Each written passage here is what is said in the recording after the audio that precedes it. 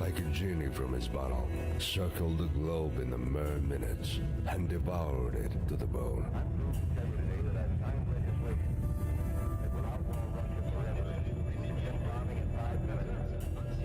Without sparing neither the innocent nor the guilty, without naming a victor to the bloody war, a nuclear blaze destroyed everything in its path, including the reasons for the conflict that sent the remnants of humanity back into the Dark Ages, back into the primeval state with no government, no technology, no culture, and no morals. 2005. 19 years have passed from the day of the Great Purge. Both once glorious empires and their loyalists now lie in ruins. However, amidst these ruins, new civilizations start to rise up to the unforgiving sun. From the rusted, radioactive derelict of the old world, new entered states, both brave and wild, emerge to join the never-ending battle for the right to exist on the planet, mutilated beyond recognition by the flames of apocalypse.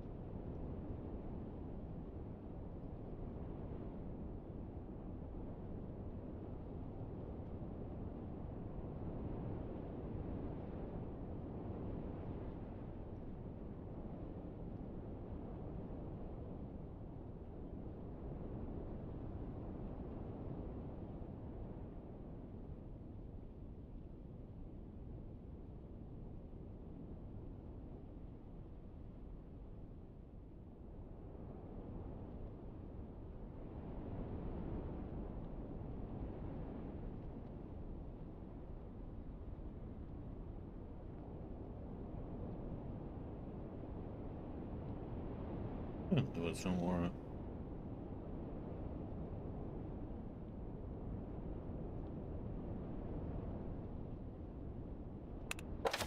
Music. Okay. Oops. Morning. Yeah, late because I couldn't log into one of the places and I still can. Oh, we get an unknown error. Don't know if the actual stream is up there. Looks like it's logged in and running, so let's see. Let's see what we're gonna do now then. We need to talk to Alexander Sablin in Chamber of Commerce bunker.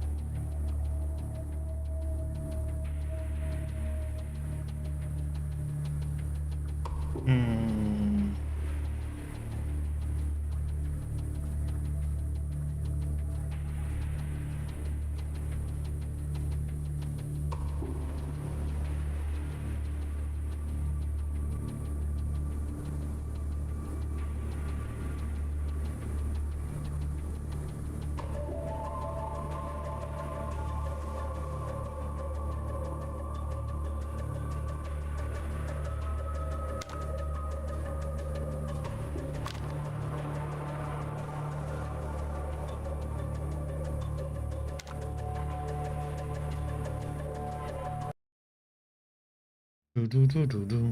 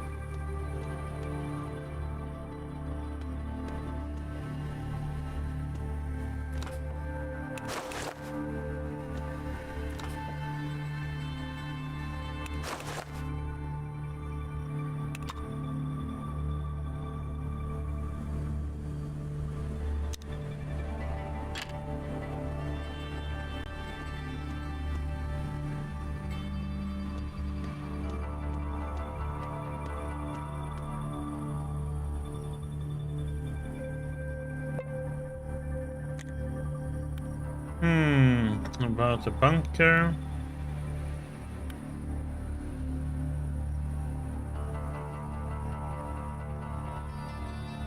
Oh, that means it's business. Okay, I noticed finding your eyes. It's about politics, right? You have some initiative to push with the Chamber of Commerce, about to hand over a wing tender, perhaps?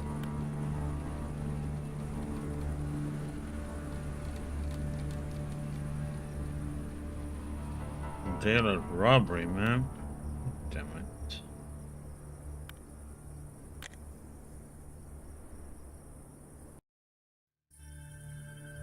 Let's see what it can, how much it's needed.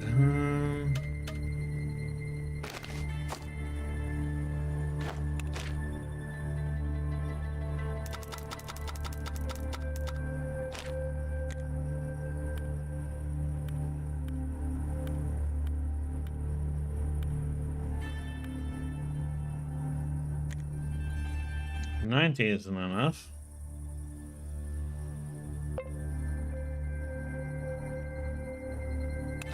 I'm just curious to see how much it is.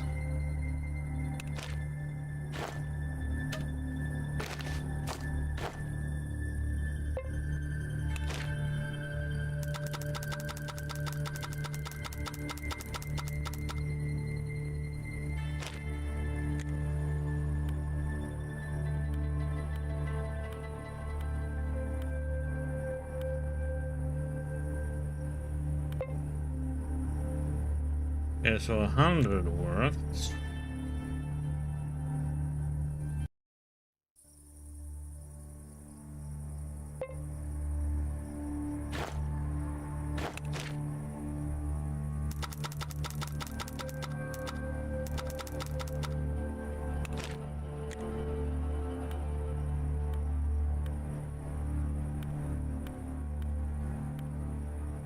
$95 doesn't work, so seems like Speechcraft 100.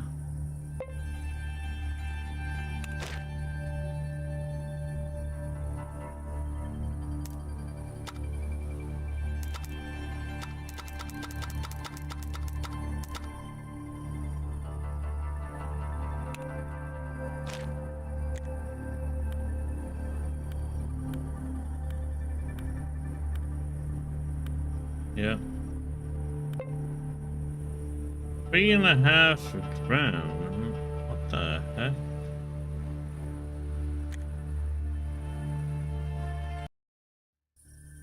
That's expensive to get in there, man.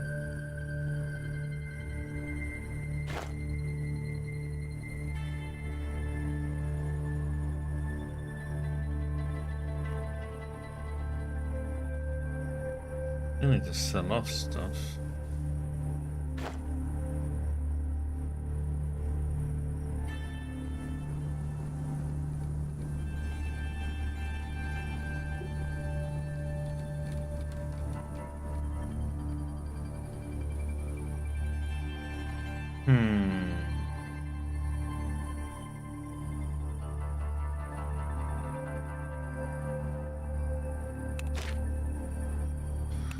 We have anything that can buff our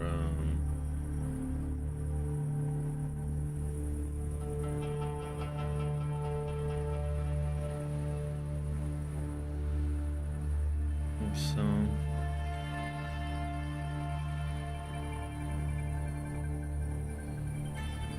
oh.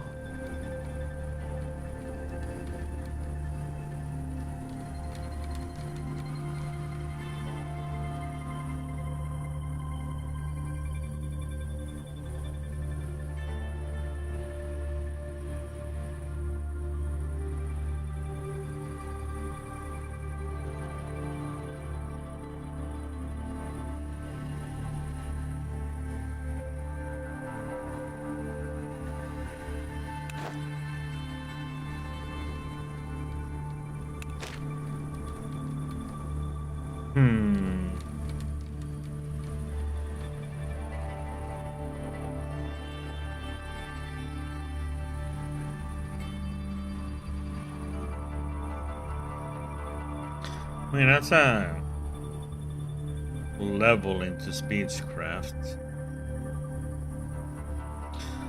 Guess it's gonna be okay if you do that.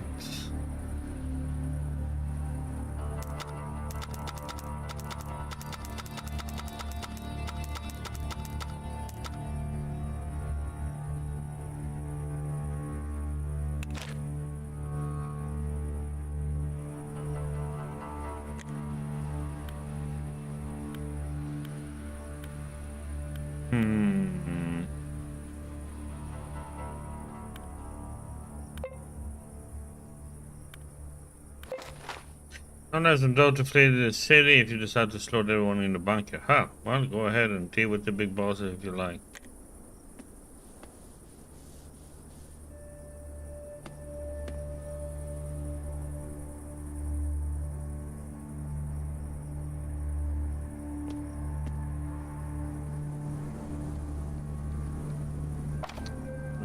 To a sink here.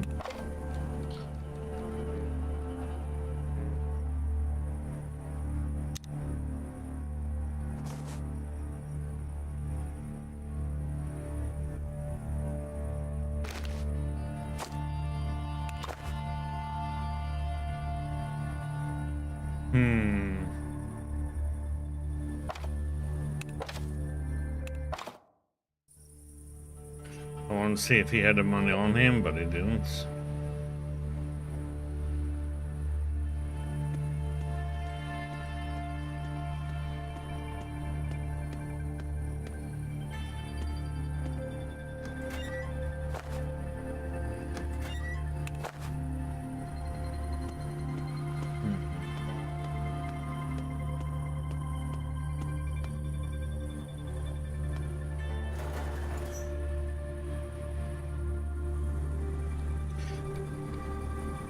Let's try a different approach.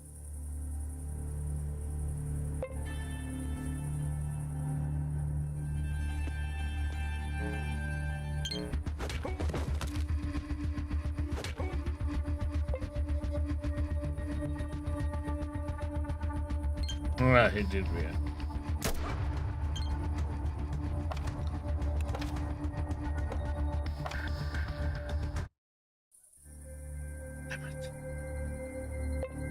Oops.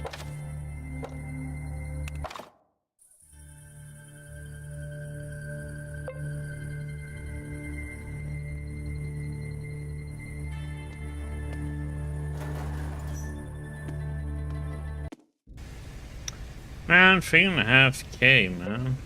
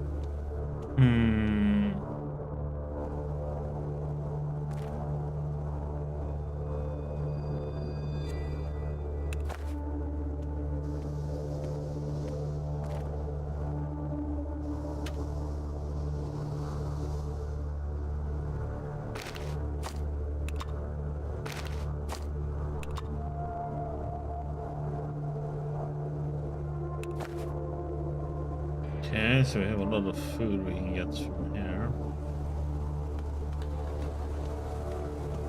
Sell it.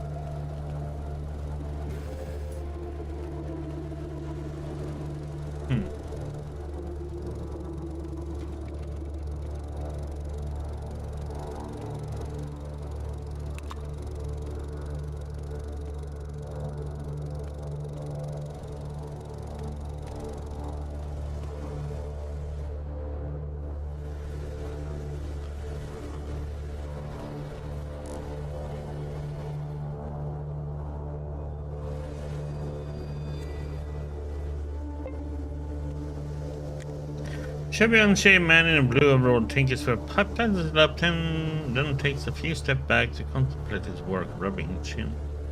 As he notices you, he gives you a short nod. What are you doing? The man sighs and crosses his arms on his chest. Fixing the pipes, but these... He makes an impeccable threatening gesture in the direction of the doors in front of him. But these, I can't even find a decent word for them, my bosses. These guys do their best to hinder my work and make too much noise to save. The noise distracts them from the work. Work, my ass. Ask you a few questions. The man looks at you spectacularly and shakes his head. Now I'm busy. Yeah.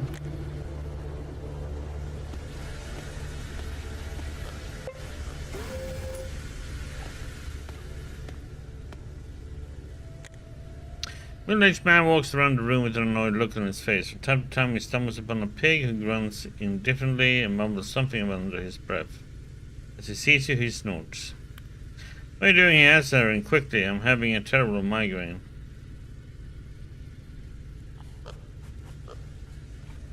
A business proposal for you. Babe, I'm not going to listen to it. Is it clear? Is our conversation over? Then please do me a favor and leave my apartments before I call the guards. Wait, I just want to ask you a couple of questions. No question, I'm telling you, I'm suffering from migraine. I can't believe it, but...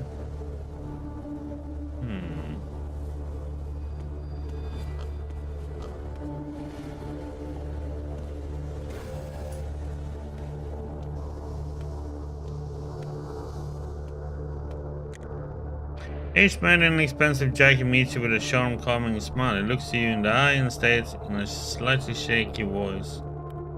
You're an average solicitor. True, I'm an adventurer and traveler. Yeah, seems so. Well? Old man rests his hands upon his knees and after a gentle cough asks, Can I ask why you came to me? Looking for a job, can you help me with that? Maybe we can help you out, but first I need to understand what each of us is getting from this partnership. Agreed. Now can I ask you a few questions? Fine, go ahead. Who are you supposed to be? Alexander Sablin, head of the coal shipments and minor diplomacy. Comrade Sablin, the head of the coal plant, says he's not getting enough fuel. From Paragon? Yes, they really send us fuel nowadays. They said it's because of bandit activity on the main roads.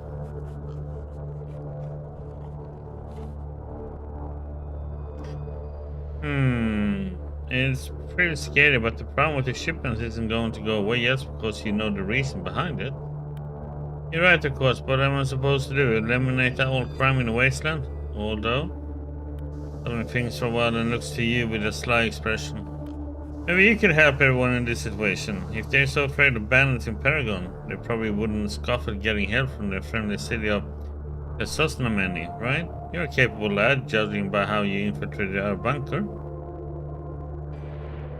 Thank you for the kind words. What exactly do you want? Go to Paragon and speak with Comrade Membetov. He oversees coal shipments into our city. He can be found in the hull of a ship they have set up for people to live in. Tell him that you are our representative. Coleman gives you a friendly smile and straightens the cuffs of his expensive jacket. I'm sure attacks on the shipments will fall off when the bandits learn Krasnosnameni has an official interest in protecting them. Okay, then I'll go find this Membetov fellow. Please do believe me. It would be a great help to this fine city. Okay, sure, I'll even make a note. Need to talk some Membetov guy. Is there nothing else we have here? Tell me about this bunker. Our gilded cage, if you pardon my the metaphor. It's much more comfortable and safe than the outside world, but still, it is our prison where we hide from the simple folk and our various enemies, so... Not the worst prison you got here. What do you know about the city? A nice city to be sure. I visited it from time to time, business trip before the war, and liked it very much. Quaint, simple, calm. Nowadays it's anything but. Oh, how time changes things.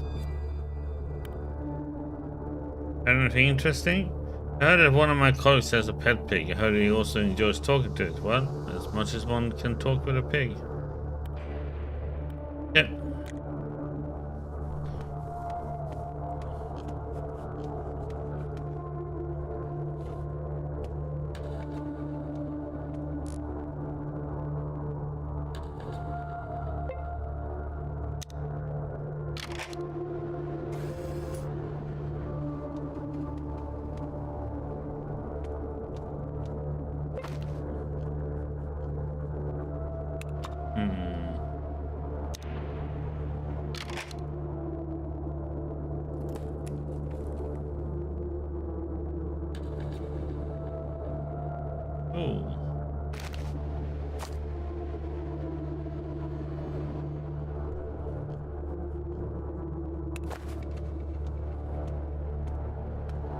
Cologne.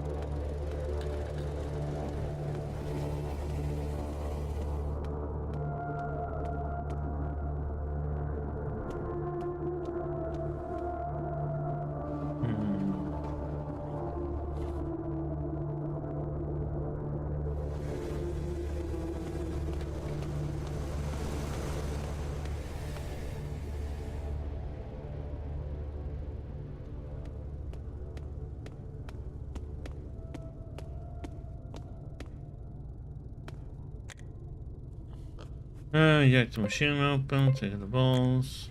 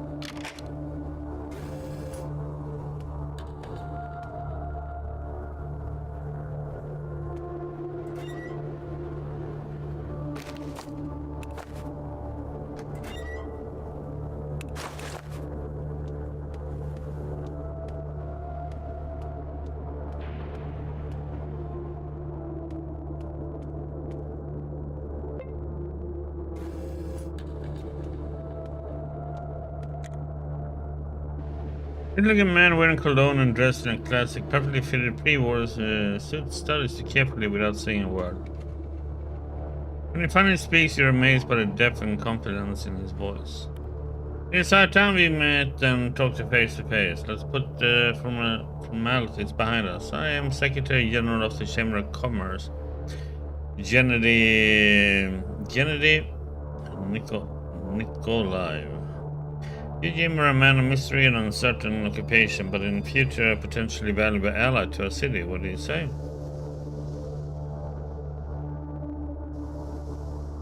I'm correct that whatever or not we become else depends on my willingness to embark on some sort of mission. Gennady Nikolaev smiles and nods. The townsmen people gain status in exchange for letters of recommendation are long gone. Today the only thing that matters are one's actions. We, the state's loyal servants, have plenty to do. Take, for example, that disgusting circus that pits its tents in our lands. Drug dealers, kidnappers, thieves, drunks, degenerates. As Nikolai describes these tent dwellers, his nostrils flare and a sharp crease cuts down the middle of his forehead. Of course, they are not the biggest or even the second biggest threat around here, but every great purge must start somewhere. We can dispose of that troop. And I mean physically, so they can't simply shift their operation a couple of kilometers down the road.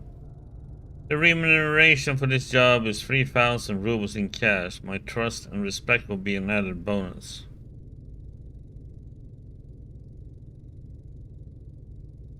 We don't send the guards if they break into the law. City guard has their own responsibilities, and besides, I don't want to draw unnecessary attention to this situation. Can Can we go about this without committing genocide? I'm certain I can convince them to live peacefully. The Secretary General frowns. In a worst case scenario, I suppose I would call that a satisfactory outcome, but I strongly prefer total annihilation. It's much cleaner and better in many ways. So? To get the whole circus, are they really that much of a threat? Words have no effect on the Secretary General except that his fists clenched at his sides. You would be surprised. There's no other way to deal with them. What? We execute the kidnappers now and the drug dealers tomorrow? No, I'm asking you to alleviate our suffering by exterminating these free-ring parasites with one swift and decisive blow. So, did I kill those ants? Or spiders? No, those weird little creatures up there? Did I do that?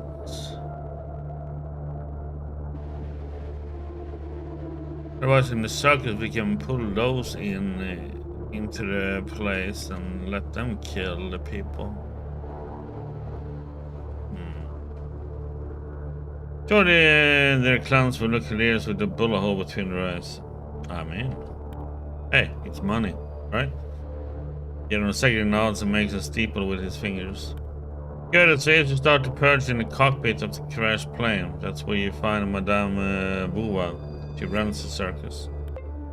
Bouva must be among the first victims, else she will attempt to coordinate her people's escape or worse, assemble a cohesive defense.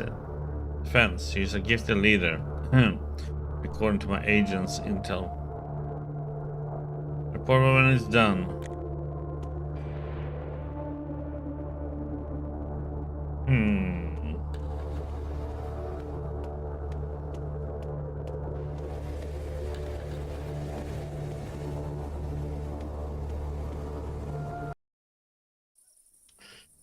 Well, let me get back our money pretty much that we spent on this stupid guard.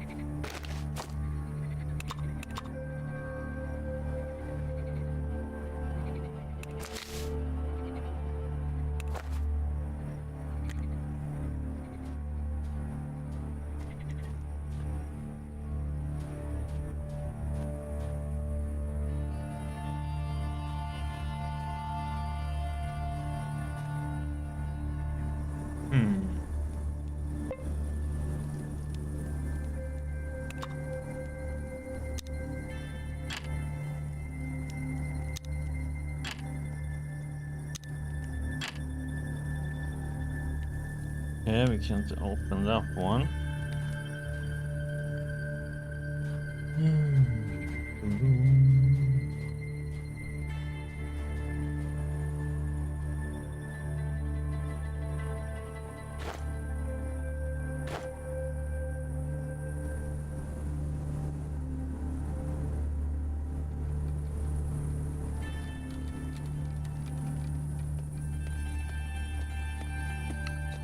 These waste papers.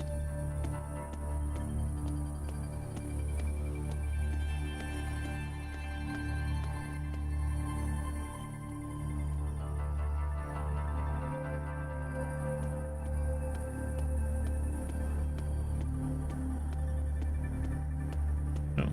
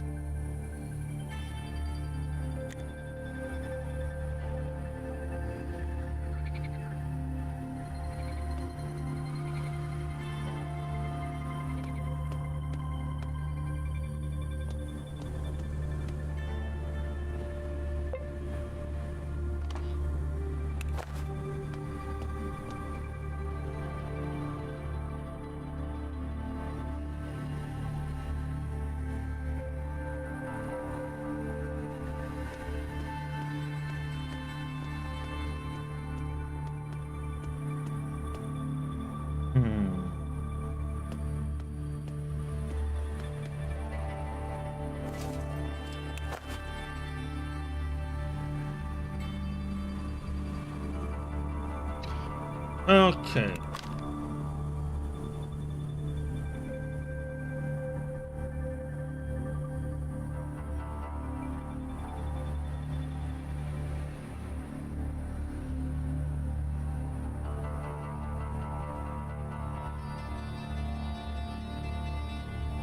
Hmm.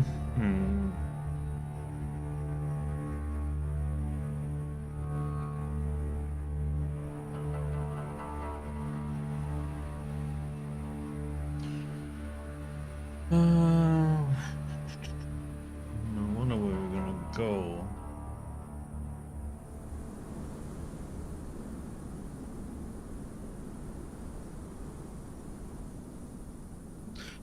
Wonder if we should go. Let me see here on the map.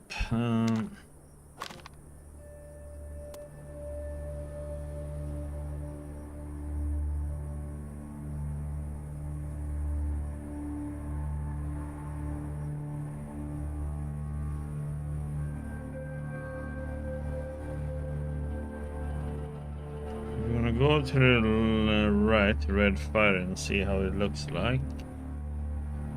We'll go up to Safe Journey Farm. And in that, and do the check out his wife. Then we go to Otternoy.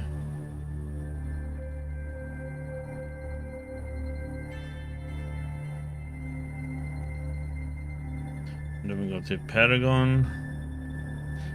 Would be nice to maybe get if you can get like that pet dog companion. You also have a quest to go to the Death Tunnel.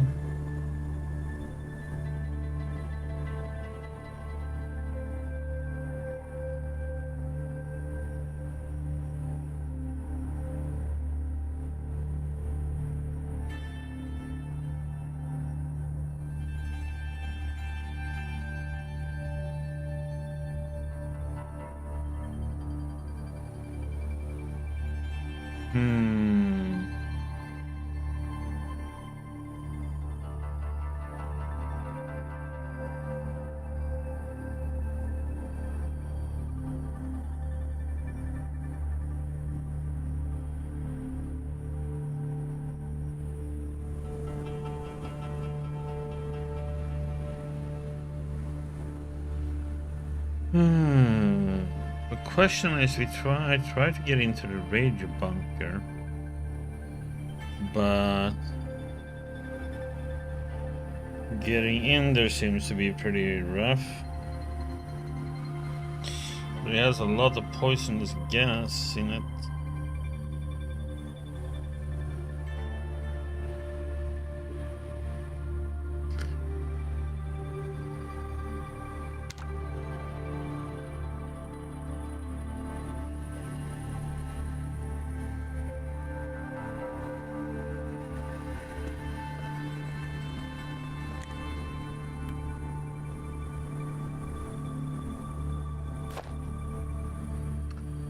Wish it wasn't so freaking expensive, man.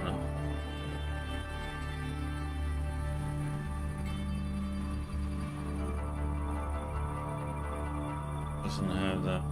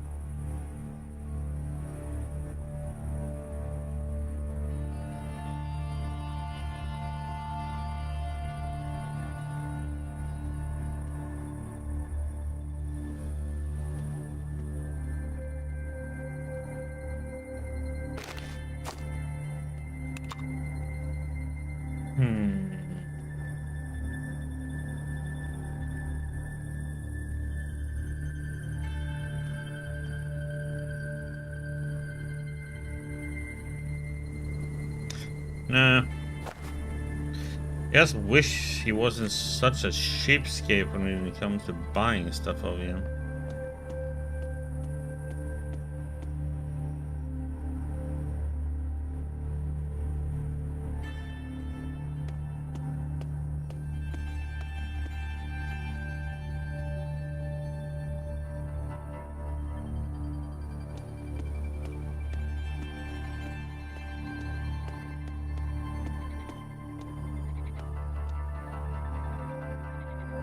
Oh, he wants you to come back so damn quick.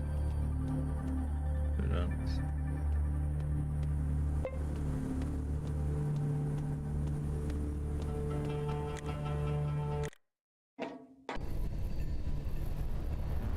Yep.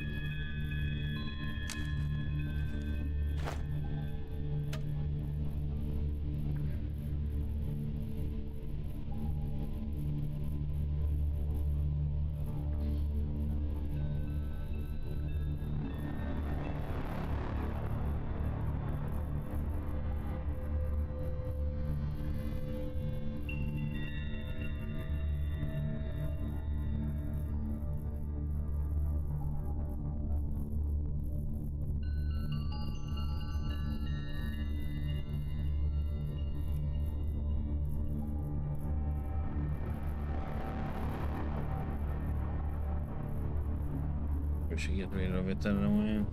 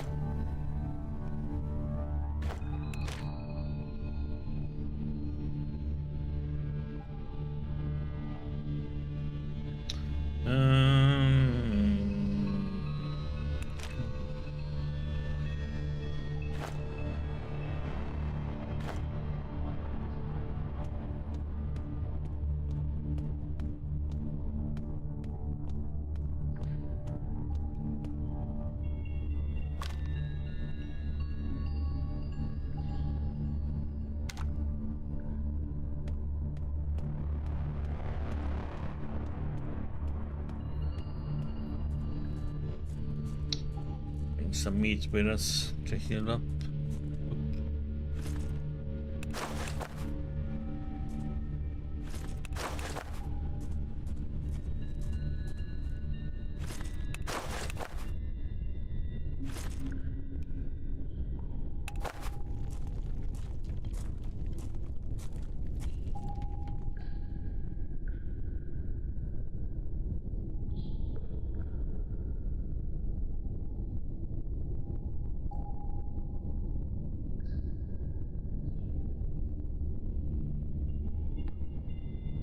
Do, do, do, do.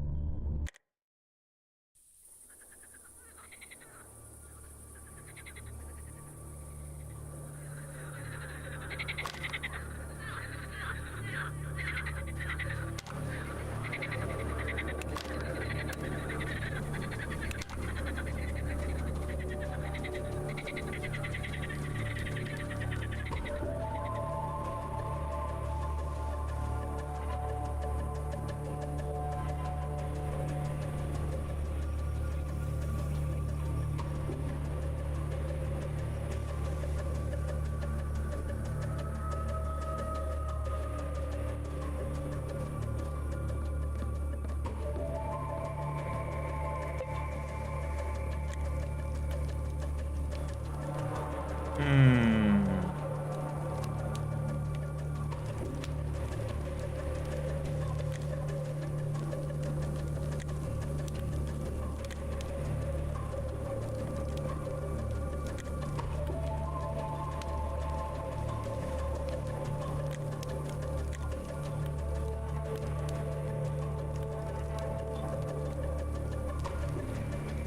Ah, he doesn't have a...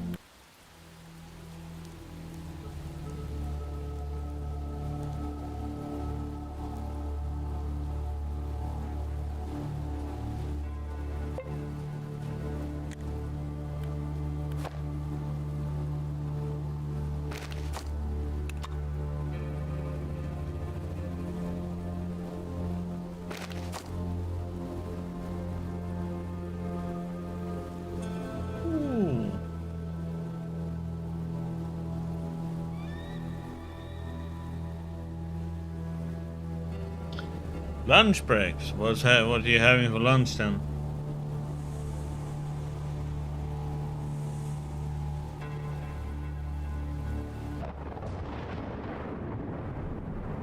Okay, I want it.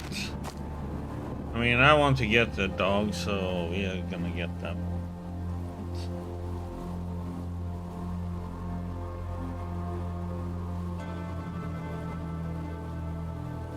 Having anything good to lunch then, warriors?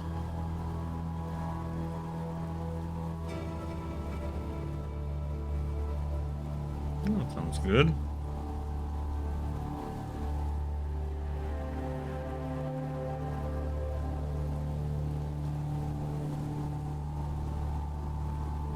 Oh, this is the guy we helped take Popov.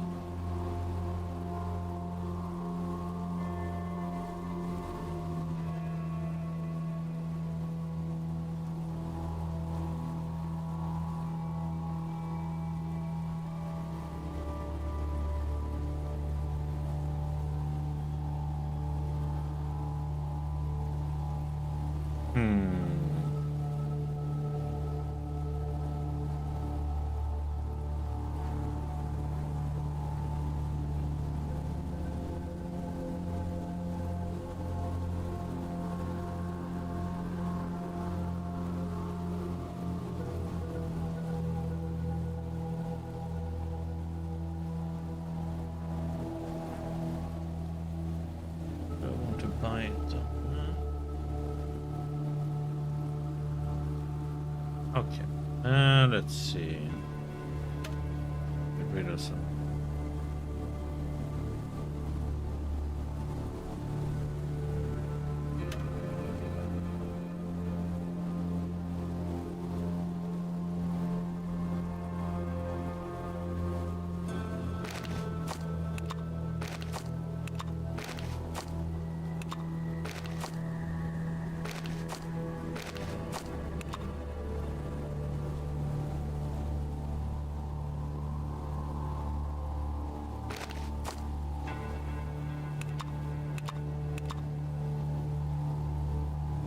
Ah, crap, I forgot to hand.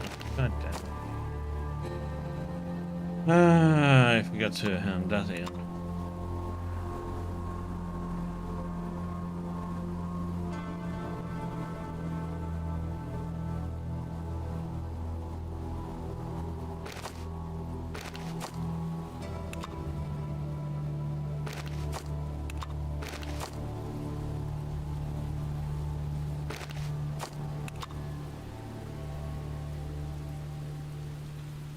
This is the one I'm gonna get rid of. Oh, get rid of that.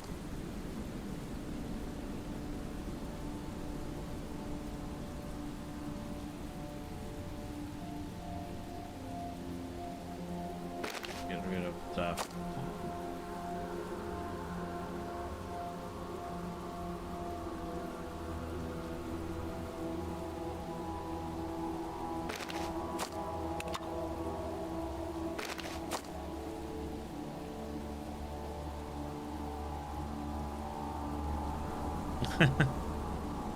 Yeah, usually here in where Sweden they tend to be released around anywhere from 5 p.m. to 7 p.m. for us.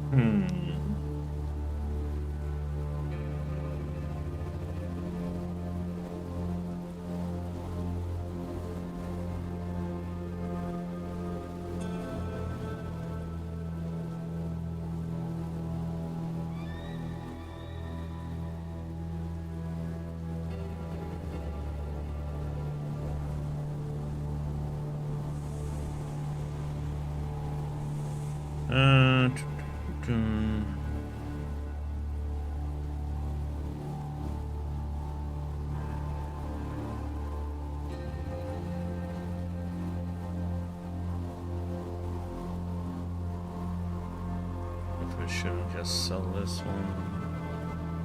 So, that 25 extra toxic resistance is probably going to be maybe useful.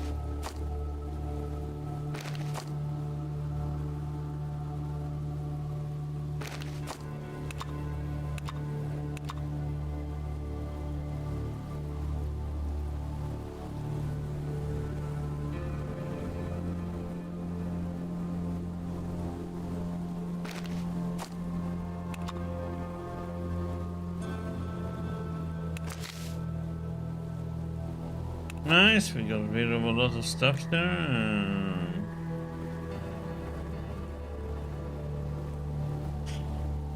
Well, we'll see, but I won't be playing it tomorrow.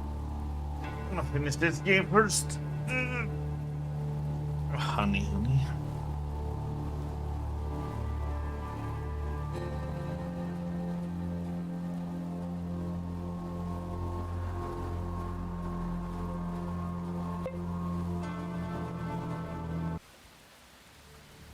But if Mafia is good, I'm getting it and we'll play it after this.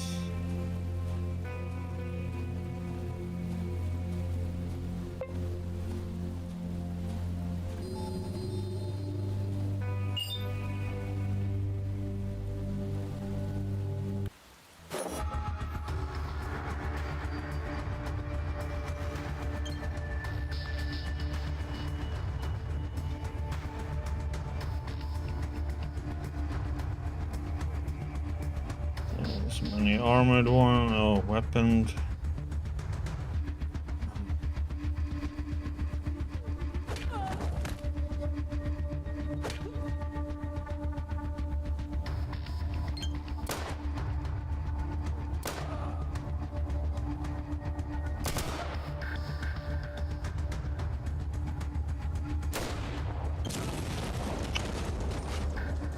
God damn it.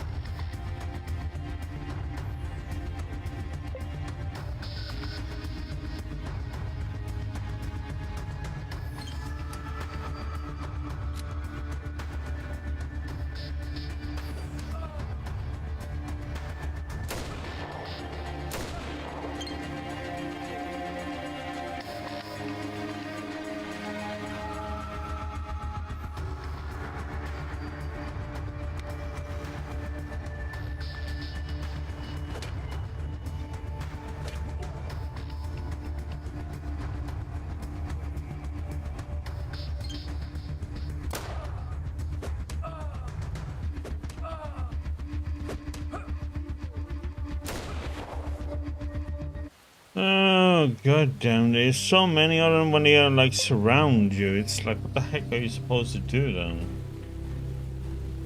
I don't want to use my good weapon and waste ammo, no?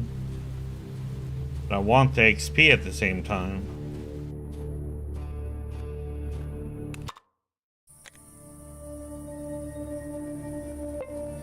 When into the suddenly you're met by Gosling, who smokes a cigarette. He drops a cancer stick on the ground, puts it up with a good stomping, and starts talking to you. What the heck are you getting this whole honey in your mind, man? Got some song stuck in your brain?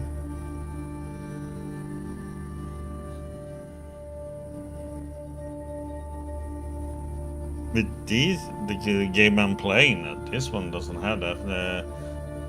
Trash, anything. They all make sense. So far, at least.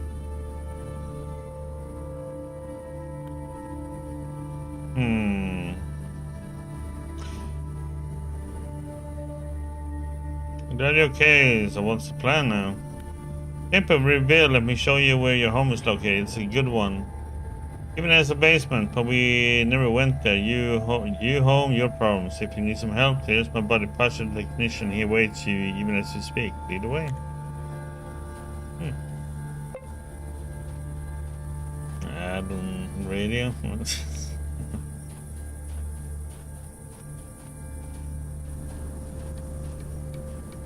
Oh, honey, my fly trap. Turns around and shows you a small house. Well, look at this beauty. It's all yours. House, well done. Thank you. Glad to help you out. We picked out the best of the bunch. The conveniences are outside, but where can you find a better deal?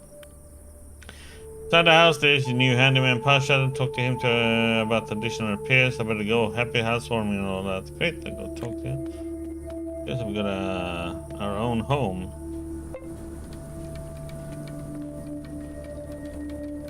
Does that mean we can store stuff?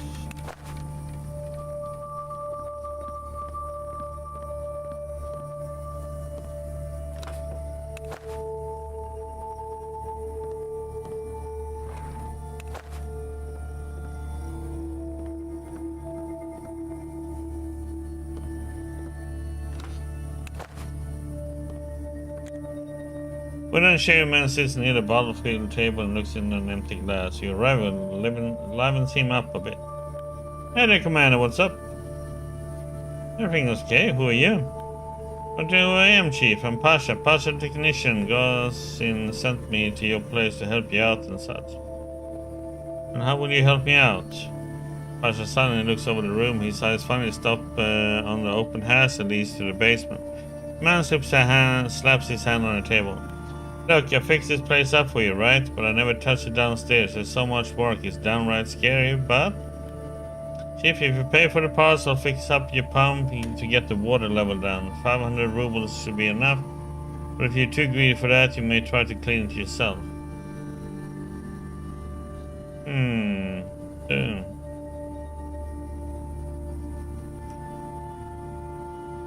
getting a bad feeling. I changed the topic. Okay.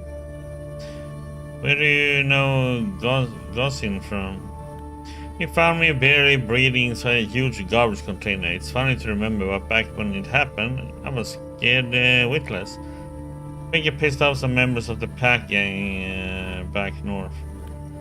They beat me up, they threw me in and decided to burn me alive. Then Gosling happened. He was there to trade. He said, you boys are up to no good, treating people like that. Don't you know you're doing your devil's will? Anyway, he bought me from those bastards. Since then, I'm an agent of Atom too. We can answer some questions. Pasha spreads his hand, almost making the bottles fall from the table. Seems like he welcomes your questions with open arms. That's alright. Tell me about yourself. Nothing there to tell. I was born 2 years before the war in Moscow. All the things I did in life. I even sold drugs. But nowadays, I'm an Atom's agent. What do you think of this place? Nice little settlement, houses all intact from the old days. I suppose in the future this place may as well become the new capital of the Oasis. If Chrysostomany won't burn it to the ground before that. Why is there a bunker in this house? This place was probably some higher up summer house, you know, a KGB member or something like that. The place was empty though, so he didn't make it in here, I suppose. Any advice? Right, so I do now. Well, if you want to go meet, if you want to get meat and other stuff from the animals you killed, carry a knife at all times. That's about it. Okay.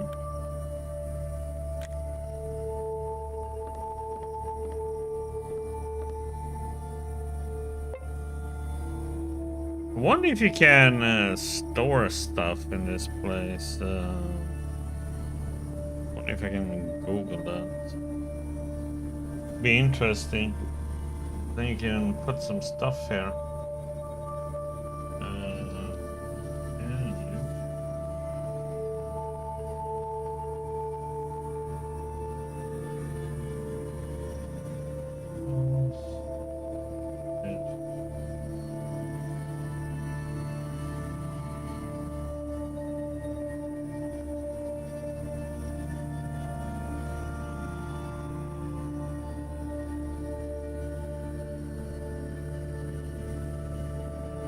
Hmm.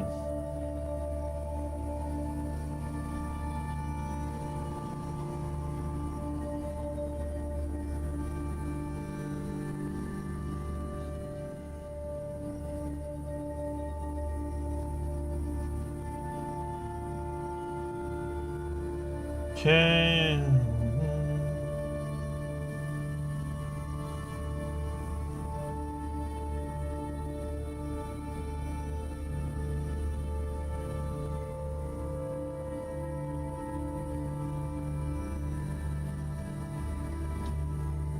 I guess it should be safe here.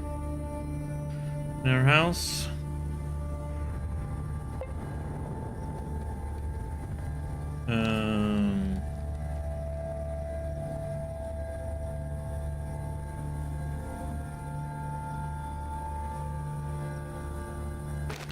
We don't need, like, you know.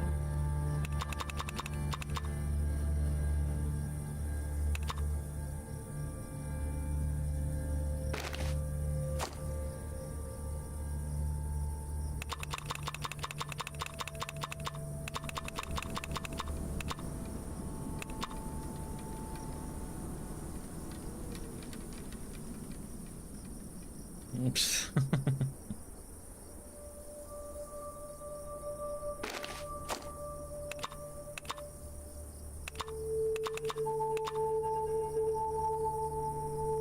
You're gonna start modeling that then?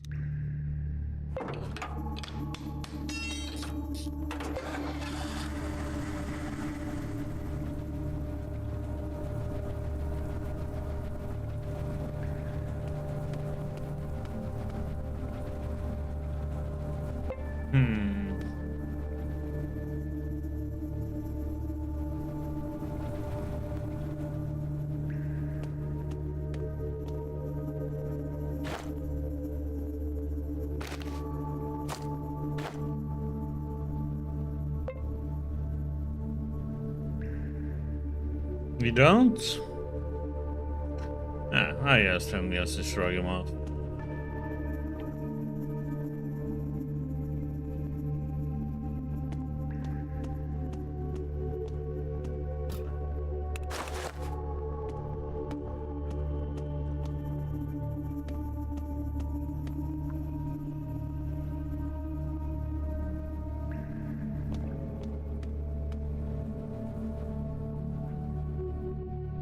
Okay.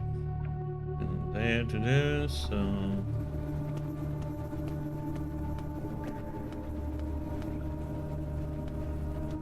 Off we go. Yeah, me too. To me, it's more like it feels like they want their attention for some reason.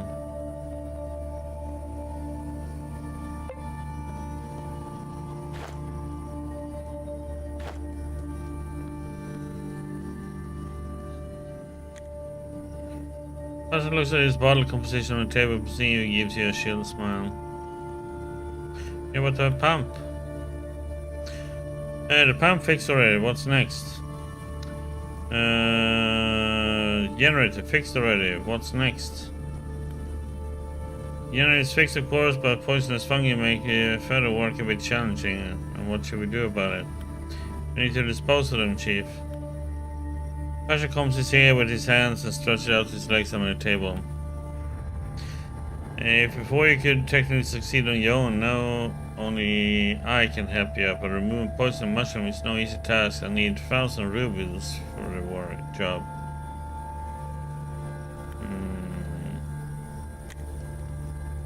1,000 rubies to...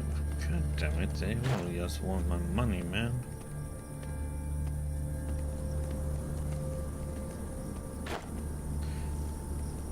Making me poor, buddy. What the heck?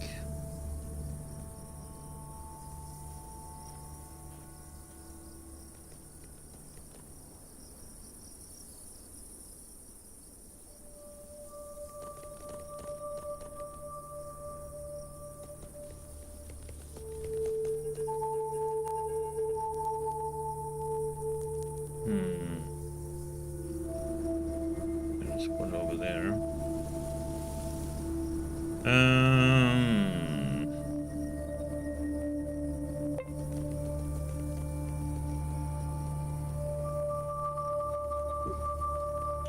I wonder if it's worth paying it.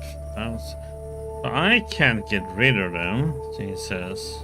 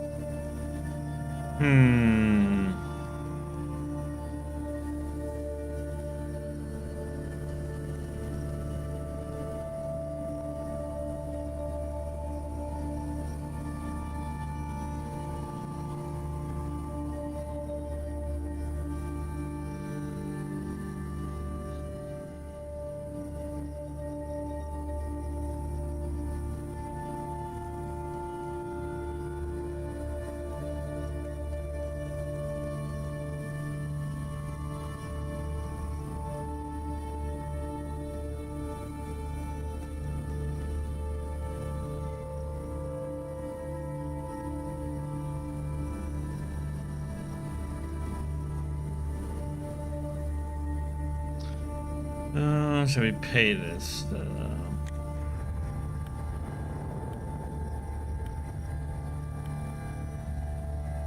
I guess in the bag that really close behind him. Okay.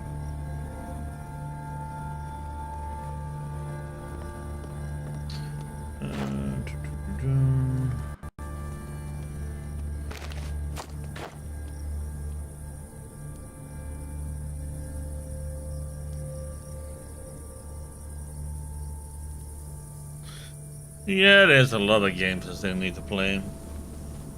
There is a lot of games. Yeah, I installed Wukong.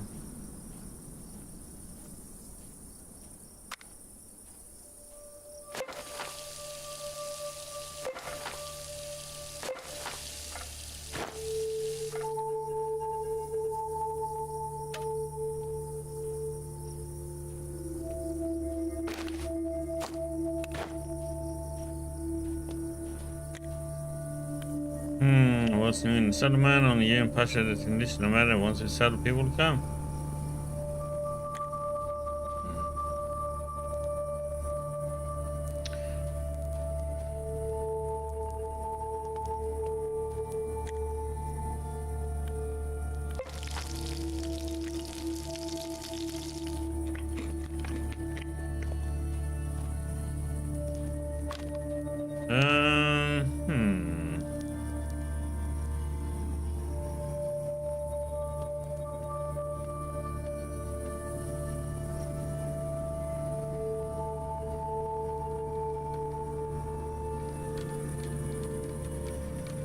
Where is that place?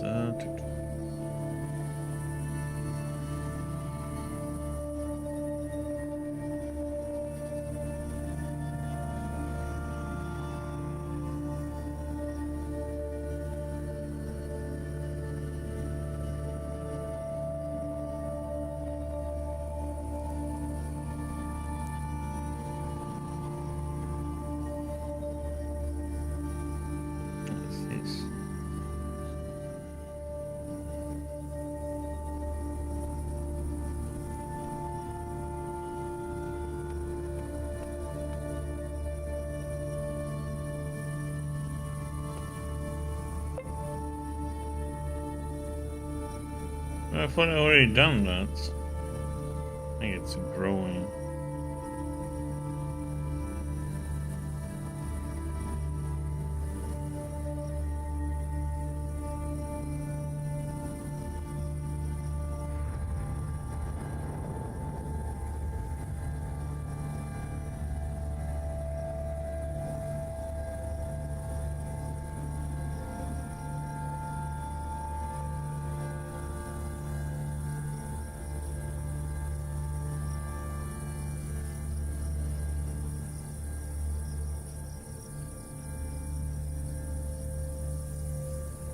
Yeah, they did a good job on that one.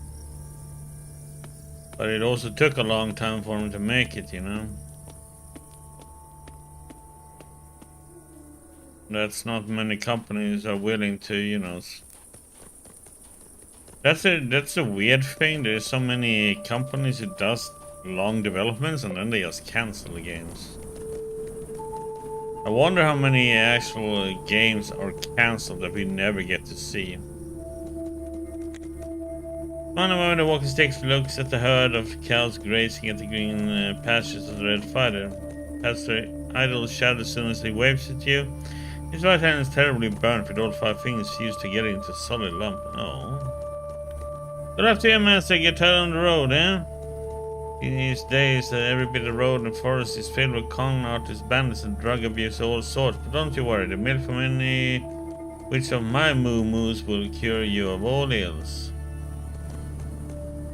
Upset cows, actually. The man probably notices surprise reflecting in your eyes, so he starts looking for something in his front pocket. Probably thinking, who is this guy and where his cows doing here? Well, I'm here simply because Comrade Gosling invited me. He even gave me a written permission to stay here for a while. Oh, where is it? God damn it. Sorry, I probably chewed it up while I wasn't looking. She's a beautiful cow, but she loves to eat paper, especially the bureaucratic kind. Anyway, Comrade Gosling let us stay here because he thought you would be interested in hiring me and my herd. It's only 100 rubles after all. What will I gain by hiring you? If you hire me, I'll cut the grass for the cows to eat in the winter or herd them too.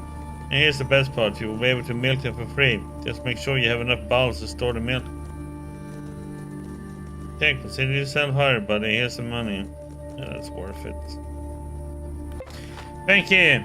You won't ever regret it. I use your money to buy the tools I need to sell here, and you can now milk the cows as much as you like. Just don't kill them. Meat spoils, but fresh milk is a renewable resource. That's nice. Don't have any bottles for that currently. Okay, so I should bring bottles and a base. It means I need to talk to the other people here too.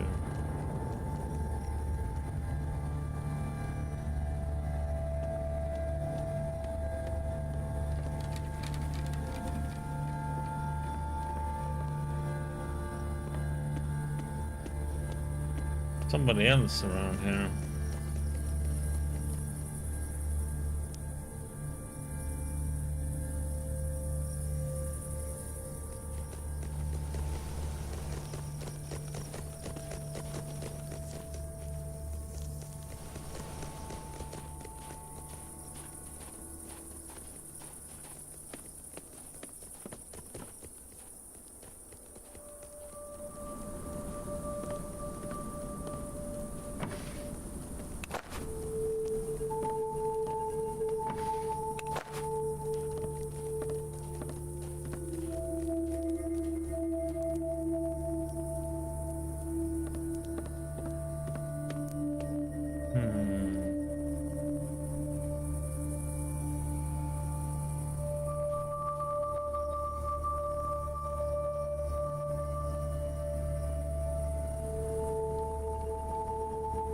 Oh well, let's get out of here.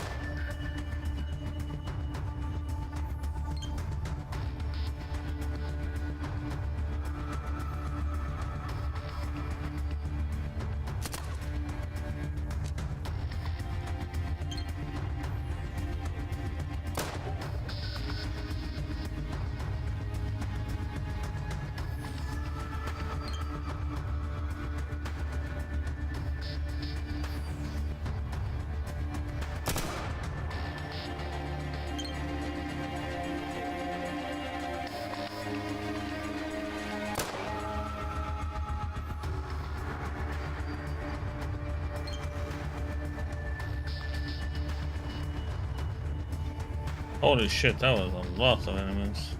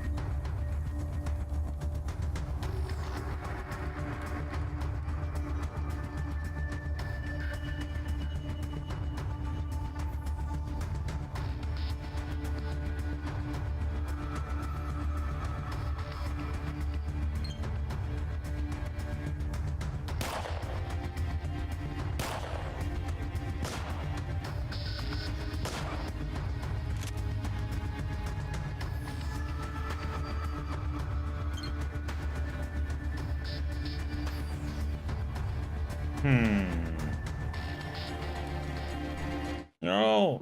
God damn it. Not what I wanted. Save.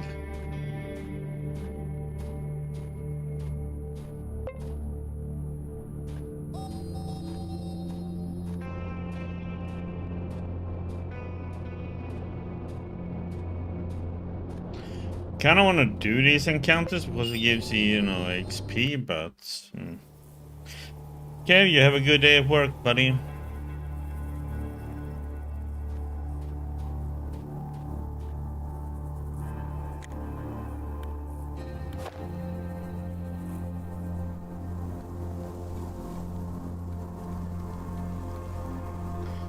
This guy didn't have much.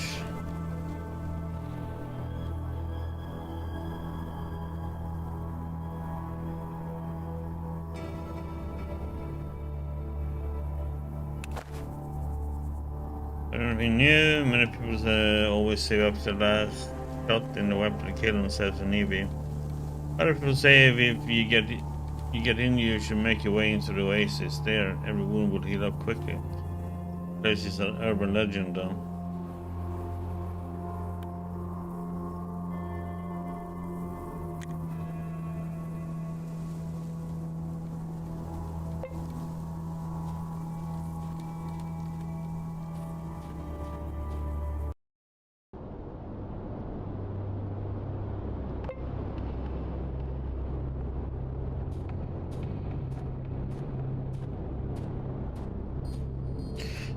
Pour up some more coffee.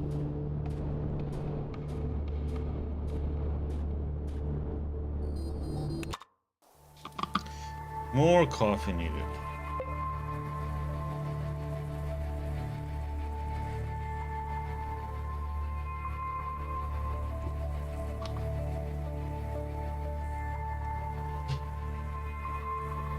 Okay, lady, I got your gunpowder now. I brought the gunpowder you've been waiting for so long. Her eyes go round with surprise. Really? Come on, let me see it.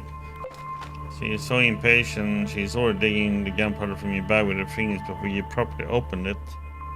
You want money? Here, take it. She shoves a bunch of crumpled banknotes into your hands. I'm a dark red stains on them. There's about 300 rubles total. I had lost all hope before this. Thank you. Had it not been for you, I'll be digging traps all across the farmstead. Now I have gunpowder to defend myself in case of a raid. You need anything else? She starts checking her gun. Maybe it's because it needs repair, or maybe because she wants to hide the sadness that's suddenly flooding her eyes. It's not probably when my life started next to culture one sword, and you have helped me with that already.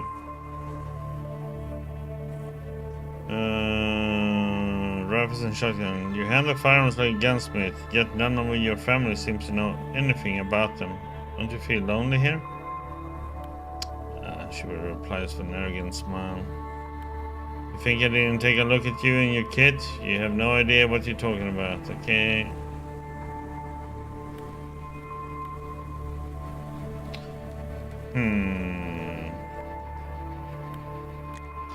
Wonder if we can, okay.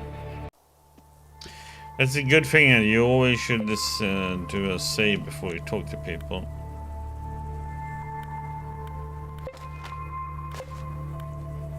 Anything else? Personality? No, okay. Then we are gonna do this. Then we're gonna smoke a joint, get our personality up.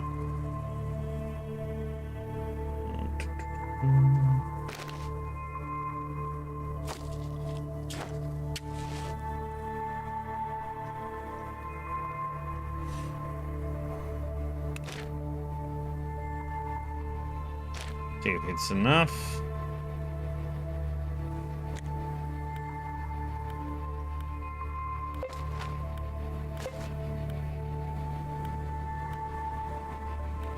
No.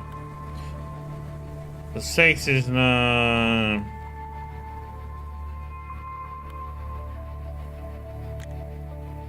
Okay. 6 in personality is not enough. Perfume is for women only. You don't have another one?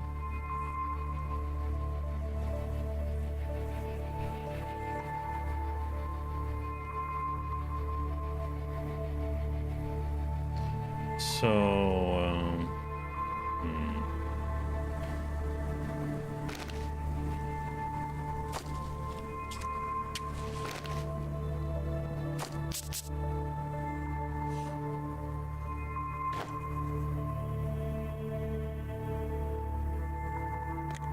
Yes, we'll see what happens.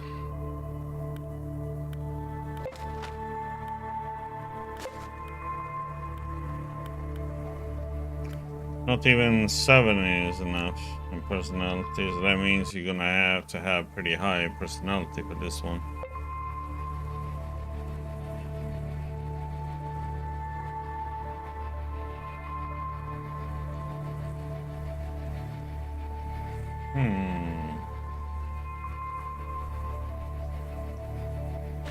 Can we get it to 8? Just curious. 6, 7, 8.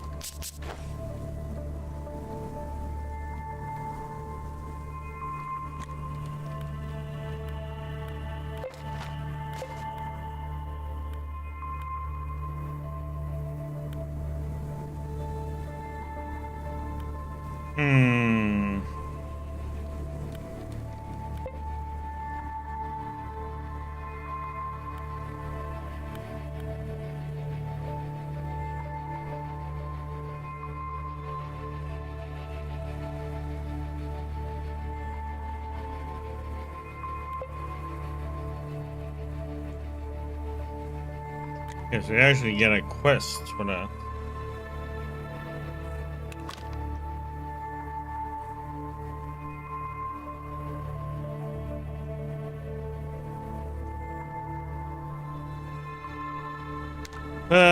Question is it worth doing what I just did though?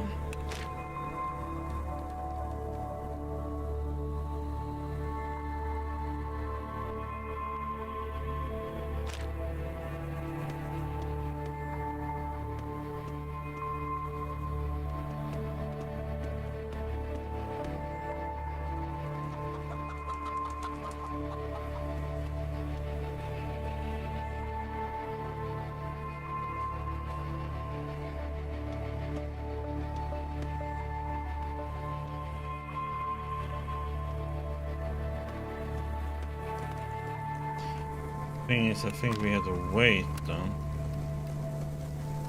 Oh, god damn it, it's morning. Ah, god damn it.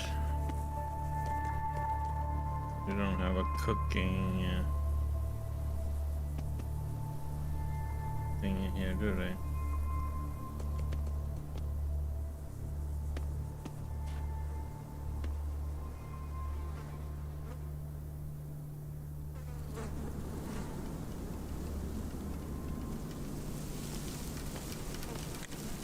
Apparently there is a woman in her 40s in a smart calico dress, and here shoes which look a bit out of context in the place where even roads are for the most part made of dirt. Other surprise you even see makeup on her face, which is indeed a rare sight in the wasteland. Oh, welcome to our farm, who are you? Woman at the gate mentioned you needed a merchant. Sighs deeply. Since sand plague spread across our field, our cattle have felt very bad. We need a Casperimide Ball. It's a human medication, but people say it helps animals too.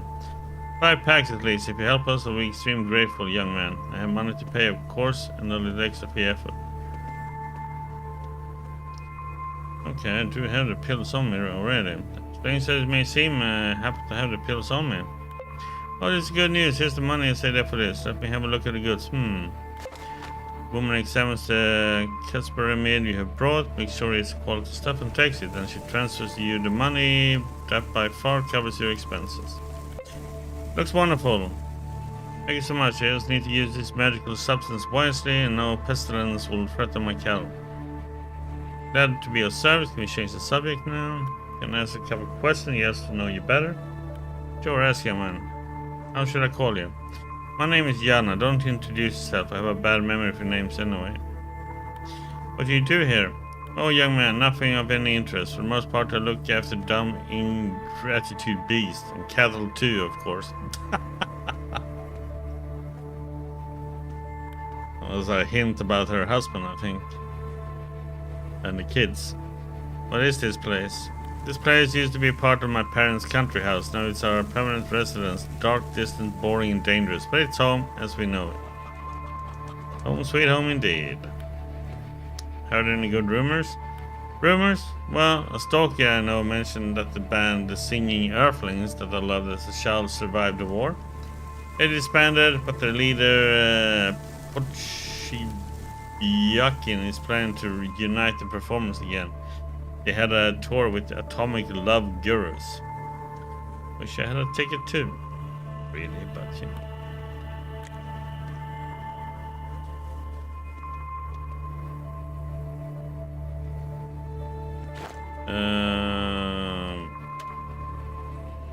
God damn it, and I put away like half of what I had. Ronnie stands on the lanky teenager, her knees bruised, her eyes full of mischief. Hi, where are you from?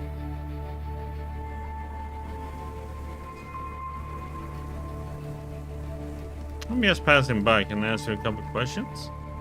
No, you can't. Girl says, laughing, pretends she's about to walk away, but at the last moment turns back. Okay, you can, but don't expect any interesting answer.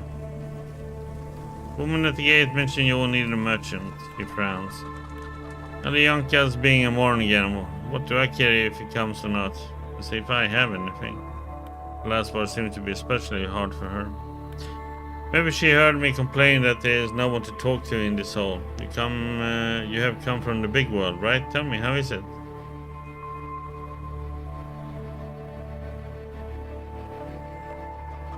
Same as here, fighting for survival, hunger, poverty. You're lying. There are tears swelling in the girl's eyes. It can't be just as boring everywhere, it just can't. I know what I'm talking about, I've been there.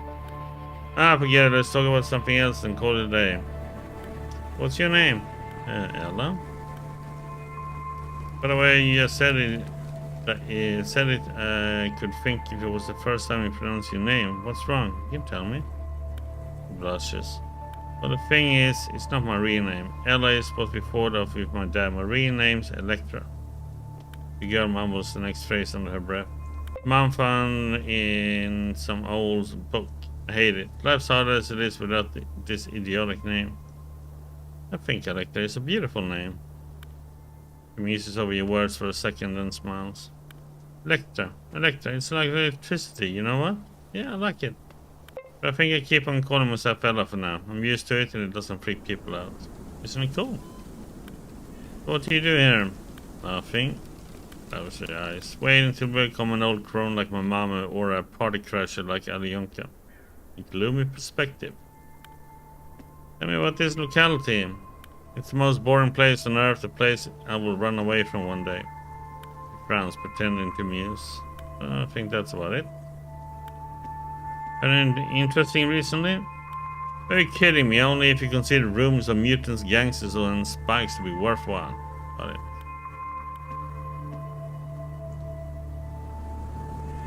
Yeah, I don't want to talk about myself all the time. Okay. Let's talk to Ronnie's lab.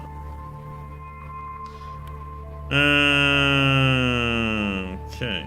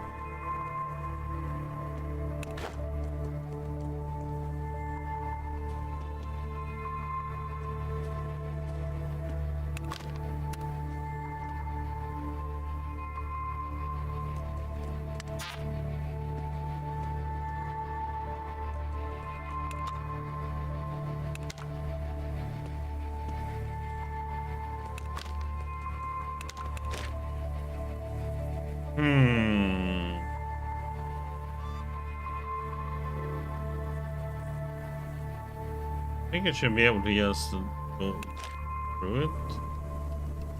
But can't rest to progress time now, which is annoying as heck.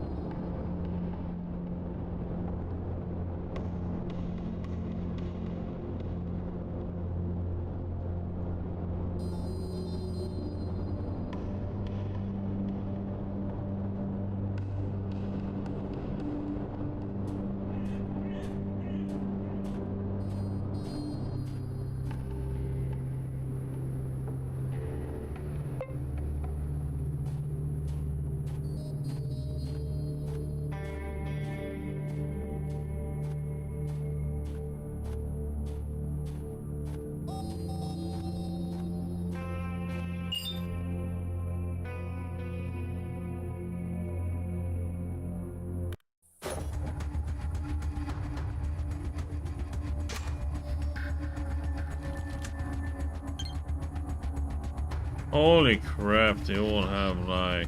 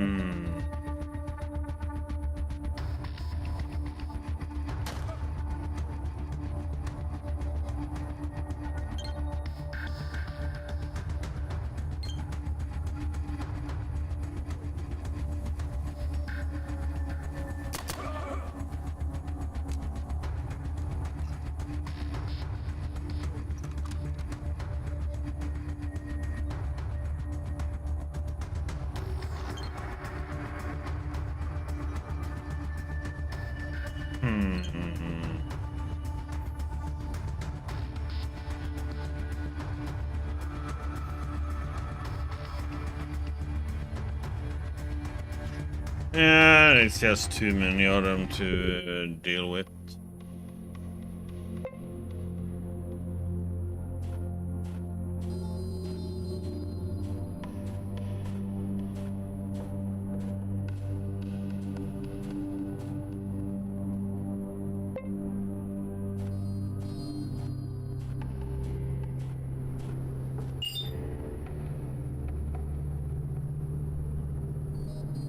Look way out.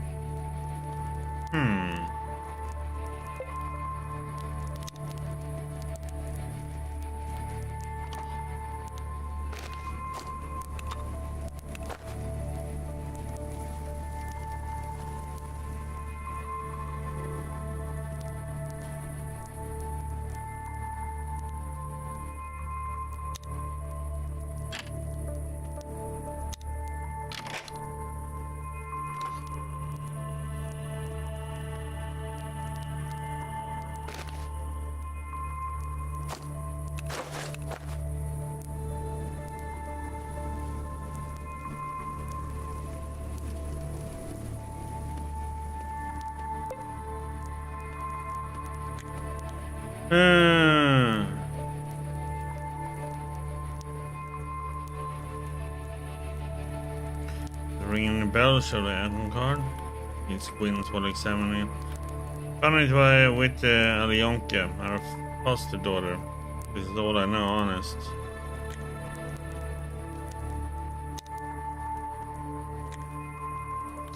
But your wife and this tourist Korolov. Yes, what about him?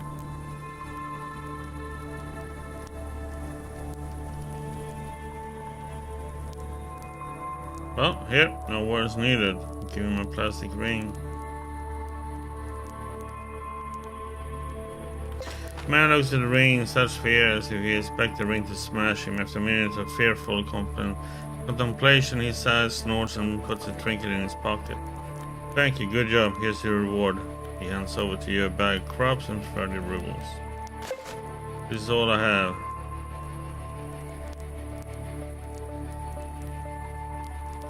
Thank you, and stay strong, mate.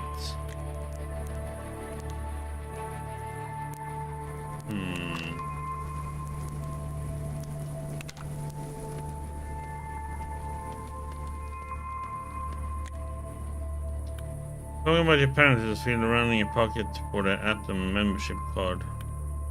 What about it? Could find no enemies? Okay, I found this card in your foster father's things. Your biological parents might have been members of Atom. She snatches the card from your hand and nearly drops it in her excitement as if it had delivered an electric shock. I recognize this face. This is my dad, the real one. We fought some rascals to get in the ravine. Must have been hit by a grenade. Bronislav's family found me and gave me shelter. This is how. What do you mean, Atom? That's nothing but tall tales.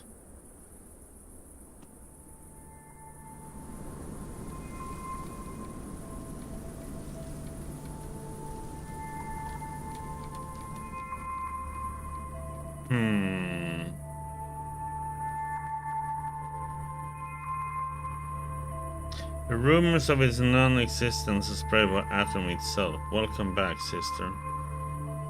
All this time, you're from Atom? Do you know my parents too? No, but I know where you can go get the answers you want. Give her the coordinates of the base. The mystery of my past will finally be solved. Thank you. Atom or not, the answers are waiting for me. Look after my family, please. I can't stay with them. Here's some food. Take it. He says goodbye to foster family and disappears into the distance. And good luck on the road. Okay. We hit level 10.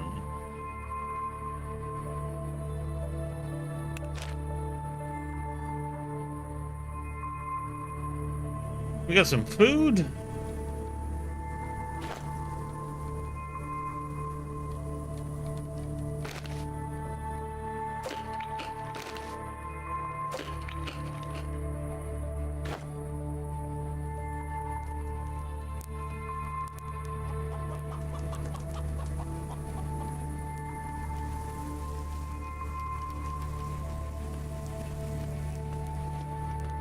Okay, we are leaving.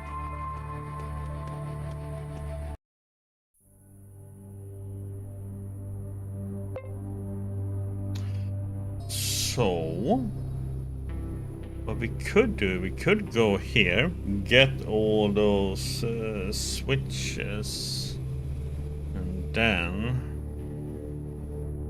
go here, sell them off. Then from here go to Paragon.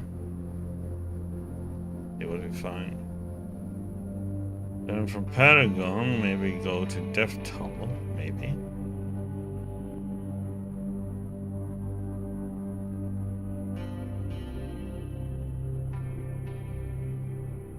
How much? I have 27.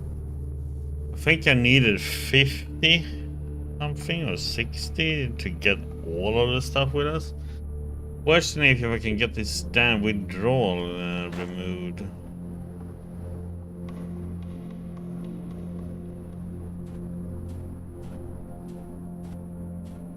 Let's go there and see.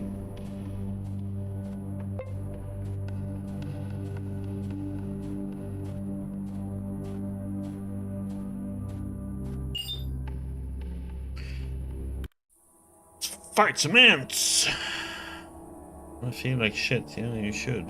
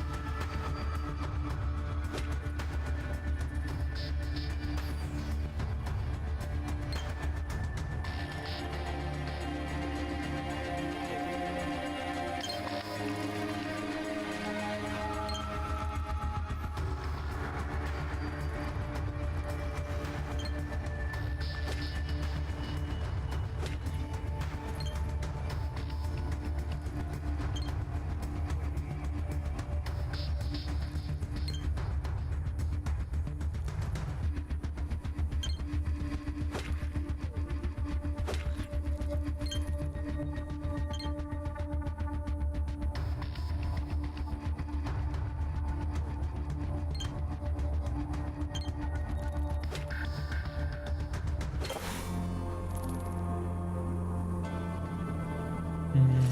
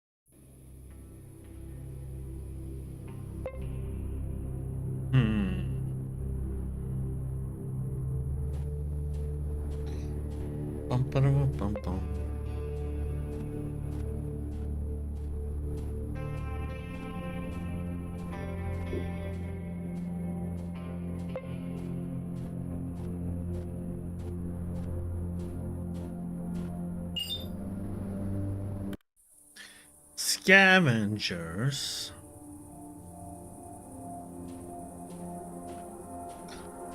I need to eat some. Good thing we have cooking there.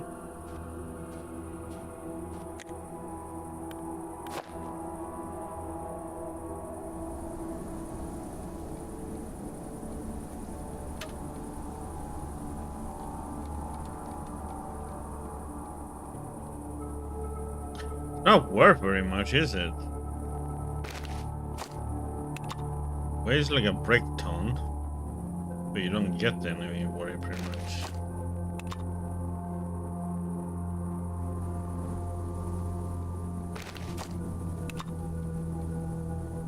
We get some ammo, I guess. Yeah, can walk normally.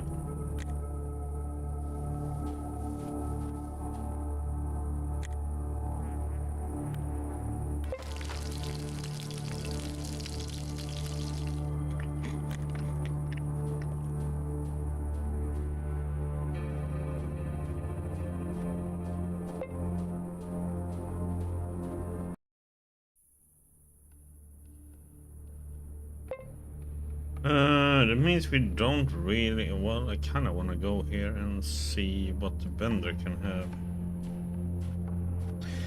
If there's anything new since we gained 2 levels since we were last there, or...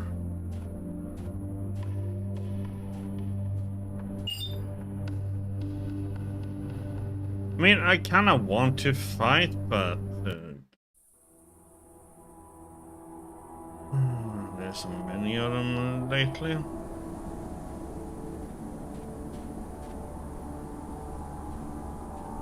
One, three.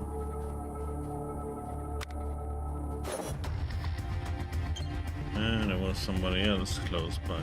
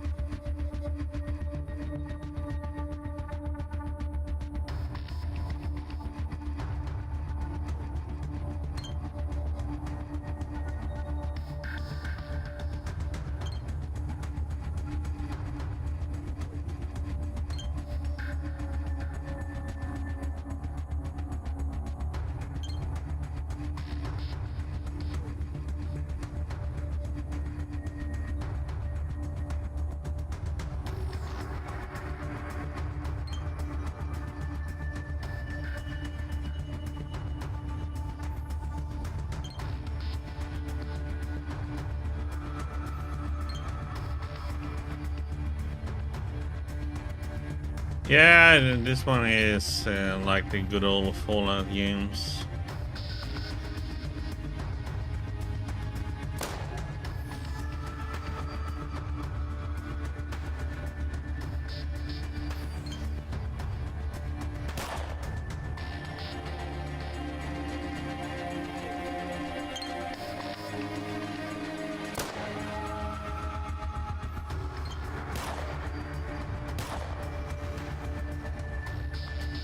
God damn it.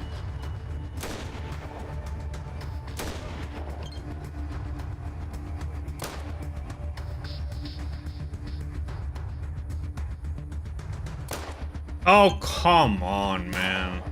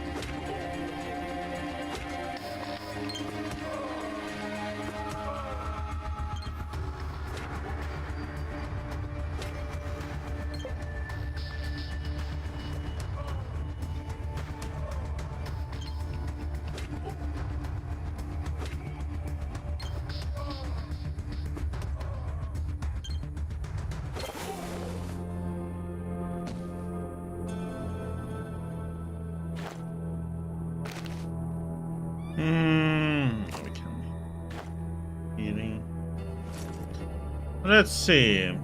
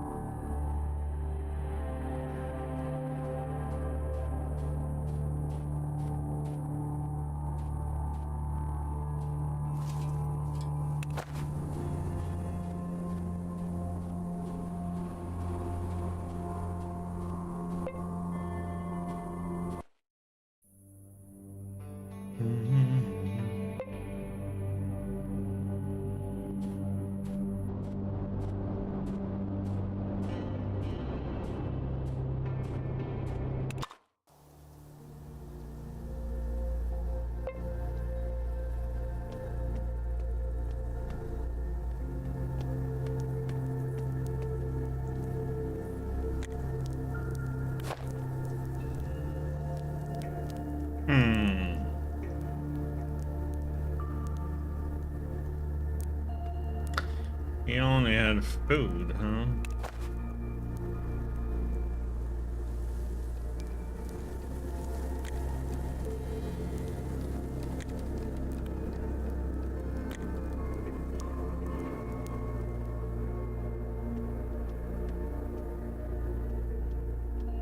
Yep. Oh. Down south, and get our free healing here med Otronoi.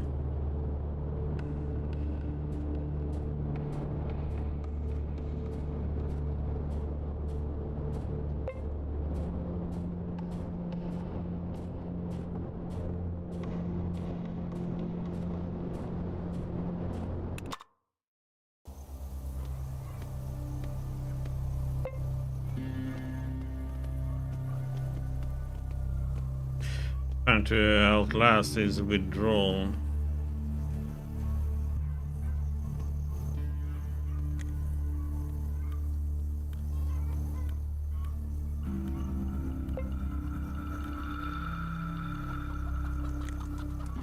There we go, and heal us up.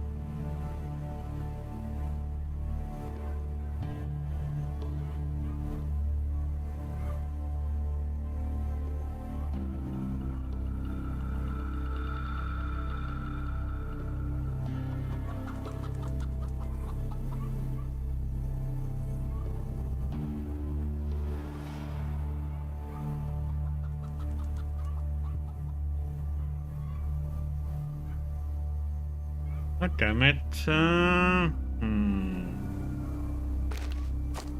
Doesn't really have anything that I want. That's a problem. Get rid of that one, that one, that one.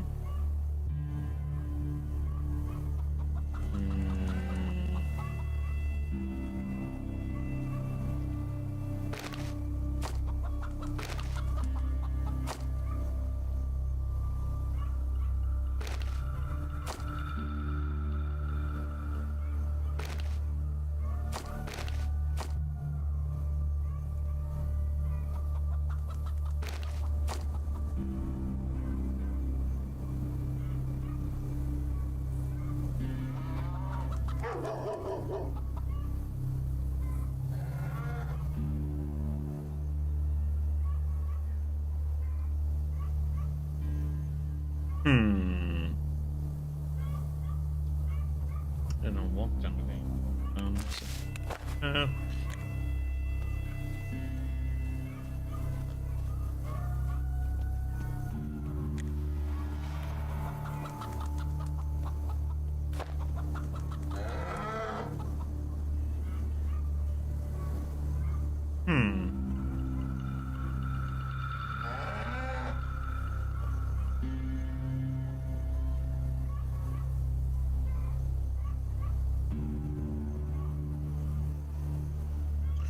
Damn it.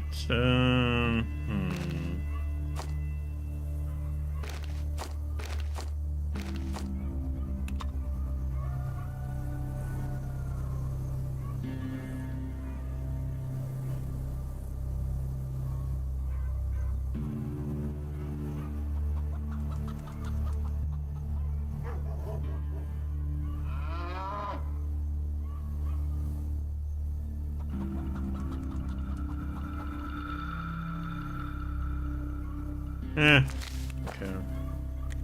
I get rid of the crap.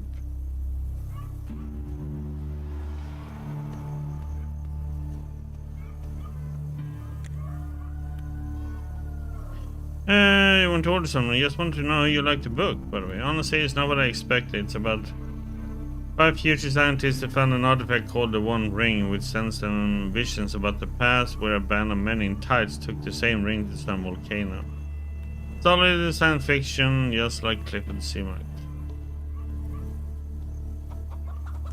Let's see what you got, buddy.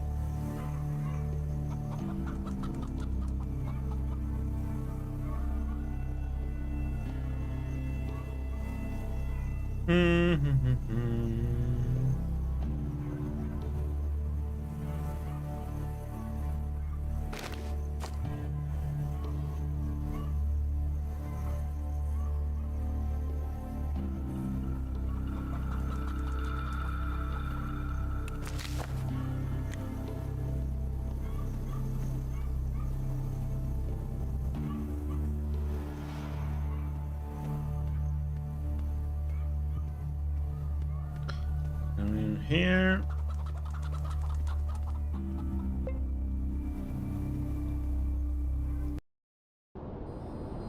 I'm trying to get to Paragon.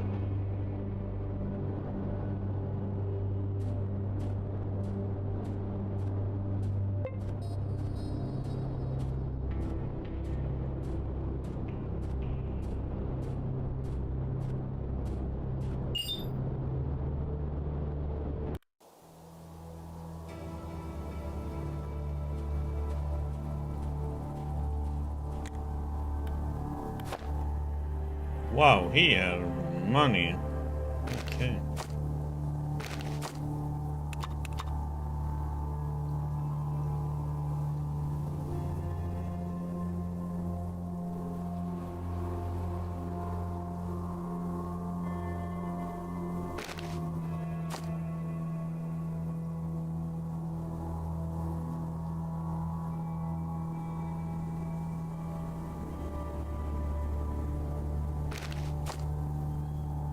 check something.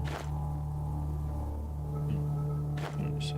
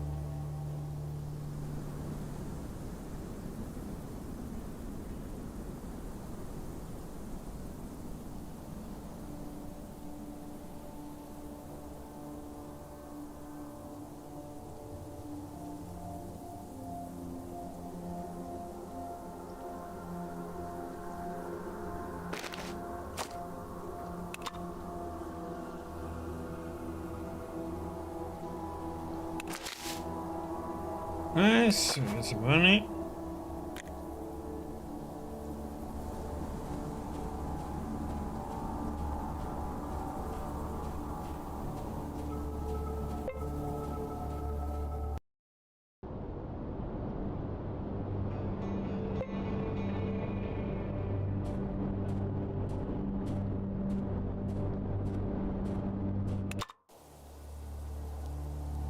Camp.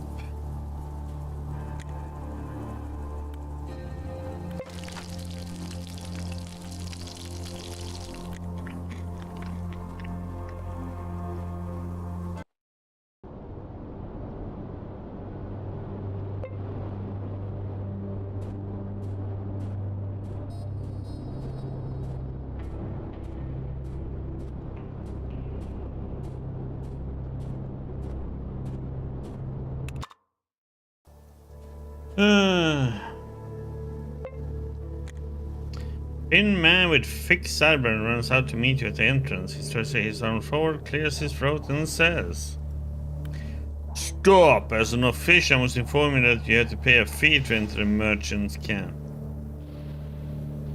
What do you mean a fee? You can walk wherever you want, but you have to pay to enter the tent city or the ship, because we don't want any rabble to loaf around here.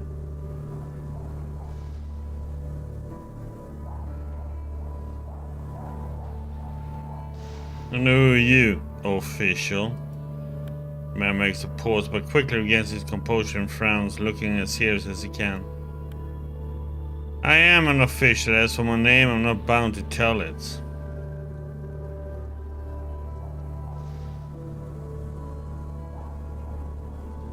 Can I at least have a walk around Paragon without entering the camp? Of course, but why would anyone want to do it unless he's a spy, of course, a gangster, or one of Dan's men? So where can I obtain the pass? Fisher points at a small hut to his left. Tobacco the smoke pours out of its open doors, and a horsey vinyl record is heard. Here in our office, talk to Philip Petrovich, the officer at the checkpoint. He's the one at the desk. Okay. And what if I try to come in without paying? I would strongly advise against it. We have serious people guarding the area. Call us simply men. I mean, Nikolai Siplovsky. People aren't prone to jokes, not that they have a sense of humor either. They'll shoot you dead before you know what hit you. Let me remind you that martial law is not officially over yet. Yeah, got you. I'm going to get my bearings. Go, but don't forget, you can't exit the ship or the tent city without the pass. Have a nice experience in Patagon. Yeah, very nice. Bye. What a douchebag. Hey, withdrawal is finally over too. Nice.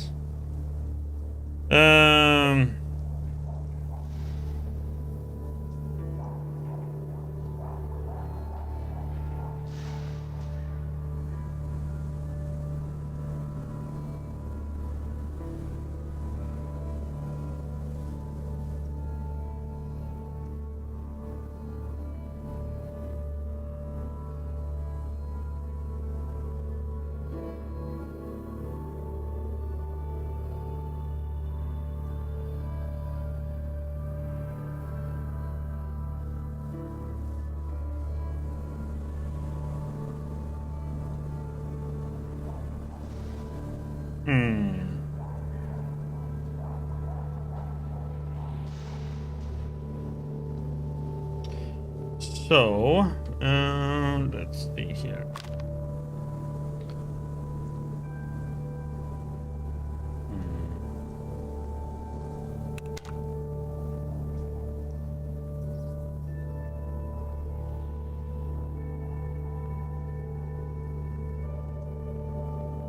Yeah, that's a lot of people over here. They're traders.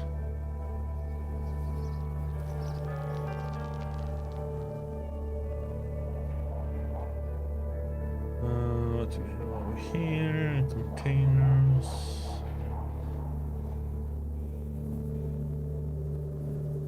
Railroad tracks.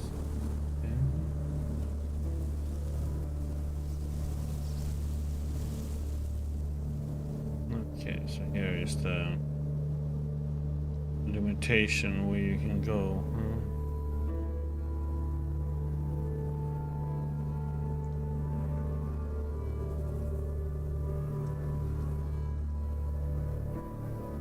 We have this massive building.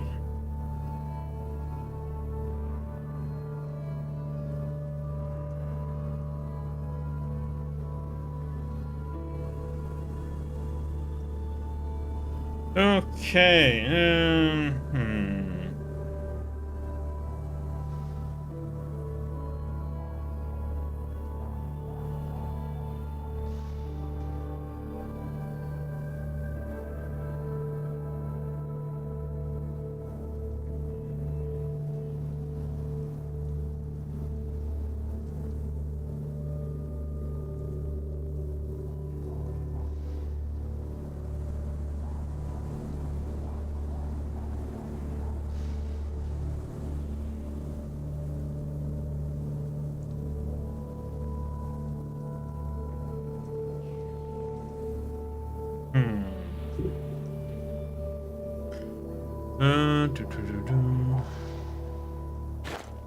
Hopefully we're not gonna be fighting, so we can this.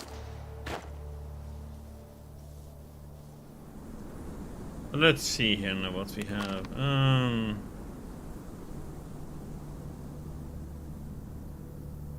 21 Mambatov is in the ship.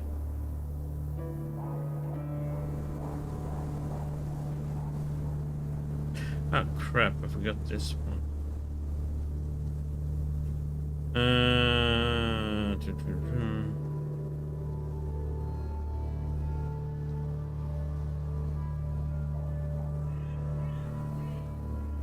Yeah, we need to get to he's also in the ship.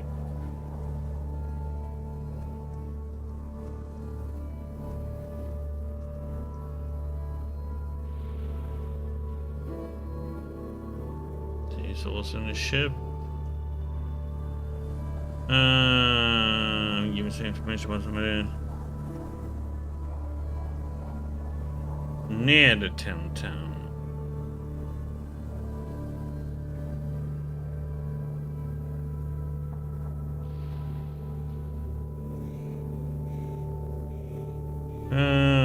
Okay, then we have some bandits around here.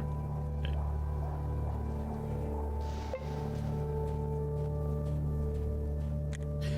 Young Carrie woman looks like she recently escaped a Colcott. She's walking slowly around the area as if she's expecting to meet someone and they're running late. She smiles for a moment when she sees you, but then her expression grows grim. Apparently, you're not the one she's waiting for. And they lost, comrade. Are you waiting for someone? Yeah, I am. His name is Erest, and he's the love of my life, the fucking asshole. He's an elegant-looking bloke, merchant by trade. Have you seen him around? I'm guessing not. He's out there with a caravan someplace, but one day he will return. I just know it, and when he does...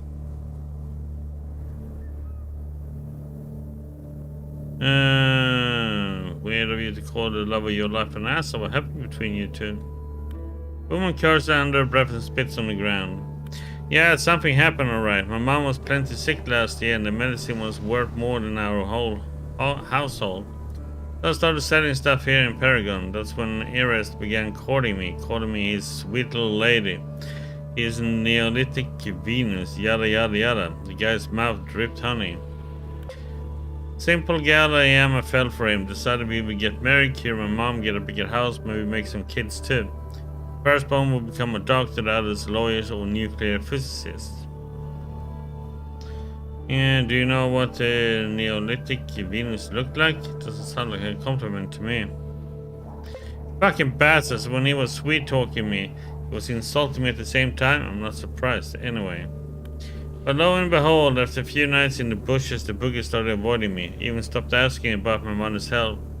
A few days later, he spun some yarn about running a caravan up to the North Pole, but when he comes back, we'll get married and everything else.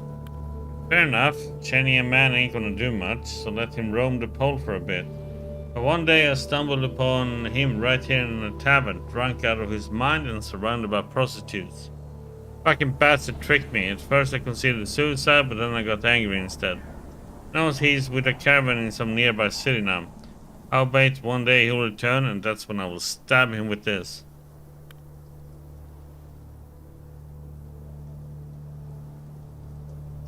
Speechcraft. Assault him and you ruin your whole life. You need to forget this silly idea and move on. The woman sighs. You don't think I would be justified turning him into a pincushion? Ah, you're right. Nobody would understand. Guards are men too, goddammit. I guess I'll head home. Thanks for the chat, mate. Good luck on the road. Oh. Got some experience from that. And turned not to become a murderer.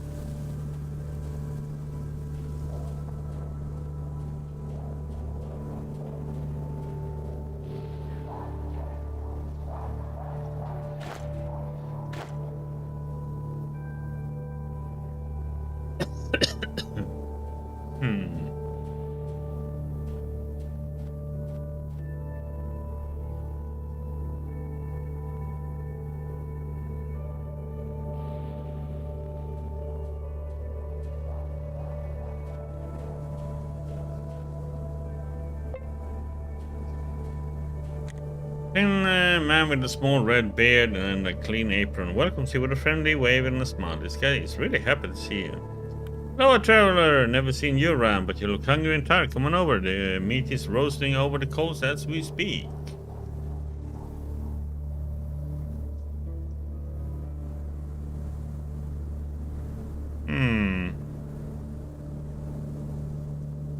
Sounds tasty.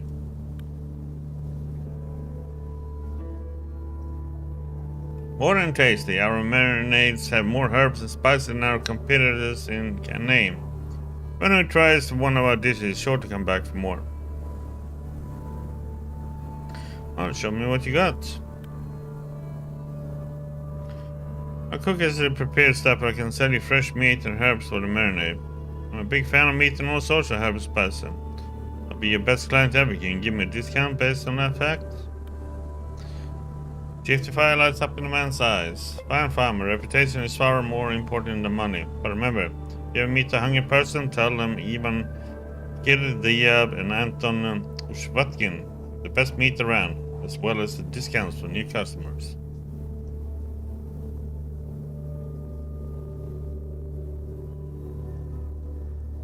Okay, amazing. Now let me have a look at your stock.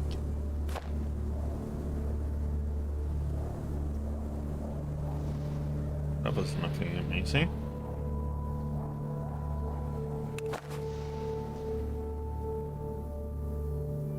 Let me change the subject and we can talk some more. Here to tell me I love talking. What would you like to know? Here to tell me about yourself. Worked in a restaurant all through my childhood and the bombs hit. What can you do? But a person who's accustomed to eating good food can't switch to bugs and stale crackers for the rest of his life. So me and Anton here got together and opened the best down meat roasting joint in the West. What a success story. How long you been in the business? My hometown Moloshovsky was still burning when I began fanning the flames for my first barbecue. Since then I've traveled a lot and finally put my roots down here in Paragon. Must be nice having a home. What are your thoughts on this place? Paragon? Des. Man gives you a happy thumbs up. There are scandals and problems everywhere, but even people who hate each other all agree on one thing. Ivan Kiryaev, that's me, serves the best down meat in the land, and it's worth it to sit down and forget your feuding, at least for as long as it takes to eat your meal. That's really good. Any good rumors from your clients? The man smiles mysteriously and winks.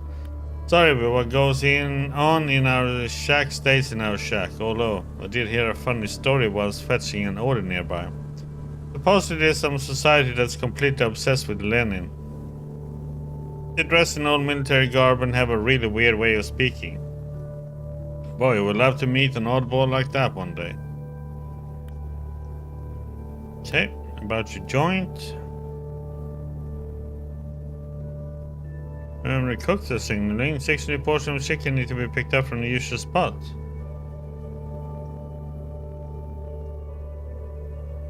Confounding your expectation, the man's money face changes not at all. He shrugs and calls to his partner. Hey, earlier than I expected. If here you our friend Anton, we need to travel out of town for an inspection. Yeah, right now. Thanks for letting me know, buddy. Yeah. Oh, what? Let me see here now.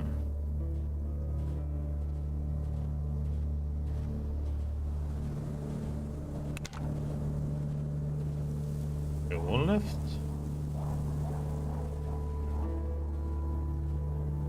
But oh, god damn it!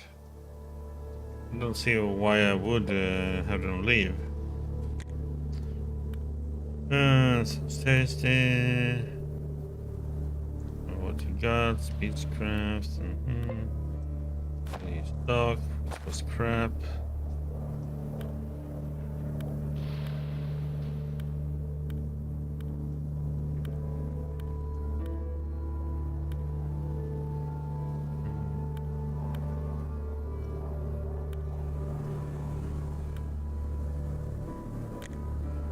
Okay, so that joint just makes them all leave from here, which I don't understand why I would.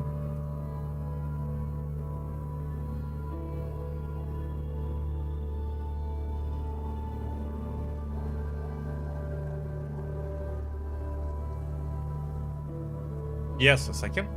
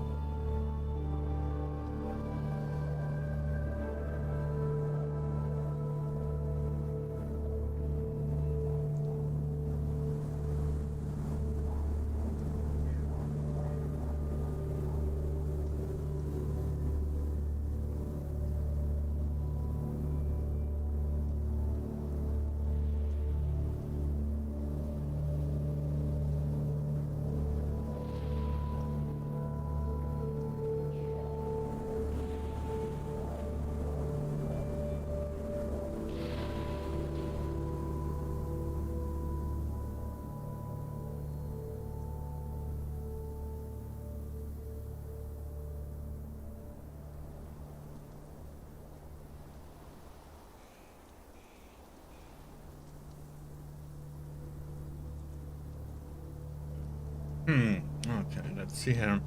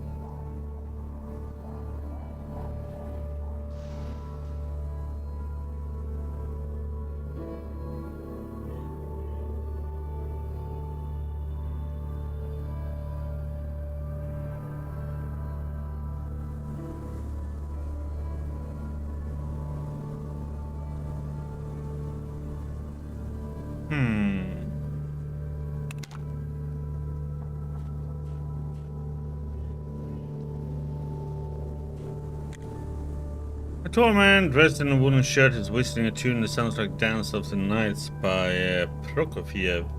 And so turns to you from the grill with a wide grin. You can't shake the feeling there is something unsettling about this guy. On a bike, come on over. We make the useless roasted meat in ways. Sounds good. What kind of meat is it? The man twirls his mustache. 100% lamb and poultry. And a bit of rat. But you won't notice the difference.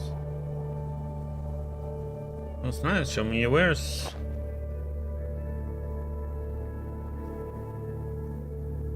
Need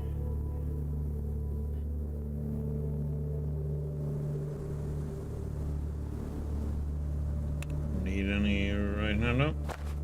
I'm gonna ask some questions first. Ask away. What's your connection to those two guys over there? You mean Ivan and Anton? They are the true breadwinners around here. Roasting meat is simple, but planning for the future, getting suppliers, setting up contacts, that's the true art. Sound like you have like a very loyal worker. Cool. What can you tell me about this place? Paragon has no questions and likes people who make money. What else do you need? My only wish is that the local politicians would stop their bickering.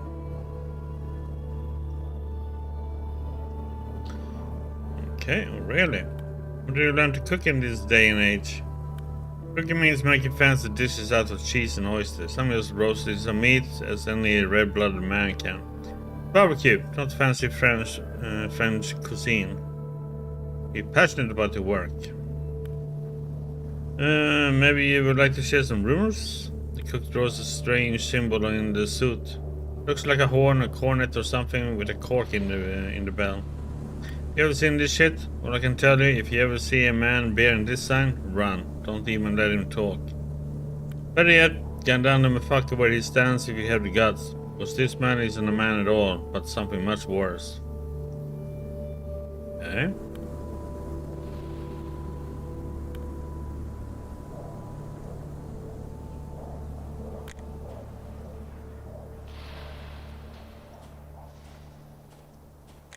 Short, thin fellow slow turns his empty stare, looking away again, he drones. How much? How much of what? Man glares in your direction and seeing you for the first time. How many portions of meat do you want, or are you not here for the meat? Oh, are we going to talk meat? Let's trade. That's a cook's job. Ask him or my partner, although he doesn't usually serve the guests. Why did you offer then? I was lost in thought and old habits resurfaced. We used to roast and serve the stuff up ourselves. Only recently we were able to hire people to take care of the grunt work. Yeah, I see that changed the subject. Can we talk a bit more? Okay.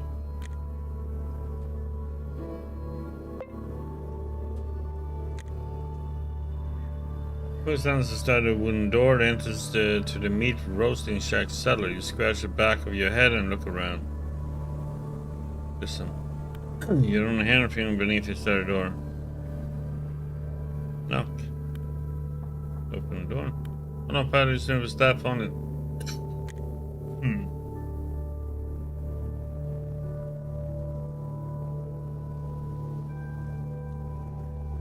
Okay, so this is why we need to get them away from here.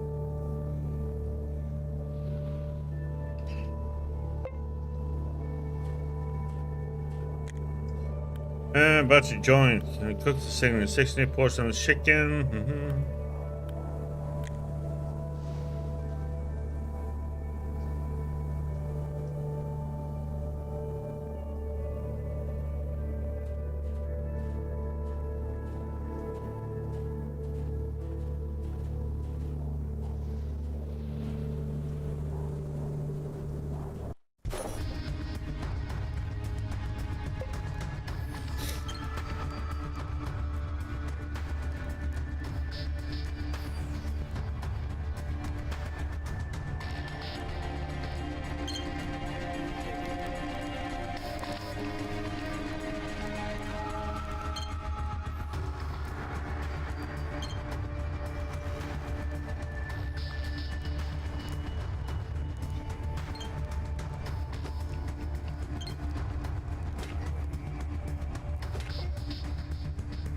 Fuck with damage, buddy.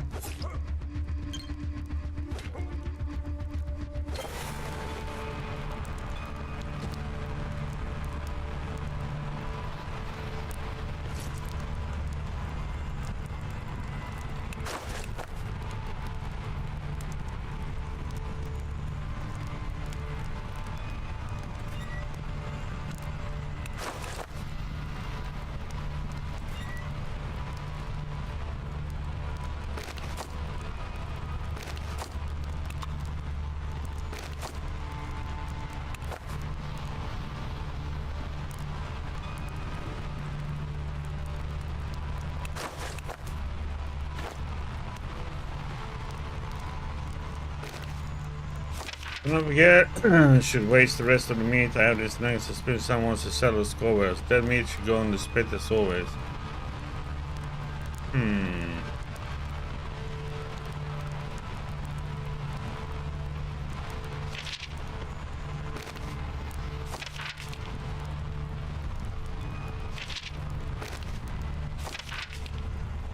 List of Paragon's Gourmet. Garage.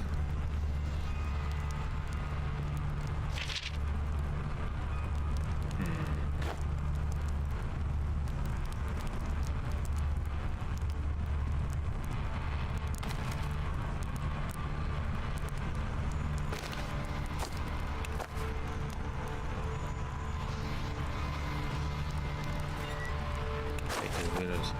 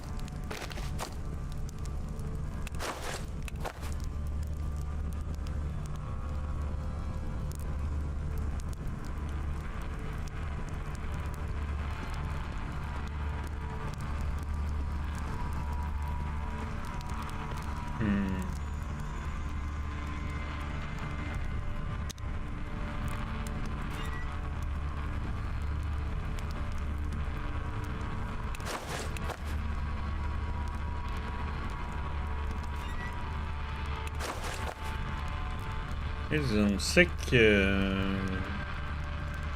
bastards.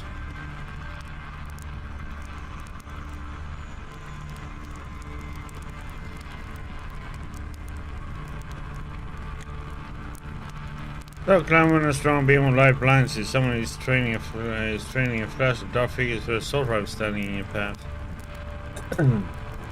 Carefully, a small troop of Catrals emerged from the shadows. None of the heroes surrounded by tough-looking mercs. Anton and Ivan, the owners of the meat roasting shack, step forward. They level their handguns to his chest. Ivan speaks first. Yeah, I was thinking it was an ideal cover-up. Not just using a cafe for a front, but actually making the best damn roasted meat around. Also, no one would doubt that's all we're doing with your sad life. What clued you in?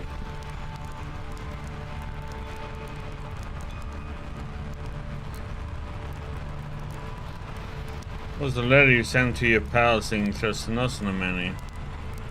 Aha, I'll have to make the cipher stronger next time. Thanks, bye now.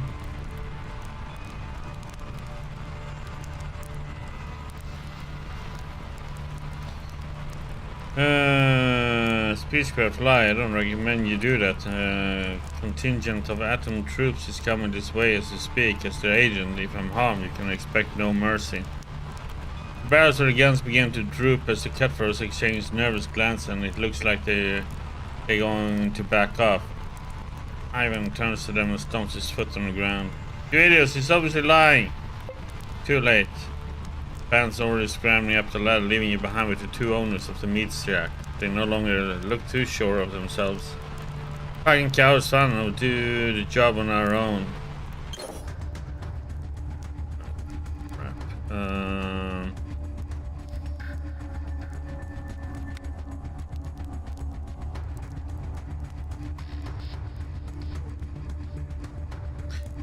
To go here, they can only come one at a time at me, I think.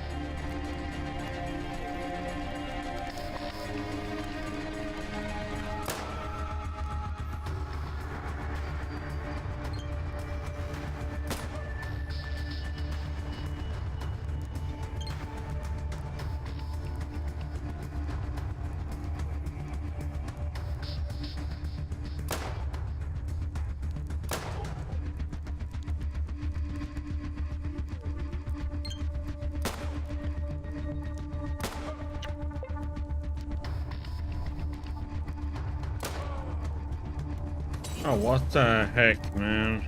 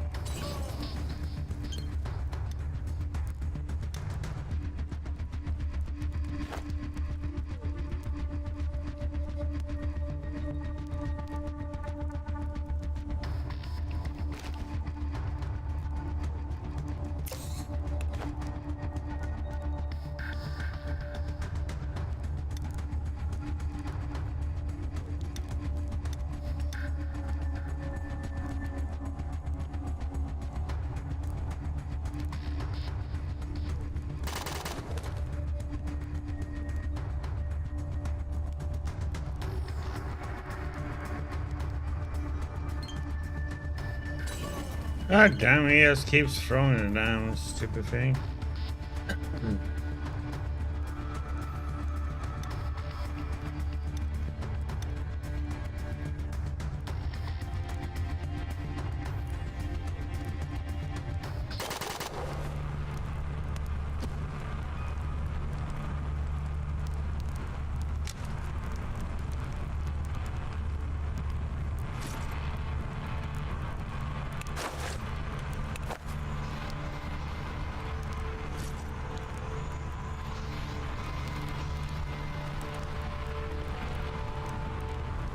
7 to 13.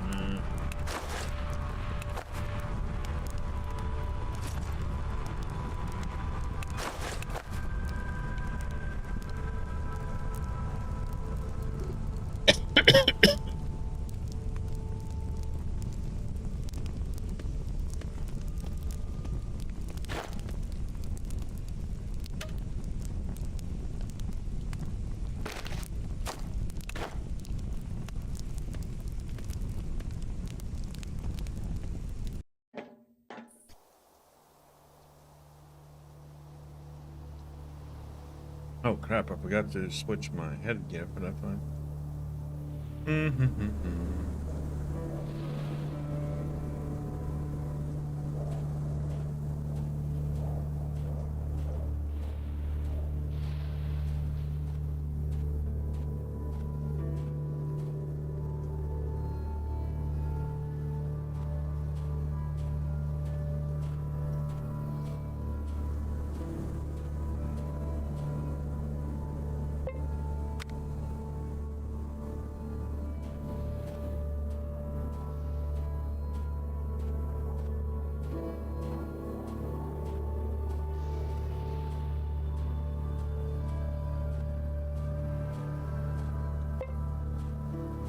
Boyus ran was serious looking man armed to the teeth stands a stocky fellow with a headscarf around his face when he noticed who comes over. Hey brother, I have a cig on you? Sorry, but I don't have anything to smoke. A shame, but what can you do? Anyway, you want something? What are you and your pals doing around here? We're waiting for the boss to tell us we're good to go. I'm the driver and these fellows are the caravan guards. See the skull with crossed sabers under it? That's a sign of Paragon. It means we're not some independent truckers, but an official caravan. I see. And why are you wearing a mask? Are you a bandit of some kind? I see, if we were born yesterday, this mask keeps the dust away from my face. If you're on the road for weeks, it can get pretty hard without it. I see.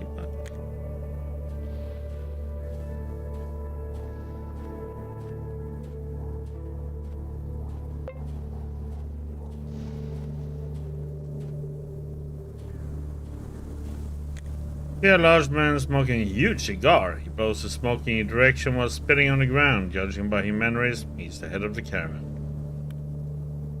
Want to buy something? Show me what you got, buddy. Oh, I see you have some money, at least. Let's see. Get pepper junk.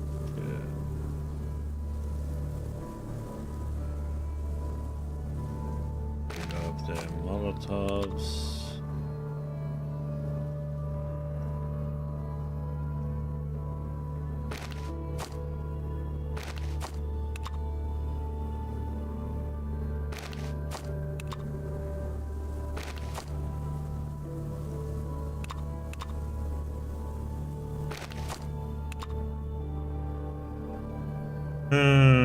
We don't need this one.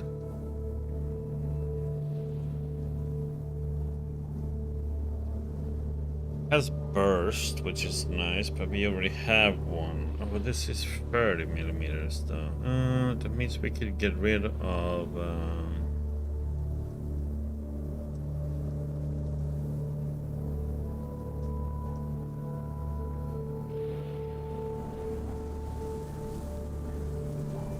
Oh crap, I think I got rid of the wrong gun before.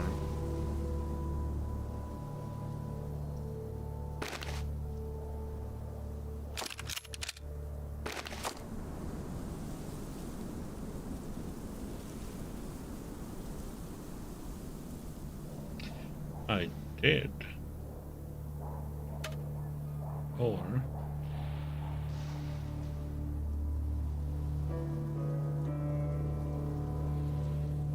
that one is more because it has ammo in it.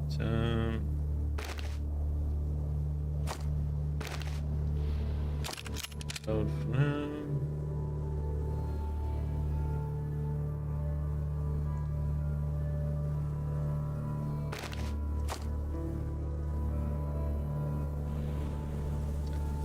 Yeah, it seems like I accidentally got sold the wrong pistol before.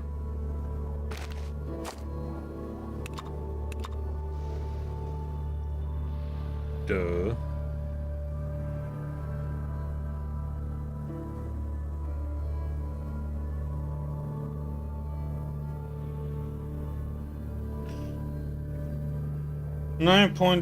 .2mm ammo for a legendary special pistol. What the heck is that one?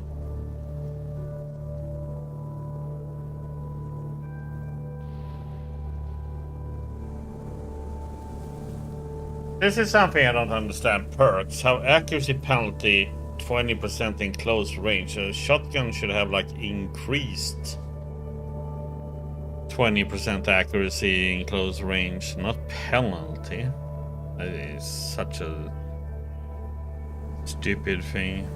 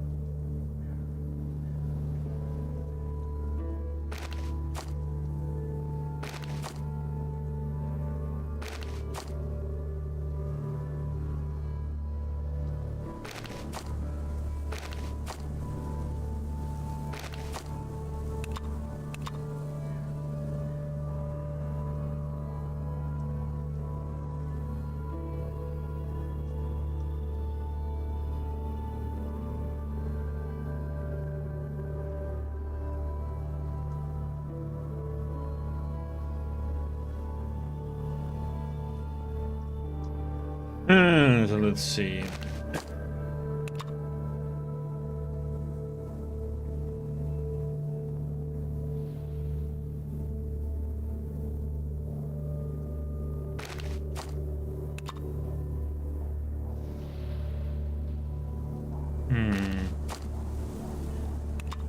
Guess we can take that.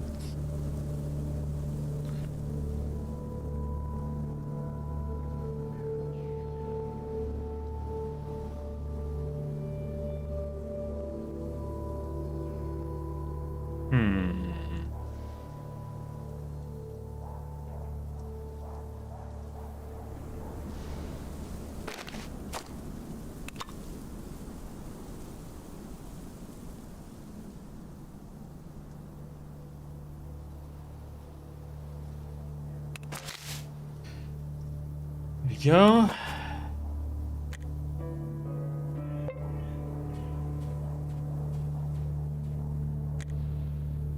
If you want to buy something, you better do it soon. You're running late.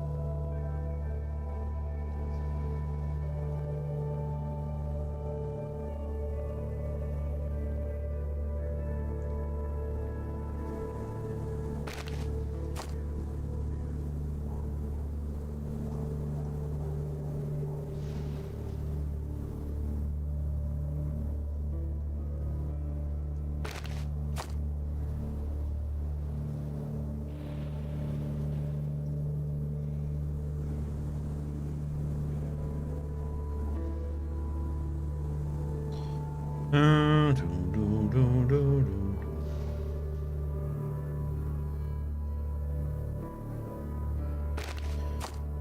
much.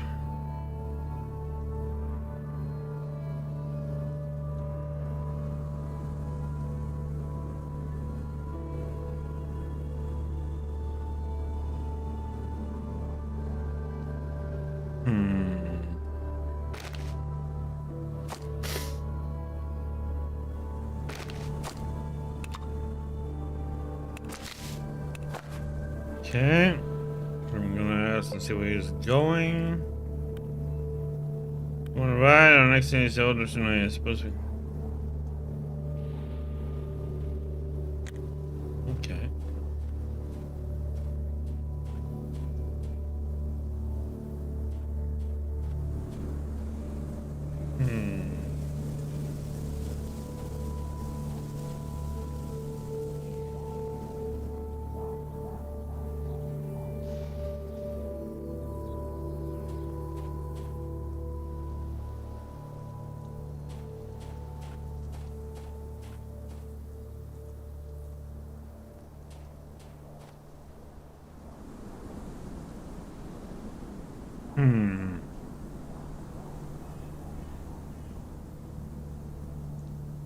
Buy a car, huh? Then before he's a large middle-aged man dressed in a shabby black suit. He's shouting out slogans and carefully watching the passers-by. Seeing that he grabbed your attention, he clears his throat and begins his speech. Hello, the good sir. Welcome to Cordia Mob and Partners Car Dealership. We are a young but fast-growing company specializing in distributing of a rare and therefore very valuable commodity. Pre-war automobiles. I'm not boasting when I say that we are great at what we do. We're ready to make custom deliveries of any vehicle from our warehouse as quickly as possible in accordance with your exact specifications. Moreover, for a small surcharge, we can even choose the color. Interested? Wait a second, my friend. Tell me about yourself first. So that chap would like to know. Tell me about yourself. What did you do before this carmongering? My name is Arkady Leonidovich Kuryomov. For the Apocalypse, there used to be a TV host. Maybe you have heard of the game show Wheel of Luck. That didn't air for long because of the war. Let's just say people had other concerns once the bombs started falling. Understood. What do you do after that? My colleagues and I wandered irradiated zones before finally picking up being picked up by the search party from Trudograd. That's a whole other story. Don't feel like getting into that. How did your company Mob and Partners start? After we discovered the warehouse, we decided to move to Paragon and start our own business. First, we ran a goods delivery service. However, it quickly became apparent that our profits couldn't match our expenses. And on top of that, robberies were becoming more and more frequent. Because, you know, a car is a valuable prize for a bandit. Agreed. What happened next? The car salesman shrugs. Hiring additional security was too expensive. Working together with the caravans under their predatory conditions wasn't an option. Then we got the idea to go into car sales. Eventually we will run out of cars, of course, but hopefully by that time we will have earned enough to live a good life. Hope you make it. So where to get the cars from? They are a rare commodity in the waste. From all around, you'll be surprised to find out how many cars are left out there in the wasteland. Company secret, I assume. Who are these partners mentioned in the company name? All colleagues of mine from when I worked in TV. They handle all the logistics while I'm the face of the company. That's business talk. And the main salesman. Right. Had any interesting rumors lately? Not long ago, this captain I know told me that every time the Hesperus star is at its zenith, beautiful half-naked maidens appear in the river delta, like mermaids from the old tales. They sit on the stones and weep piteously for all the sailors lost at the sea. Oh, you don't say. Don't know what you have for me. The company is proud distributor of the best vehicles of the Soviet automotive industry. Do you want to be the off-road king, or would you prefer to drive peacefully on pavement? where it still remains serviceable, I mean. And the best car for you either way. Right, give me a list, full list of the cars he's selling. Oh, that's quite a list. Best of its SUVs, UIZ and Niva. 25,000 each, a comfortable Lada Nova sedan for 17,000. As well as you value for money here, the communal Zaporets for 12,000. Yeah, interesting. Fine, let's change subject. That's here it should be going. Yeah, I don't trust that, and damn, the prices, man.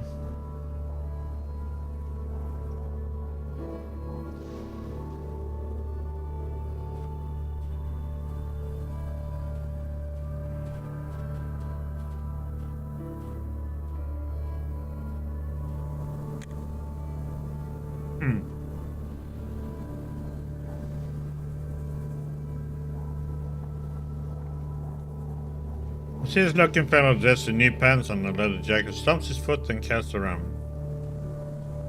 First at the temp time, then at the administrative building. Being approached, he crosses his arms.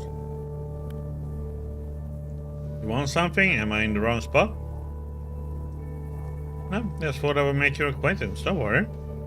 The man relaxes and nods. Most people around here aren't that friendly. We can chat while I wait for my teacher to arrive. Teacher, huh? The moon hides behind a cloud. The words leave your lips, the man grows a visible tense, he whispers back. The two blessed with sight leave the tower in the darkness. How do you know these words? Could this be a trap?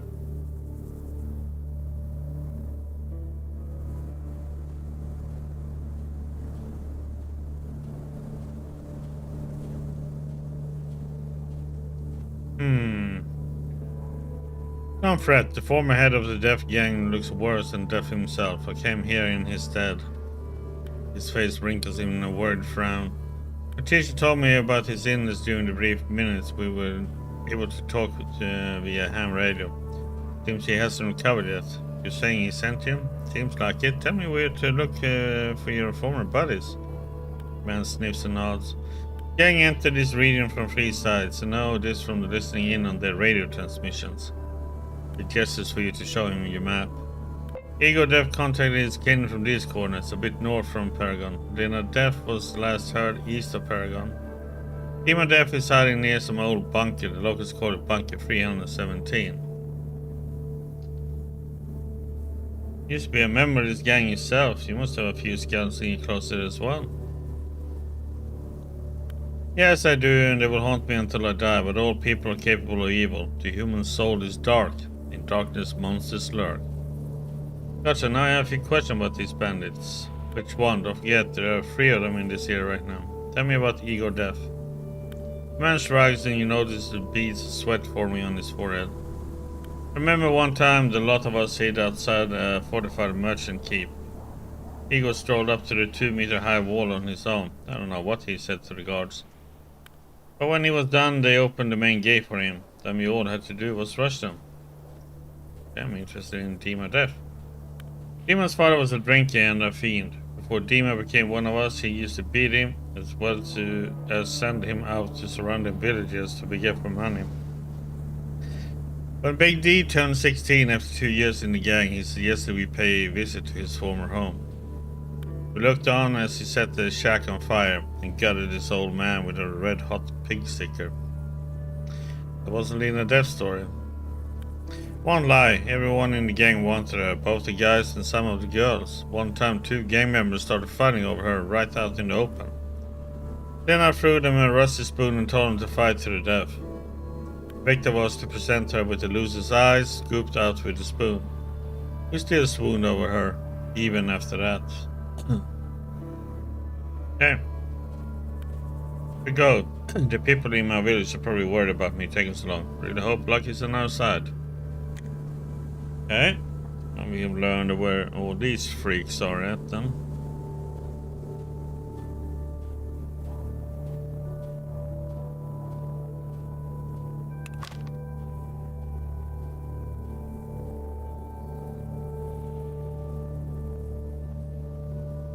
Hmm.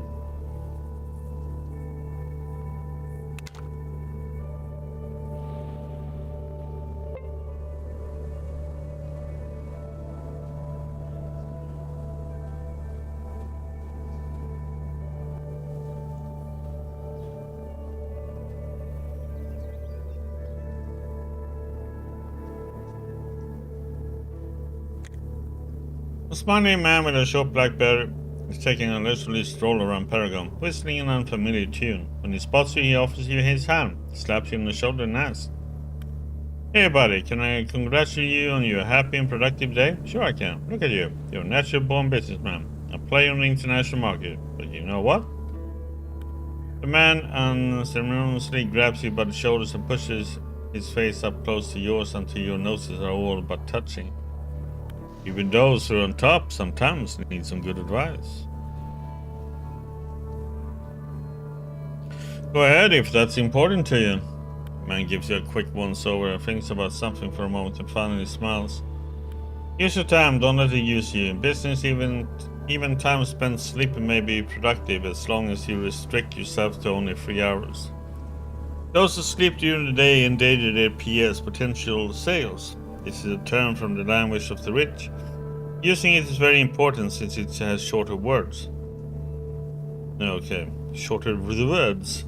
Word means word, by the way. See how this pronunciation saves a syllable whenever you say it? I heard enough. How about we change subject? Go ahead, what can I do for you? I'd love to chat with you for a bit, some questions. I love a good chinwag. Tell me what you want to know. What's your name? Boleslav. You can simply call me Boleslav. It's a good name that makes great pieces. Pieces. People see it as something ancient and rare, or in other words, stable and exclusive. My parents certainly knew a lot about marketing. Really, it's an unusual name. What do you do? I'm a Sakn. This word comes to us from the language of the rich. It means success trainer. Get it? First time I heard anything like it. What can you tell me about Paragon? I refuse to discuss the higher-ups and their constant squabbles. That sort of thing isn't interesting to a man of business.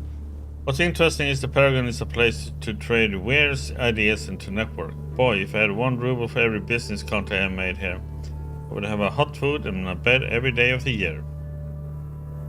Good for you. Doing good rumors. Recent data suggests that fewer and fewer people are watching the Krasnodar TV, as they're losing faith in the mutant were-toad phenomenon. Bad news is, there's not much profit to be had from TV commercials right now. Good news, Krasnodar TV never allowed commercials anyway. Ratings are down, huh? Okay.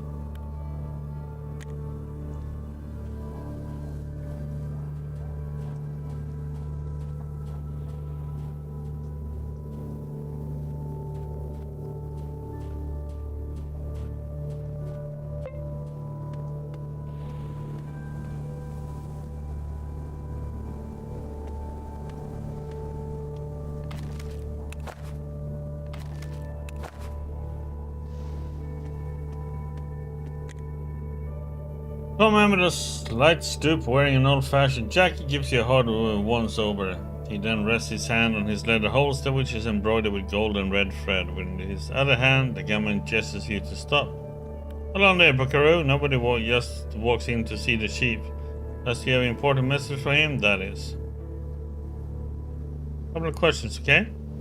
Sure, ask away, but I won't answer any of them, since I don't want to. You sure you're not gonna let me in? Depends. If you have a good reason or think about it, fine. Then I should go.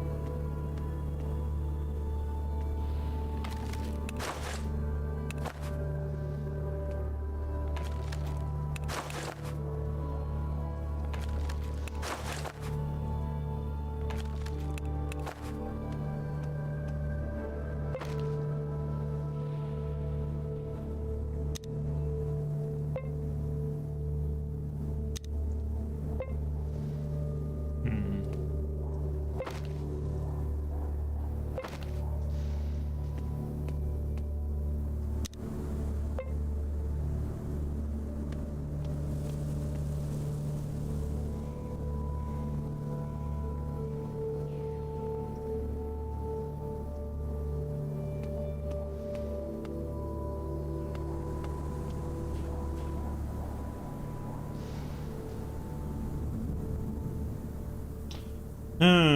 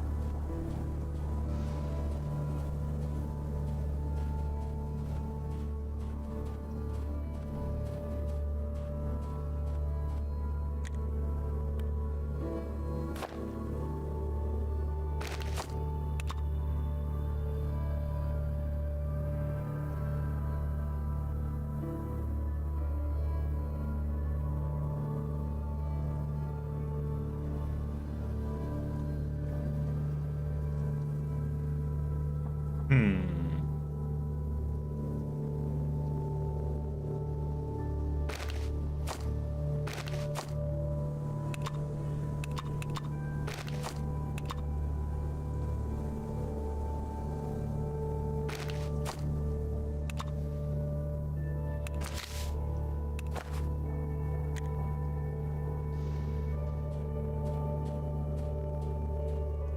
Let's chat with these and see what they say.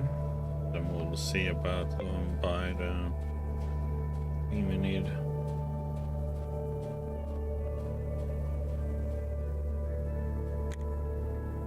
The guard stops you by showing you an open palm. He sighs and looks, looking somewhere to the side with boredom in his eyes. He begins saying a text is clear, repeated so many times you learn it by heart. 8 is dead. Then should you enter camp, you must provide your pass. The pass can be bought in the office at the entrance to the Paragon. Any questions? Is it possible to get in for free? The guard only smirks with a crooked smile and shakes his head. Okay. Hello, the stranger. You don't look like a local. Who are you? Name is Jim. Glad to meet you. Call me Winter. By the way, would you like to earn some goods? Sure. Thing. What's the job?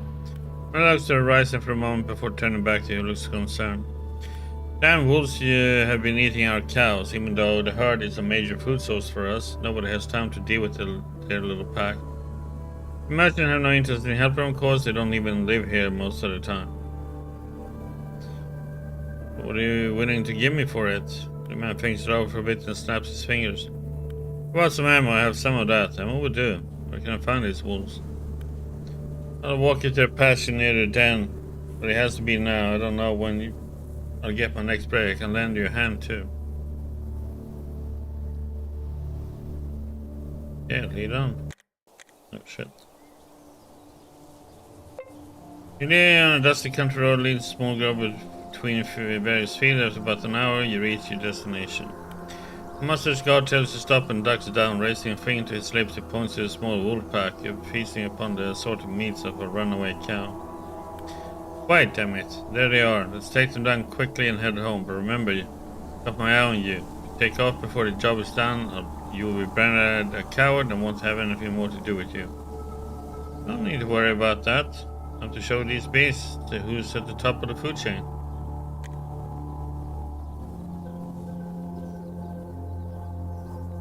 That's a lot of wolves, dude.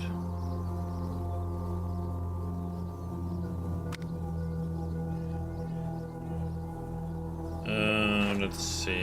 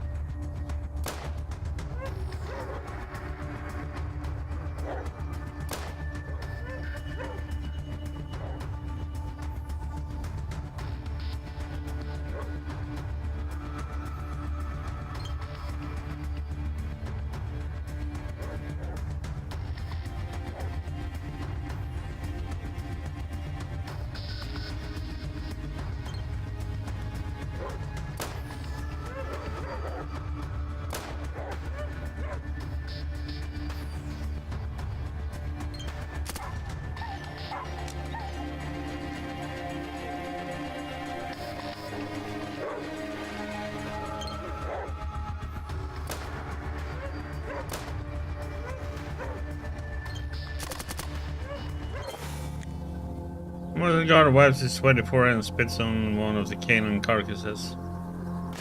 Very parasites, we did a fine job, you and I. Here, take this ammo. Sorry I can spare more, but everything has a use in waste. Ammo can always be sold for a higher price.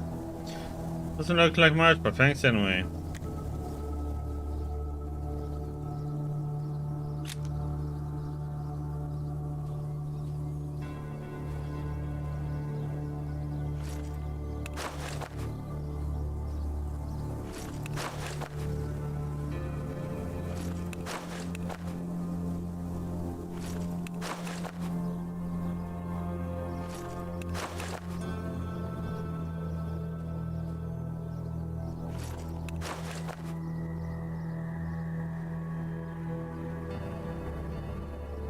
Hey.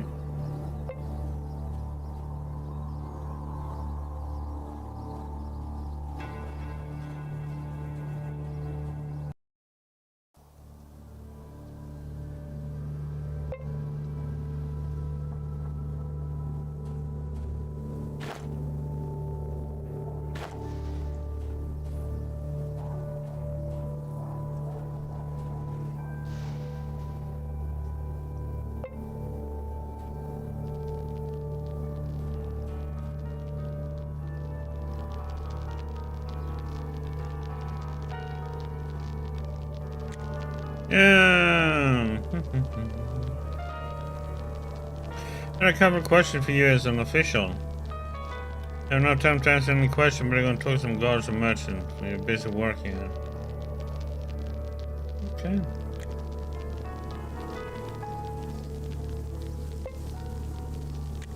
Middle-aged official is engrossed in filling in some boring documents. He uses an old-fashioned quill that he dips in a makeshift inkwell. Only after he finishes another paragraph does he raise his myopic eyes at you. Yes, can I help you? Are you the one responsible for passes? The man clears his throat, puts the quill in a small plastic glass and closes the inkwell with a jar lid.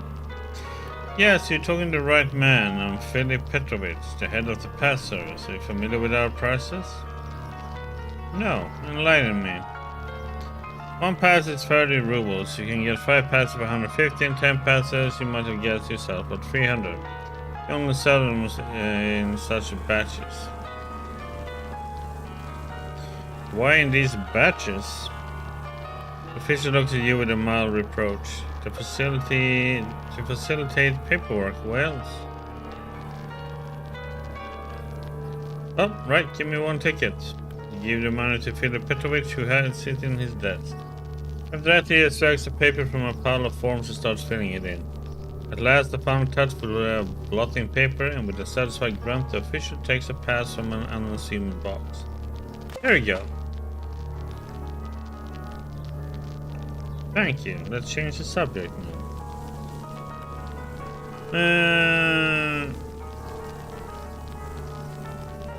I would like to ask you a couple of questions about different things. Very basic. If he has some business, then he is sure. If you're guided with curiosity, I'm afraid on the time. Okay, well then leave.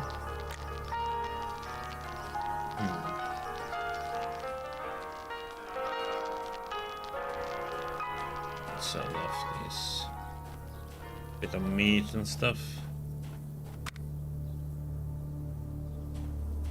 And the fangs.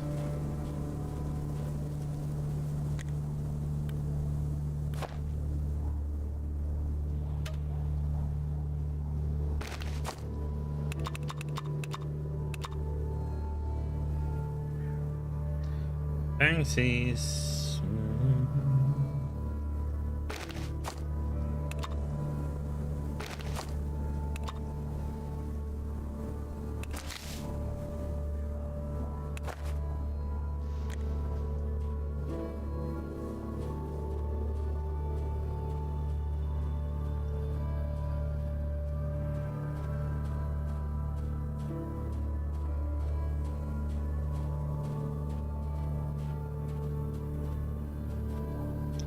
What the heck is this?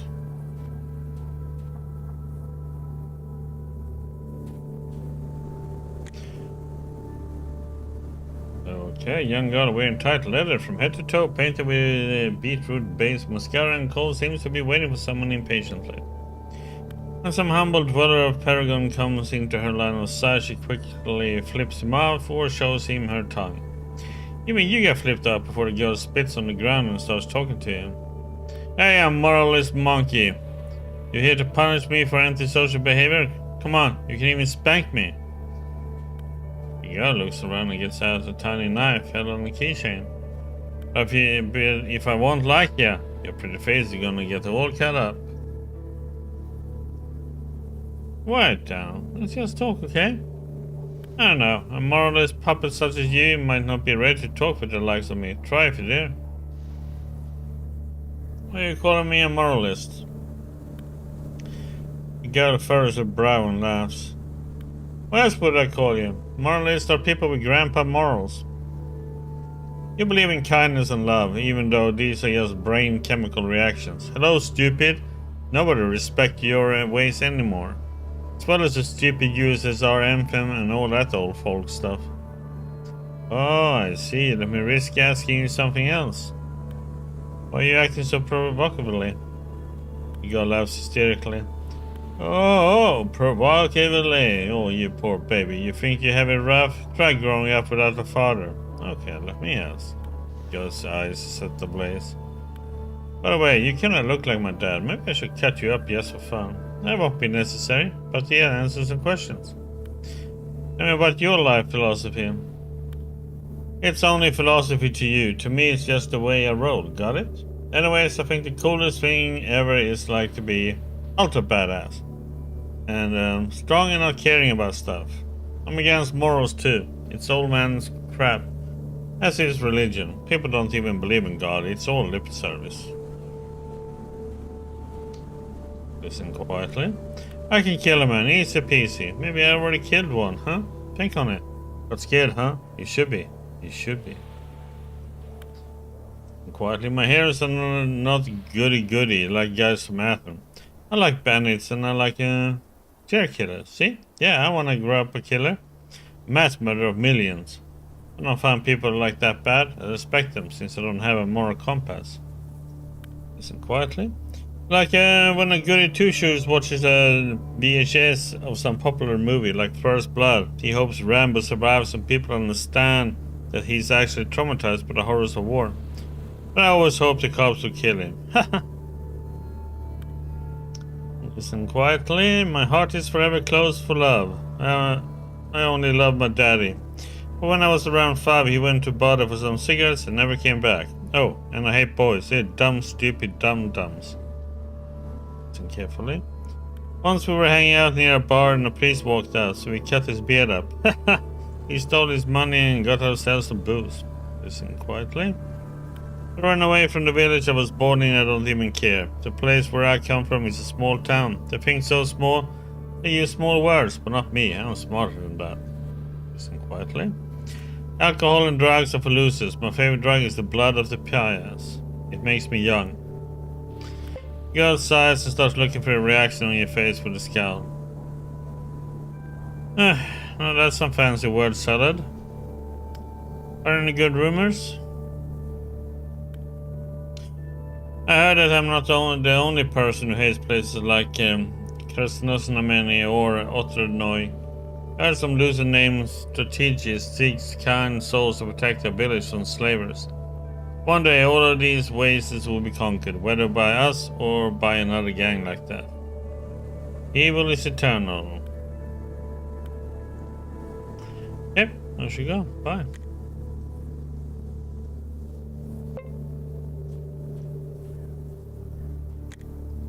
Here's the ticket, now let me through. You have a ticket to the guard, he further examines it and nods. Come on in. Remember, if you cross the border of these sandbags, look for a new pass. There's no use telling me that, oh, when I made one step, I don't care. I have only one job here, to receive the tickets. And I do it 100% well. Hey, somebody has a broom up his ass. Alright, I better go. Got way too much power here as it is, huh? Don't forget to pay the tab for your activities. it weren't for us, you would have been slain by bandits long ago. You would have fled to Krasnosnameni to lick their new master's boots. Please, let us try discussing this like civilized people. I don't think that's gonna work. They don't understand civilized thought.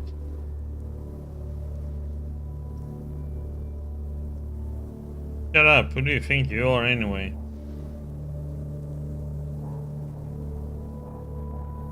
Ah, there we go, these criminals have already started an argument. We have a chalice, and if you're not careful, it will lead to bloodshed. I never know what to expect from them.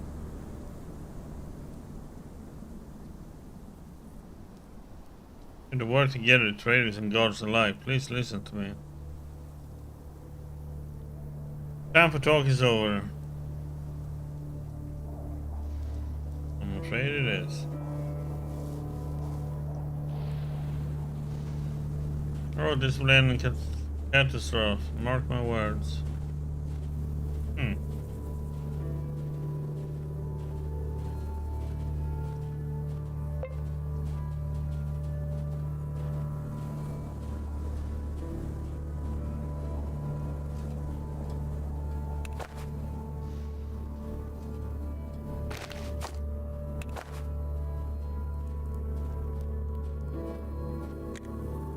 The man in front of you seems consumed by his own grim force. He alternates between sighing, groaning, and scraping one dusty boot against the floor. He nods gloomily to you. You come to see Paragon racing at full speed to its bitter end? I don't know anything about it. What happened here? The man tiredly waves his hand. Same as always, really. There's trouble in upper management. The guards are demanding to raise taxes, but the merchants won't budge. And that's not all. Parties cannot agree on anything because there is no set policy for Paragon. Some people say there aren't enough guards and arms to protect the caravans. Others that the merchants aren't making enough money and their selection of goods is on the decline. Because the leaders of the two parties are so consumed by their own ambition, they won't entertain any kind of compromise. Who are the leaders behind this brouhaha? There's Leonia Ambramov, the main speculator. His office is in the hold of the old barge. He's also responsible for all bureaucratic dealings in Paragon, which means all the paper pushers are his men. The second one is Cyprian, Nikolai Siplovsky. He's our generalissimo even. He's head of the guard. His den is located in the former Port Authority, a perfect example of a river pirate turned military man. Or at least that's what he tried to do. The last one is a decent man, but he holds no real power. The former manager of the local port, Fyodor Maximovich, has the respect of all parties to this conflict. He lives in the deck in a small annex. Is there really no middle ground? That's a good question. If Paragon had someone to take care of all the administrative issues and serve as judge in this dispute. I think that Fyodor Maximovich, who used to be in charge here before the war, would be a great candidate for that role. But I don't see our current leaders ever agreeing to share the power. And what do your neighbors think of this disagreement? I don't know, I'm just a chef. However, if you ask me, I think the Krasnosnameni folk are rubbing their hands in glee. They would love to take us over. But if that ever happened, free trade in the wasteland would go kaput overnight. You are seeing as how we are talking and all. Me, just a humble cook who just so happens to care about Paragon. The godforsaken place inhabited exclusively by assholes and knuckleheads, but it has an important function in the ecosystem of the wasteland. Can't just let our neighbors tear it apart. Alright, I hear you. This Paragon of yours sure is something. You don't say, so were you maybe thinking of buying something? This thought has indeed crossed my mind. Show me the grub.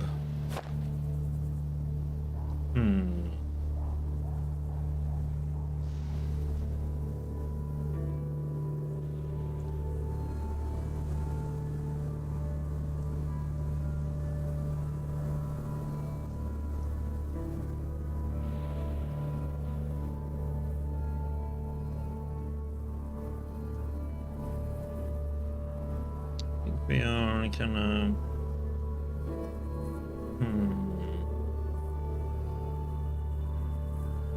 Good at the moment.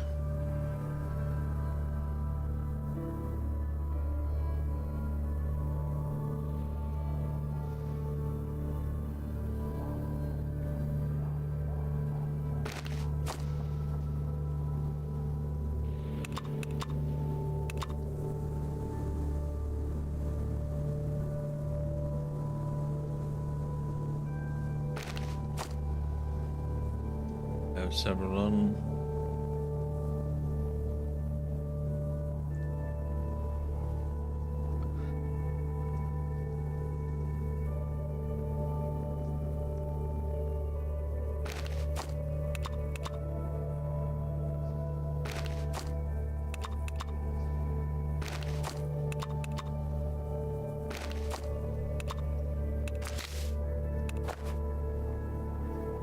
Hey bro, could you answer a couple of questions?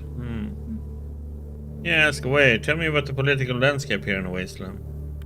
That depends on which Wasteland we're talking about. Here, for instance, all power belongs to the three groups. The people of Paragon, obviously, there's Sosnameni, and Dan's crew, the bastards.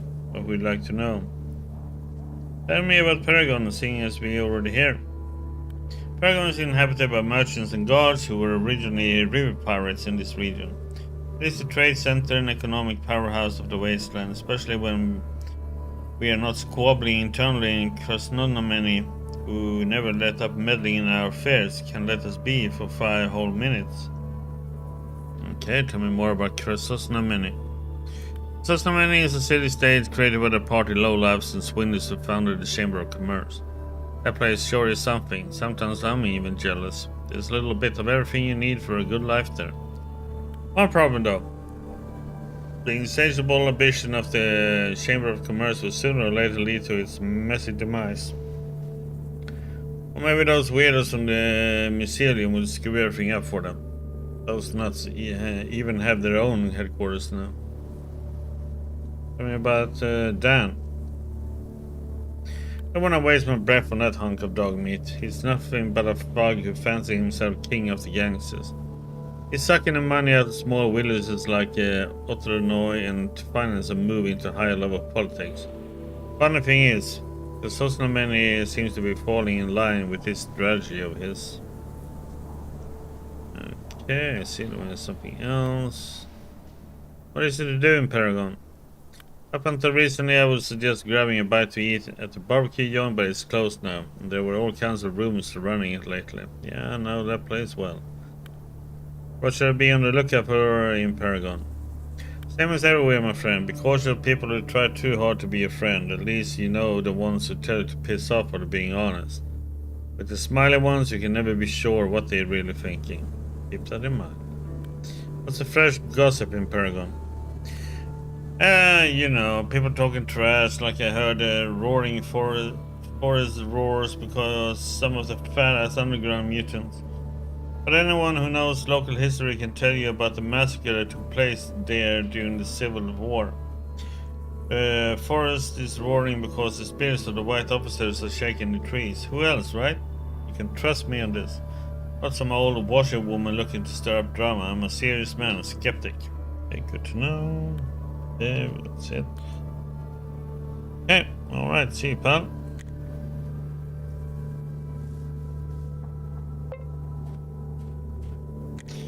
Here a man with unusual piercings, rings through his lower lip, smiles as he approaches. Right away, you notice how he moves, with a sleek and relaxed amble of a panther. People like this are veterans of dangerous dungeons and ancient ruins thrown with deadly traps. This person is clearly a seasoned stalker. Greetings, I'm Stalker Richard. Hey, is it okay if I ask some questions? No problem, I'm on a break right now. How do you like this place? Fine, I consider the place offers food and shelter a mecca of civilization, and if you've been to some of the other places I worked in, you would agree. I see. Another question. How long is your break going to last? Until I run out of money. I no longer take on assignments just out of curiosity. Only financial impieties. See? What do you do while resting up? What do? I sleep, smoke, drink, and pick up chicks. Delightful. See? Know any fresh rumors? There are plenty of rumors, but this is one that surprised me. If big fish with deep pockets ever hire us stalkers, it's always to dig up some rare artifact so they can sell it. But supposedly a Trudegrad tycoon hired a team of black archaeologists to dig up a local village where a battle had occurred between our guys and the NATO squad. That time, it was to give the fighters a proper burial with military honors and so on. It was after the rear guns. I better go now. Okay.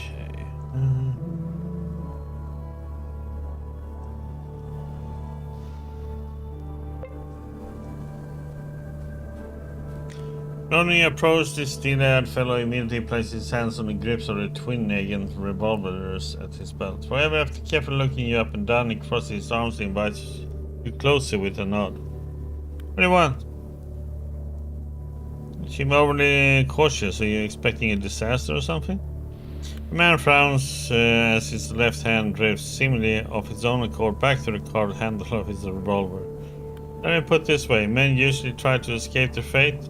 I'm running after it. Personality. I can't help but feel there's a salient detail or details missing from our dialogue, brother. Why not trust in a fellow wanderer?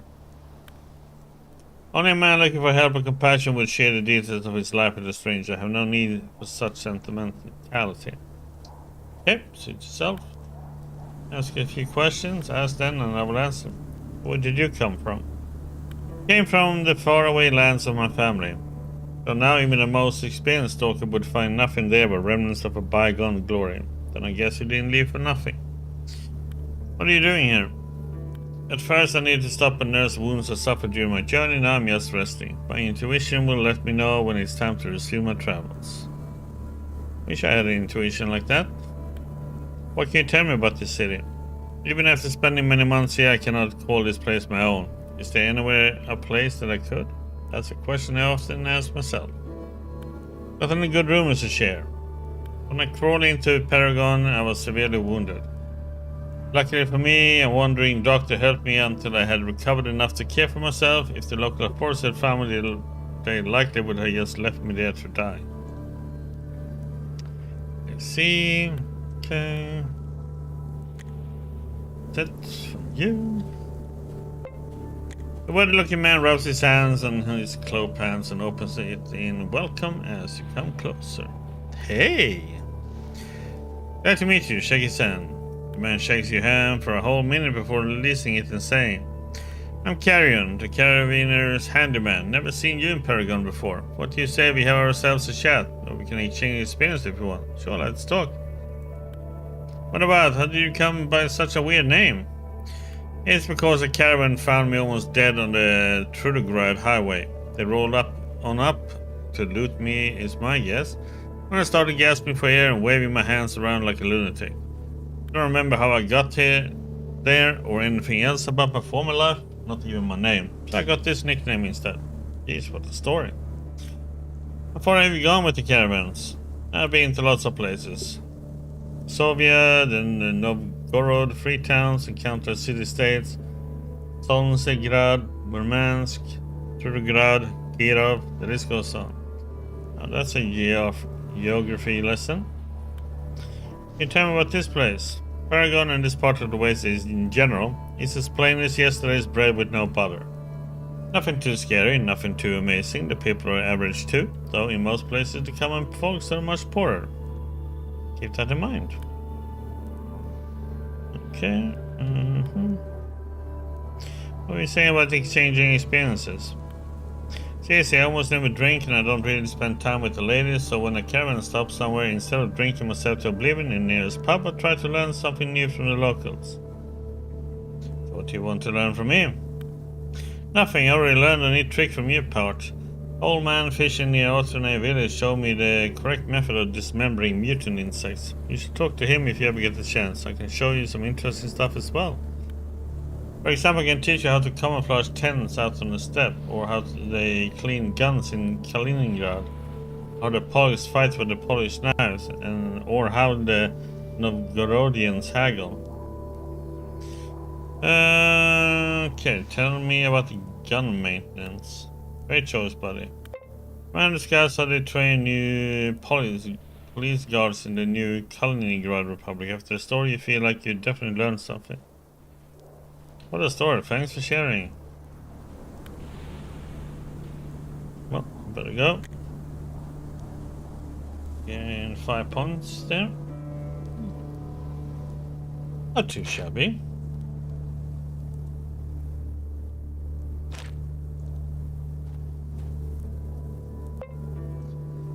Who do we have here? A fair-haired man with bright blue eyes meets you with a smile and a wave. Our things, traveler, want to buy something off Lucky Gunnar. It depends on where, show me.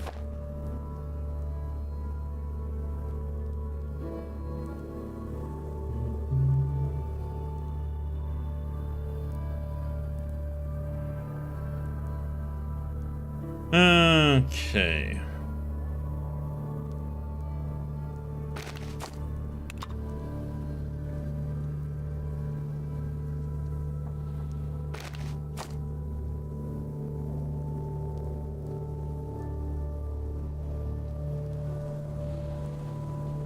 Why not?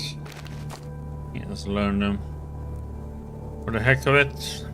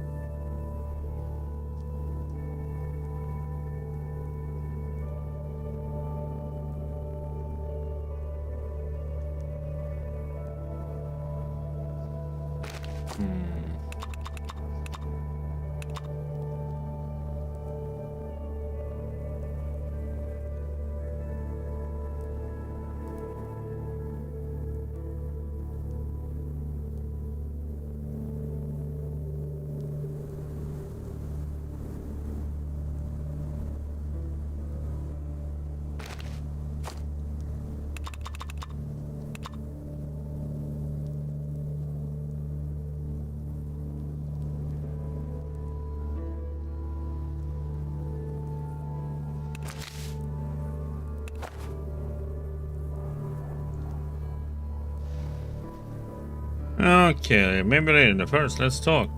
What do you wish to know? How did you end up in Paragon? I'm originally from Latvia, although I spent the last few years in NKR and the new Kaliningrad Republic. There's trouble with the local Saemia, that's what they call their parliament. New laws hit merchants too hard, so I decided to leave. Every new pseudo country seems to have different from the rest nowadays. Why are you calling yourself lucky?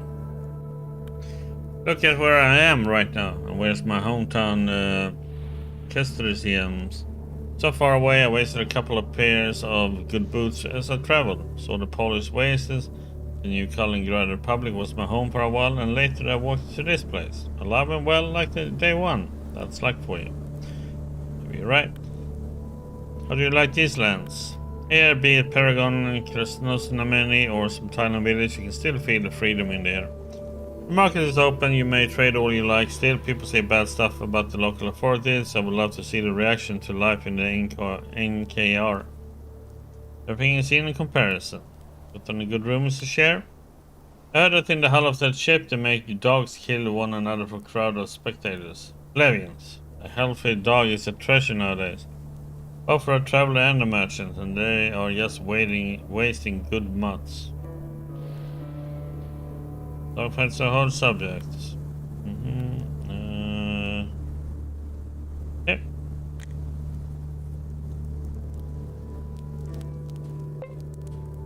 Richard. Oh, we already talked to him.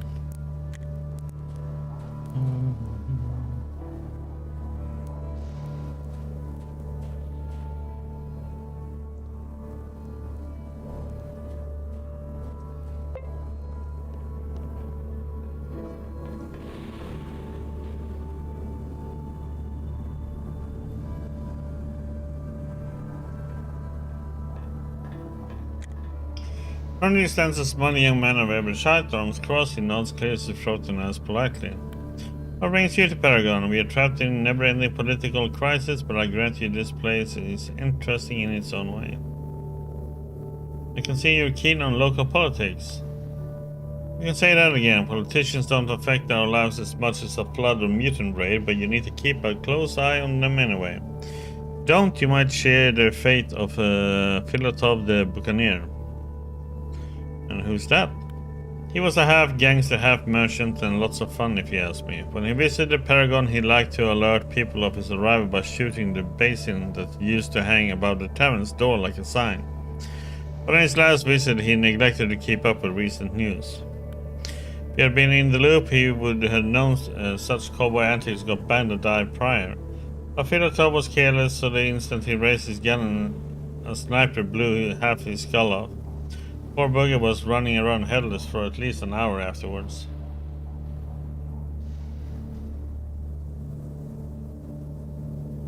Well, the man was an idiot, but the sniper overreacted. As usual, both parties are to blame. You're right, of course, but didn't you yourself say it's important to keep abreast of the law? My interest in local politics is not merely a whim. Oh no, it's not. Of course, you should know the laws. Can we change the subject? You answer a couple of questions for me? Go and answer what I can. What do you want to know? What's your name, mate?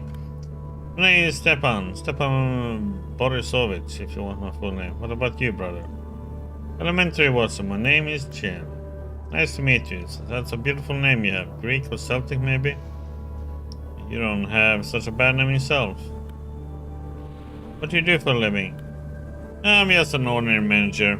There are some guys who take orders from me, and I myself take orders from a higher boss. I'm what you might call a middle manager. The golden mean of management. Cool. What's life in Paragon? If you love running like a hamster on a wheel, it's fantastic. Deadlines, crunch time, cargoes, goods, intrigues, merchants, and the endless plotting. I love being in the thick of it. When you have a day off, that's when you realize just how boring this shit really is. You're one hell of a workaholic. Anyway, I have another question. I got any good rumors to share. Before, Yankees did drugs just to get high, but now they have a new fashion, traveling around astral planes. My mate's daughter, for example, learned that Viktor Gadov, the magician from Trudogor, got torn to pieces by wild dogs and drank a toadstool potion to visit him in hell. Almost stay there too. This word is going to the dogs, alright, will you? Okay, that's it. Okay, so we have some vendors here. Let's see what they got. Some meat.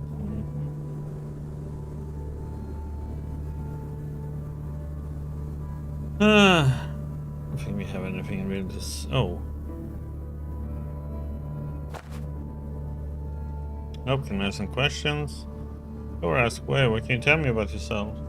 Me and my family, all of us are from Uldishini. We started living around here not long ago after our home was hit by a year-long dry spell. Living here, well, it's manageable. I see. Because the trade. Trade is to drive or walk through here. I always want to rest for a while to cook some food. That's where I come in with my wares. I always have fresh produce. What do the merchants talk about around here? There's this rumor that the people from Krasnosnameni pay banners to attack local caravans. Isn't that against the law or something? Probably. Had any interesting buyers? Interesting. Well, once I met this pre-war looking soldier guy. He said he was looking for some bunker with his pals, who sent him here to buy some food for the trip. Who was he with, I wonder? Who knows?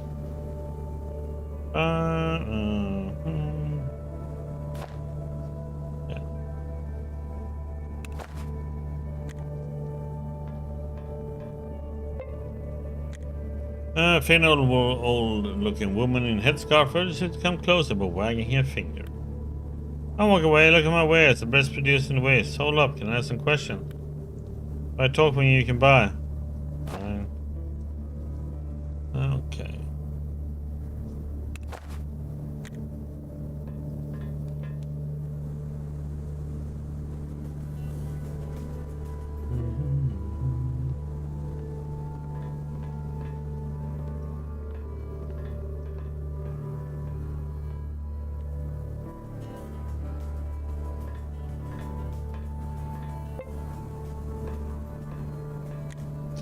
An elderly gentleman in clean clothes is reading a hardcover book. Seeing you approach, he closes his book and pushes his glasses up the bridge of his nose. Fyodor Maximovich, how can I be of assistance? Funny, I was just about to ask how I could assist you. What a turn of events, and who you're supposed to be. Traveler and seeker of high adventure. So you'd be glad to join a cause big or small, right? Maybe you really could help us out there. Ready for the details. Fyodor Maximovich thinks a bit. The long, deep crease on his forehead becomes more and more pronounced. Finally, he claps his hands.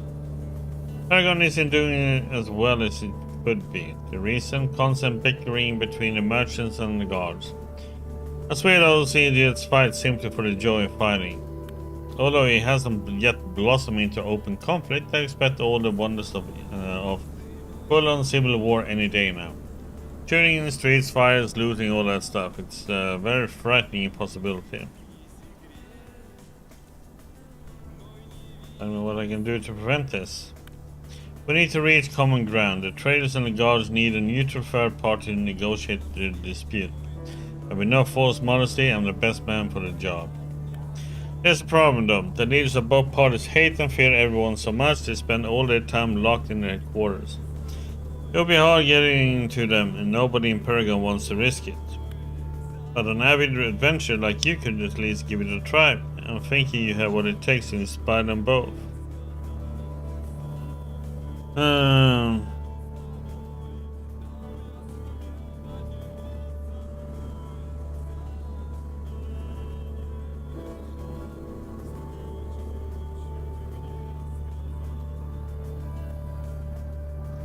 Do you think it's wise to send a shady adventurer to solve a critical social problem that could at any moment lead to violent conflict?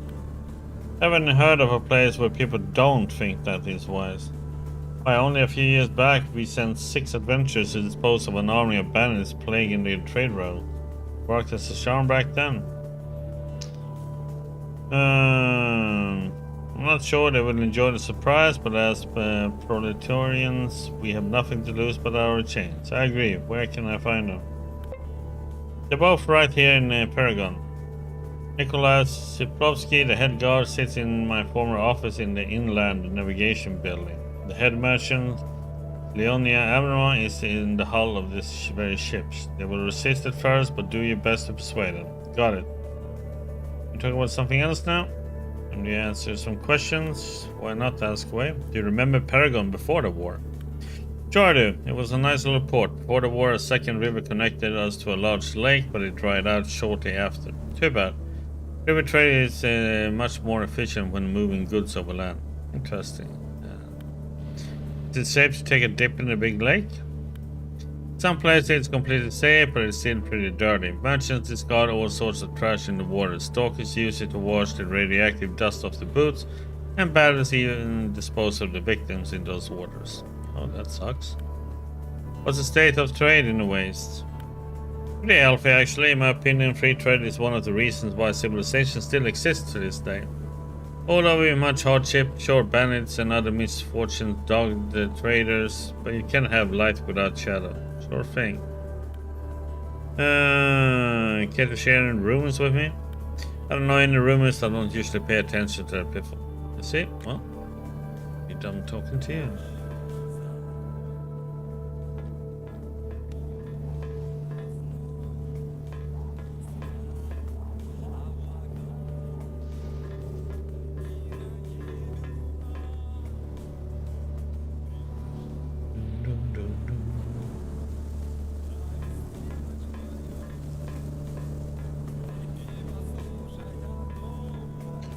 Save.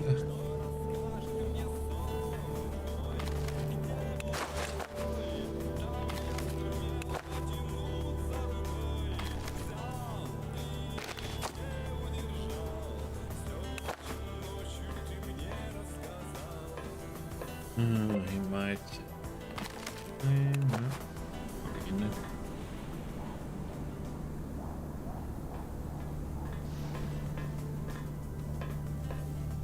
Okay. Tall fella is looking down into his grimy cup with a pouty expression. His shifty eyes jump quickly from side to side and all around. Once in a while he drinks and never stops nervously scanning his surroundings.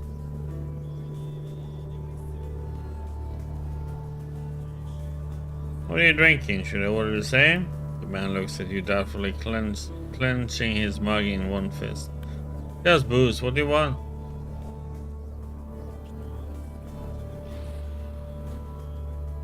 Here for some company? You look really uncomfortable.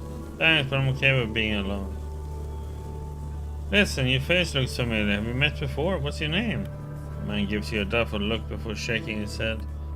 My name's Ostap, but I don't remember meeting you outside Paragon. Glad to meet you, but I seem to have mistaken you for someone else. Can I ask you some questions? Not in the mood for questions. Don't want to tell? Then don't. Bye. That's good. That's for us to read.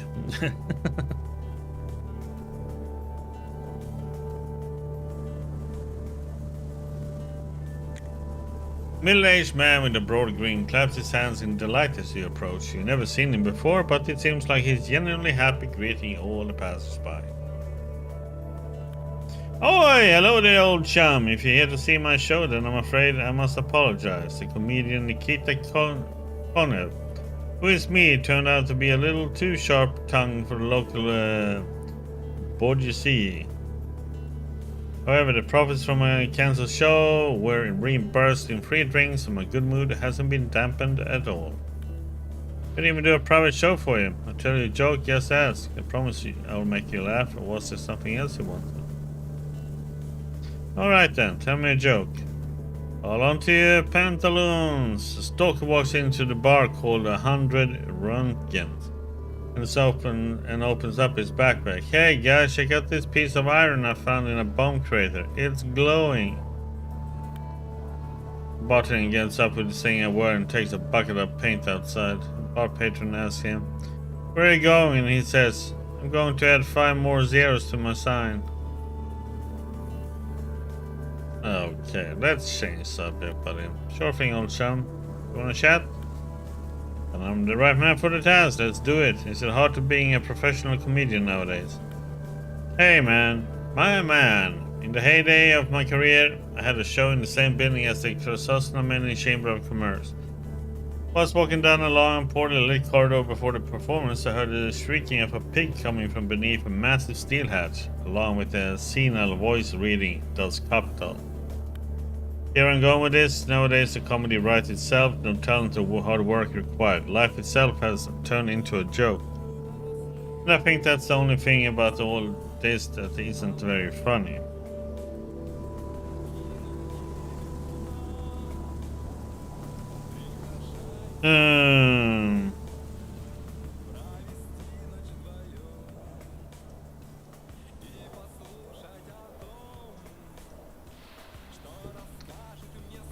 Okay, I guess. Okay.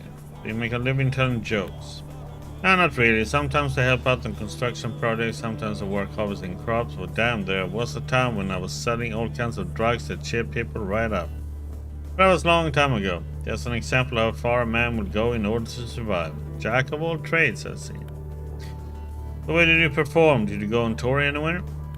Oh, the places I've been, old chum. Trudograd, Shiraz, Cherkasy, Chitomir, the fabled town of Lutsk. Long story short, I have been everywhere except for Kites, because it sank. I'm quite a globetrotter. I've been in rooms lately.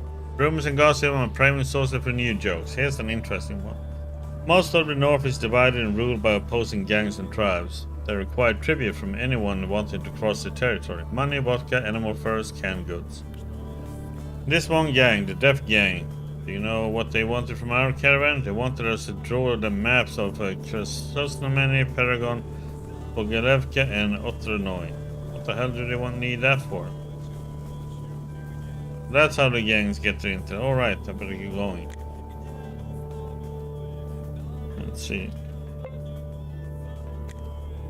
Boy-looking mustache man is looking around the rusty barge. He glances at you with interest. Your throat feeling dry, can you get some good stuff? Okay, so he has had drinks. What's new around here?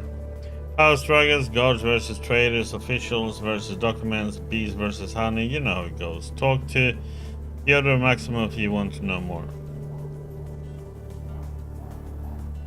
We could answer some questions. Why not ask away? Nothing to do around here anyway. Why is it grim, Jim? Slow day? Yep, we lost a lot of people recently. The local bandits are crazy and the traders are looking for ways to avoid this place. Me and the wife hang on by selling stuff to people who come for the dogfights. Muffled barking can be heard from down below. At least you're getting some business. What can you tell me about the Paragon? It's a former pirate keep turned a real settlement, more or less. Less, actually. Still, I'm not going to whine about it. Life is kind of fun here, if you know how to live, that is. Sure. Any juicy gossip you'd like to share? Some so-called scientists once told me that the Hesperus star is an asteroid heading straight for Earth. Ha! Everyone knows the Hesperus star is actually a planet out of the Taurus system. Sure. What should I fear in Paragon? Crooks and con artists. A lot of folks here tend to hide their true intention, but when was the world ever free of such people? Never, I tell you. Yeah.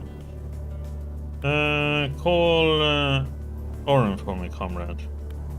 Oren is away, but I'll tell him you asked for him when he gets back. That's set. What? Show me the menu. Okay.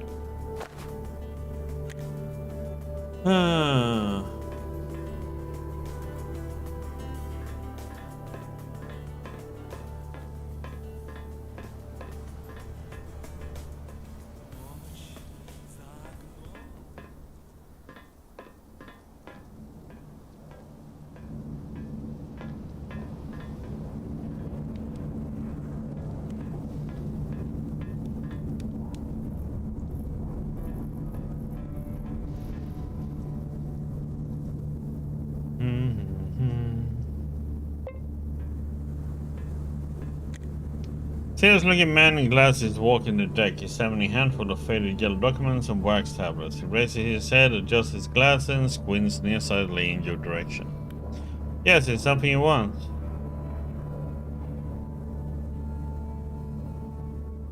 Nothing in particular. What are those papers you got there? The man glances briefly down at his documents. Just papers. Do you and I have some business together? Well, it depends. I'm looking for work here in Paragon. The man takes off his glass and wipes them on the hem of his shirt. After putting them back on, he carefully scrutinizes your face before nodding to himself.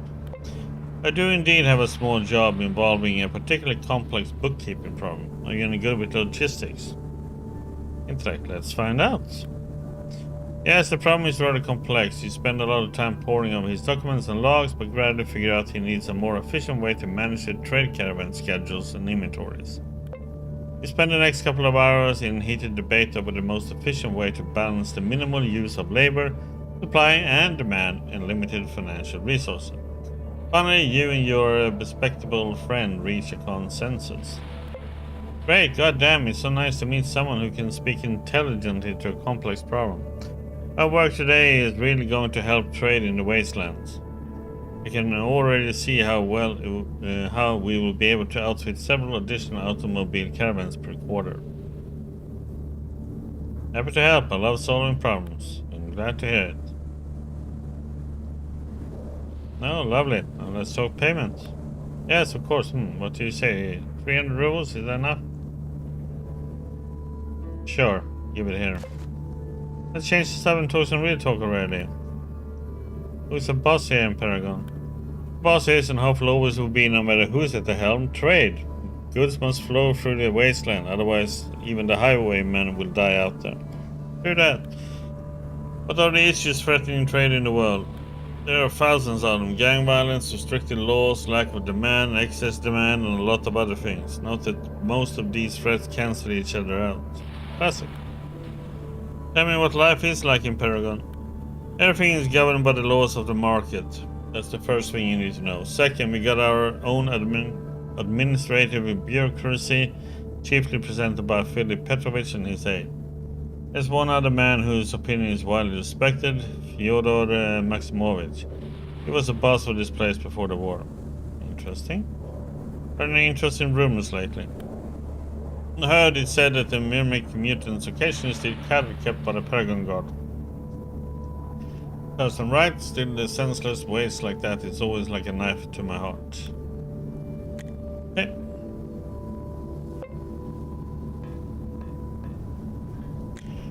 Standing in front of you is an elderly man, his face showing signs of unbearable boredom. Having noticed you, he livens up, but only a little. What can I do for you, young man? Let's do some business or talk about something interesting. Let's do business. I'm always up for a chat. What's your name, buddy? My name is Egwin Bogalovsky, and what shall I call you, my young friend? My name is Jim. Glad to meet you, Jim. Tell me about this place. Of course, Paragon isn't a place to settle for long term, but still there's everything one needs to have a life here. And as long as it stays the trading post that it is now, people keep flocking here. Nice words. What do you do? I'm a merchant like many others here. However, in a different time I might have been considered a scavenger. I have a bit of everything here. Guns, ammo, food, medicine, all sorts of junk. That's valuable only to real craftsmen. I see. And you know any interesting gossip? I've heard that some second-hand bookseller has killed a whole gang of literature deniers. Finally, the book trade in the wasteland will get a chance to flourish. Oh god damn it, soon I will have to buy some popular science booklets to read from that Abraham fellow in Nosnameni.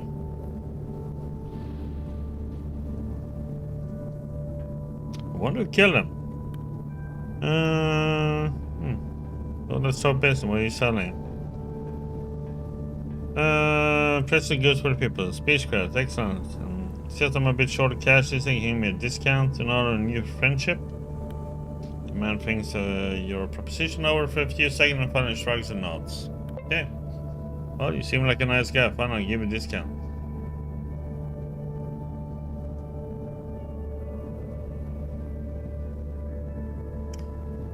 Okay.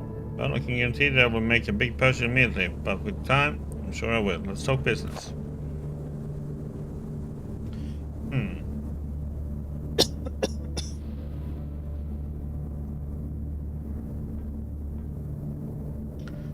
Really have anything to sell him right now?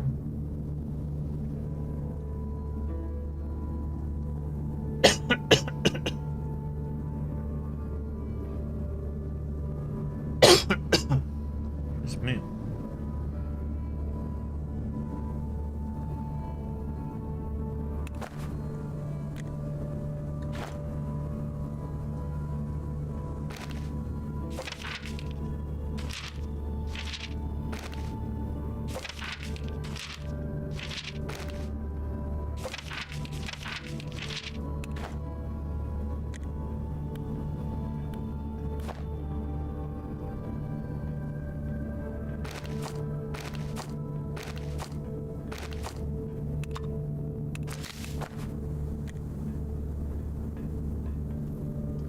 Yeah, see who this person is.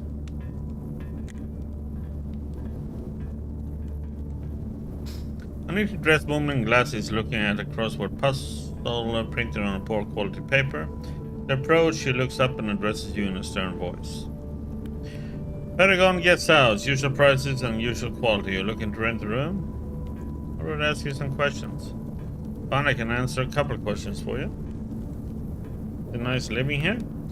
Not what you would call cozy. Our neighbors change frequently and there's flooding every spring. One is strongly advised against drinking water from the big lake, even after boiling. There's the constant noise of dogfighting coming from the hole. Need to go on?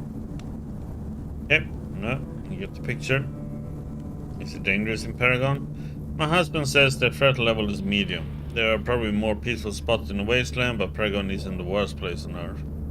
The most important thing is to be careful outside it. Quite a few gangs have appeared in the region recently. What are people talking about around here? Been hearing a lot of terrible things about Kiryayev's and Uchvatkin's barbecue joint lately. Reluctant even to repeat these rumors because they are, well, too graphic. Where can I get a drink in Paragon? You should ask my husband about that. He's the owner of the restaurant bar on the ship, not far from it. Yeah.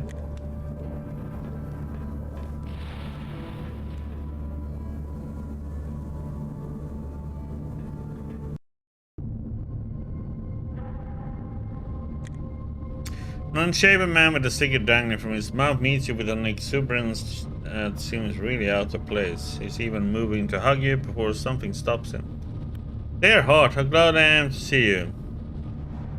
Brother, I'm so glad to meet you.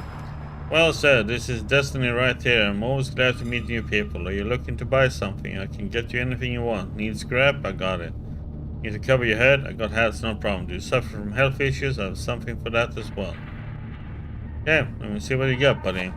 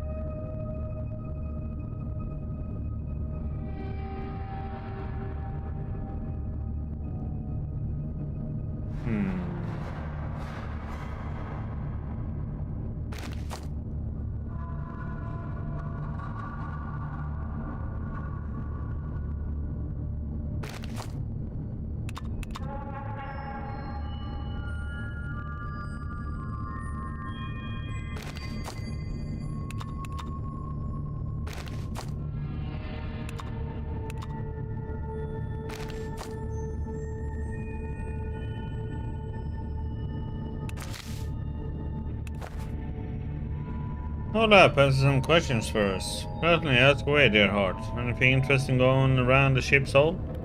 Dogfights, my friend. You should come visit sometimes. They're quite a spectacle, and they take bets too. Clever man can make some good money, and if you have your own dog, you can even enter into fight. But remember, every match is to the death. That's harsh. Why are you trading here and not outside? Here's where the real Paragon comes to life. Gamblers come down to view the fights, and all the big merchants take their ease here. This is where the big decisions get made and big contracts signed. Don't think of this as just some dank dark hole. This is the center of trade in the waste. Got it. Maybe you have some interesting rumors to share? They say there are still armed nukes stored under the mountains to the southwest. Imagine if some psycho gets access to the launch codes. That would be terrible.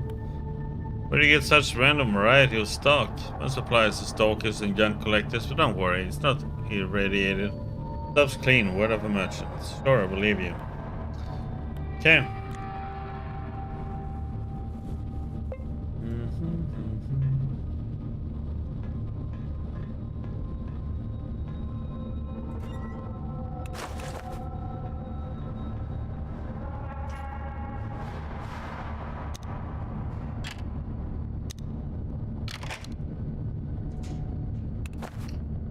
That was a dupe.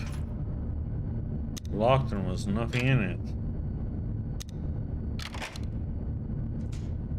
That one too. What the heck?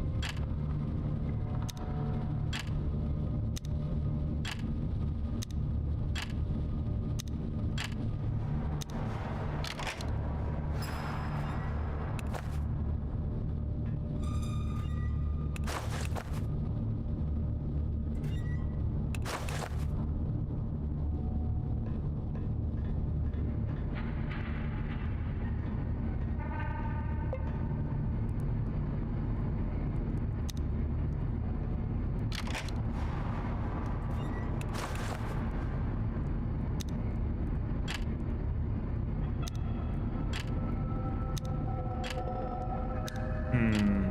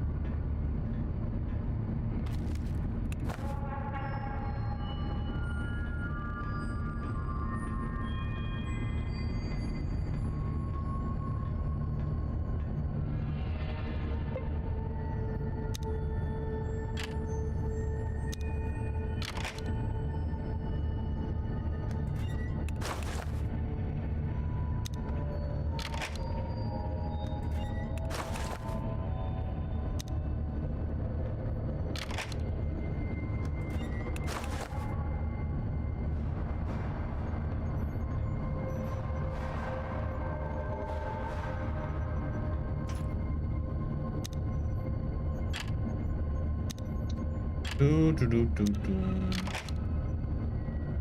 Wires, I guess.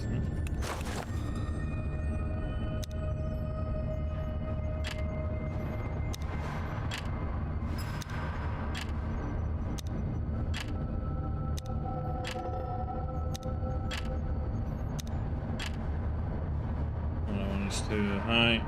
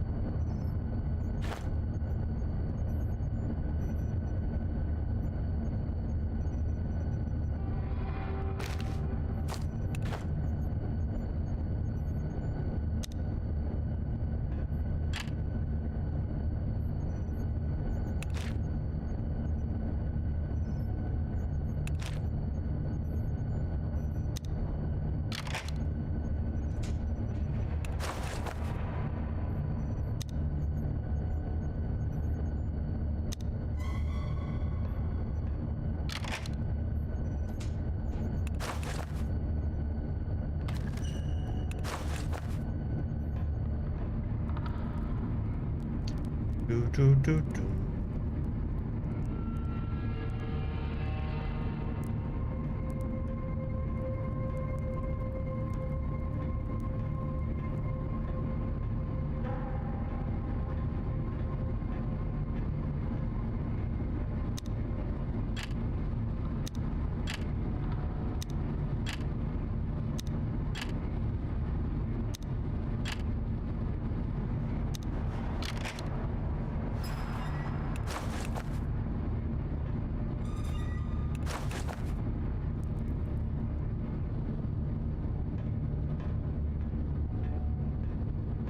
Sell off stuff to him.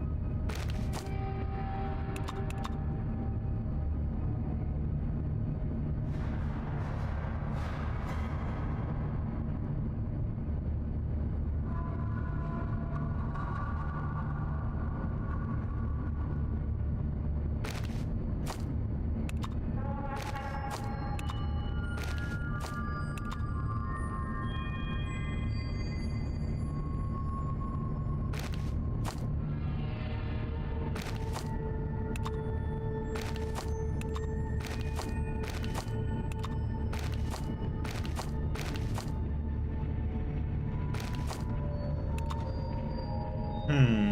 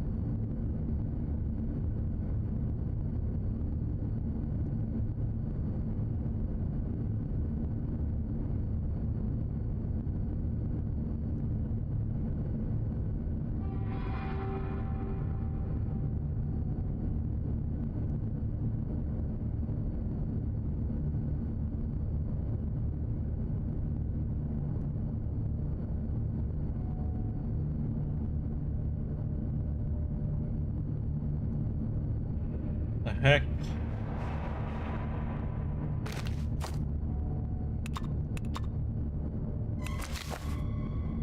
Read that. Someone.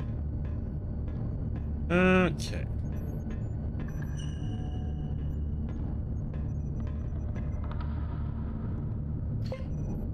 Who's this fella then?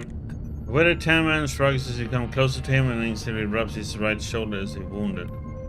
Hi there. We want something? Pretty hot here in the hull, and the man is sweating profusely. He's looking around all nervous like. Why are you hiding your shoulder like that, buddy? You wounded? Man shakes a bit and hides his eyes from you. Ah, it's nothing.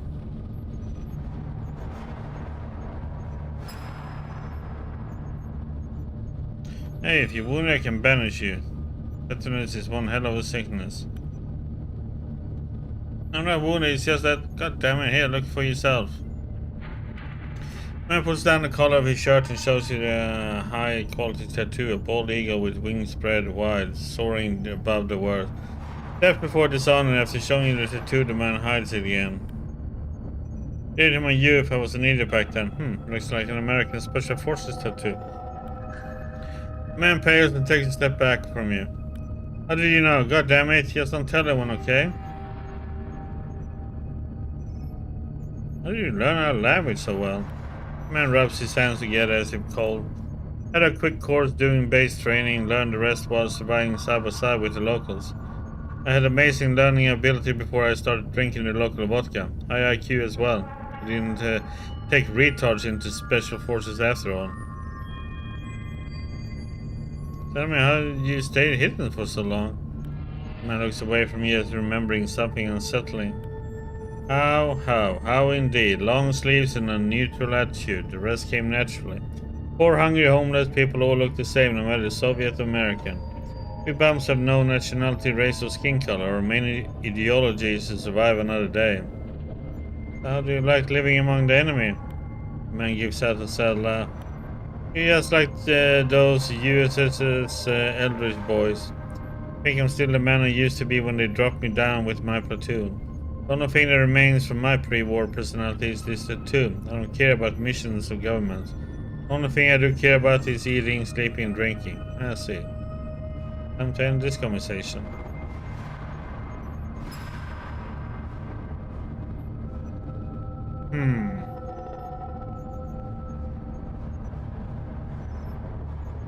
Hello, Diggy. Your tattoo does say, death before dishonor, and seeing how you're still alive. Well, yeah, I am, so what? You wanna shame me with this? What does it matter? Especially to you, the war is over. There's no more enemies and allies. You're one post-apocalyptic international nation. Nothing like the communists imagine it, though. Former Special Forces alien doesn't even look at you. His head down, he's sighing.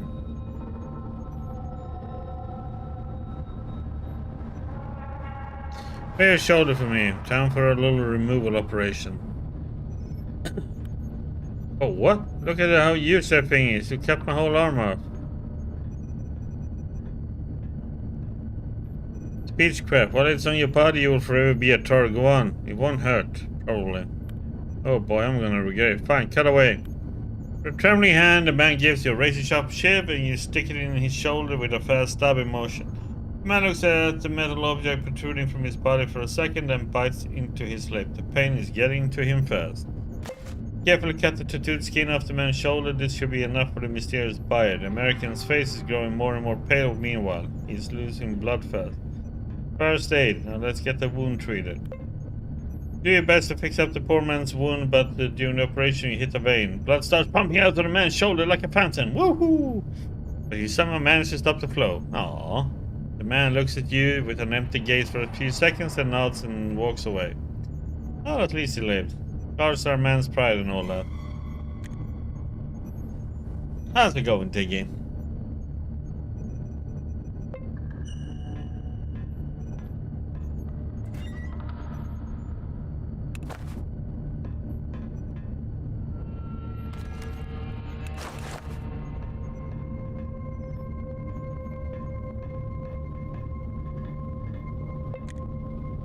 Each every man in his fur is looking down through a pair of glasses perched on the end of his nose at a recently printed topographical map. He folds the paper in half as he lifts his gaze to you. Hello, traveler. You by any chance familiar with a village called Otternoy? Sure, I know well. Why do you ask? The man's face lights up like 1,000-watt bulb. Are you sleepy? Yesterday you slept too much and today you slept too little, or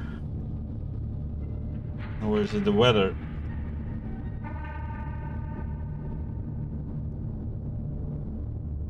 Yeah, I'm kinda sluggish today.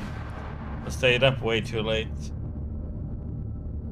I was watching a crime series.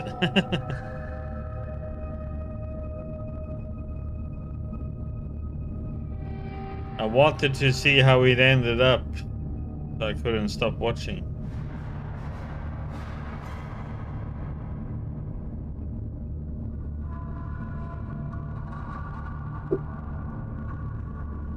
The man's face lights up like 1,000-watt bulb.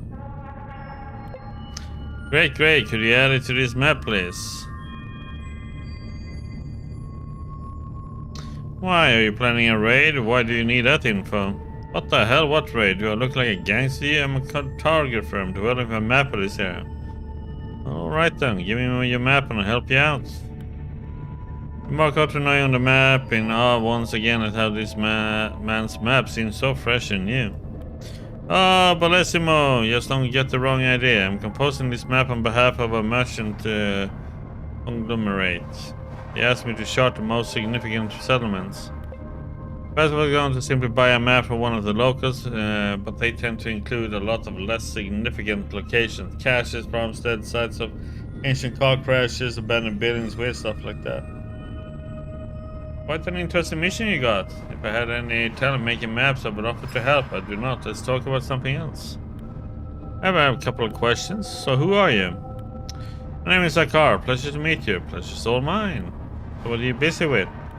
I'm a cartographer by trade, all thanks to a reasonably priced 5-month cartography course. That's an uncommon profession. Where are you from? My employers Repkin and Son are from Kherson. You're planning to expand the mercantile business to your step in a year or two. By that time you haven't been conquered and it's still profitable, that is. Okay, got any good rumors to share? I wanted some application local rumors. How do you like this? From time to time, people in the Wasteland stumble upon various anomalies. I'm not talking about witchcraft or stuff like that. I mean, just really weird shit. I won Kopek coin, apparently issued in 1993 after the war. An old newspaper in which Gorbachev is referred to as president of USSR instead of general secretary.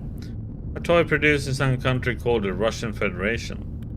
Ordinary merchants turn their backs on finds like these, but I have heard that somewhere in the Dead City there is a bird with bottomless pockets and a desire to buy these bizarre trinkets. No one knows where to look for her, however the company name Mist Promtorg often pops up in conversations with suddenly rich stalkers. Thanks for sharing, buddy. But with you, I wouldn't go looking for that last. People who owe their fortune to her have a short life expectancy. Not always from being robbed by other gold diggers. Heard one got killed by a falling brick while wandering around a wasteland with no buildings in sight. The other had a rat crawling into his mouth while he was asleep. The third was pecked to death by pigeons. You get the idea. Yes. Yep.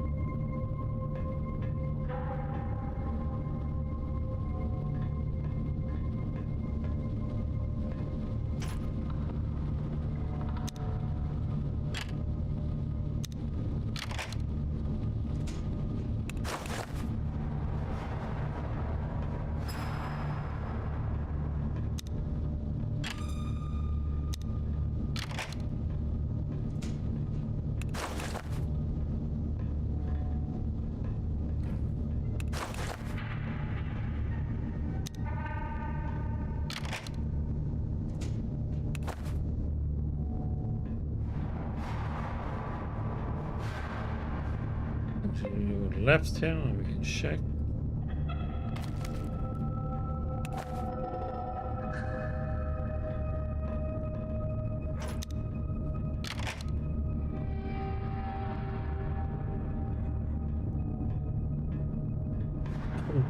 Wait.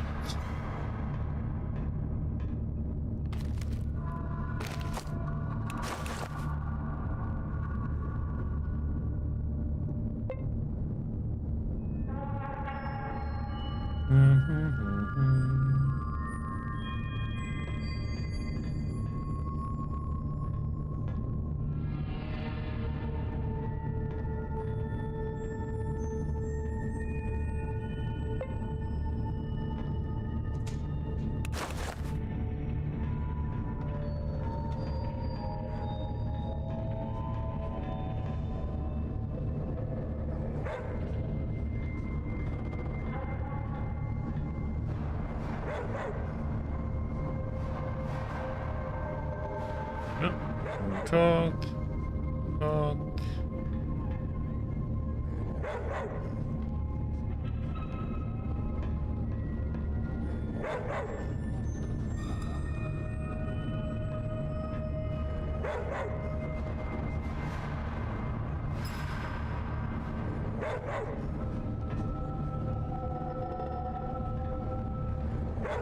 Just kill you all.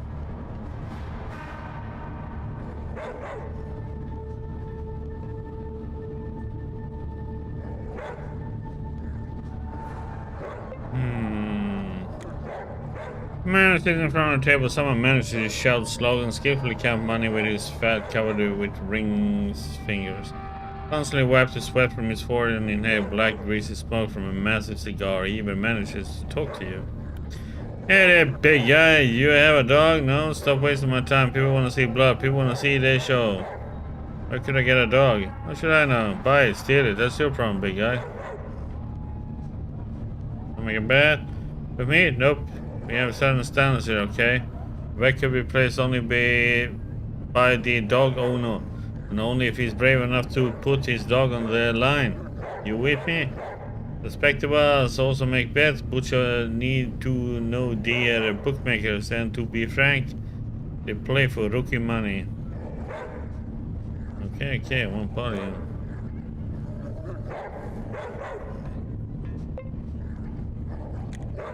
Robert is leaning against the rusty wall of the hold. Her gaze is fixed on the cages where the fighting dogs never stop barking and banging their rage. Turns to you with one eyebrow quizzically arched. Yeah, about mating, let's hope price. You won't be disappointed. Kalindra's fees are as good as her best boy's puppies. Who's Mama's best boy? He is. You run a mating service? Oh, you know, I'm often approached by dogfighting enthusiasts hoping to arrange a date between the bitches and my champion dog. The 4 legs, flesh and bone ripper named Nubushia. So that their puppies get his killer genes. What does Busha feel about all this? I don't think Busha has an opinion on this subject. After all, he's just a dog. Okay. I just want to ask you a few questions. So, yes, who are you? My name is Kalindra. I'm the owner of Bushia, the strongest fighting dog in the arena. Pleasure to meet you. How do you find life here in Paragon? The only people who enjoy life in Paragon are those who have found a way to exploit it to their advantage, the merchant, security companies, and dog owners. If I were, say, a farmer with somewhere closer to Krasnosnameni. Gotcha. Don't you feel bad for the dogs? I feel bad for dogs who've been trained to bring slippers to their owners. The local mutts get a chance to live and die by nature laws, like the fearless and bloodthirsty beasts they are. Okay. Got any good rumors to share? When I was younger, I romanticized the criminal way of life and kept on taking gangster lovers. But even back then I found the bastards from the so-called Fug Fortress disgusting at best. Stay clear of that place. Keep that in mind. I'm looking for a mutual buddy of ours, Shigurov. Lena's pretty face warps with irritation. Ah, you want to know where this Robin Hood disguised as Mother Teresa is hiding out? Do you know where I can find him? When we spoke last, he told me alongside his usual lame excuse that while the collectors are looking for me among the living, I'll be hiding safely in a grave. What a dumbass, right? What do you call Shigurov both Robin Hood and Mother Teresa? Was when was the last time he stole to improve his own life, or to surprise me with something nice? The only thing he does with his money is feed all these orphans, beggars, mutants, and other drakes. It's honestly really upsetting. I feel the same as the collectors sent to catch him after he robbed that bank envoy. You know, they know what he's spending the coin on, but nevertheless they will shoot him without hesitation. Doesn't right. Love's meant to be lived, not sacrificed for others. What are these excuses you mentioned? Honey, I can't take you Busha for a walk. The children of Sonitstrad need my help. Kitty, I can't take you to Yo's mountain. The Chelyabinsk orphans need a new television. Baby, I know I just stole 200 grand from the wealthiest bank in Trudograd. But that money is earmarked for a new orphanage. What an ass. Do you love each other? Where all this anger coming from? Everyone has the limit. When your man values you less than a street beggar, you can either surrender your self-esteem or tell a man to go fuck himself, literally. Thanks for sharing. Okay.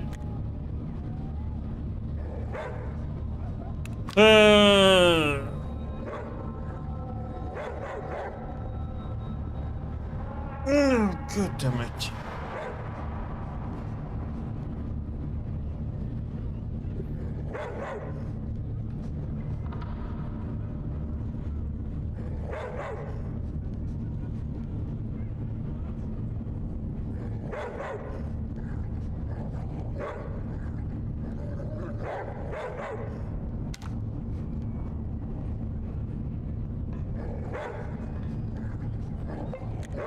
Full-blown around 30 with wide shoulders, strong arms, and a scar disfiguring the right half of her face, lights a cigarette from a small device like a miniature blowtorch.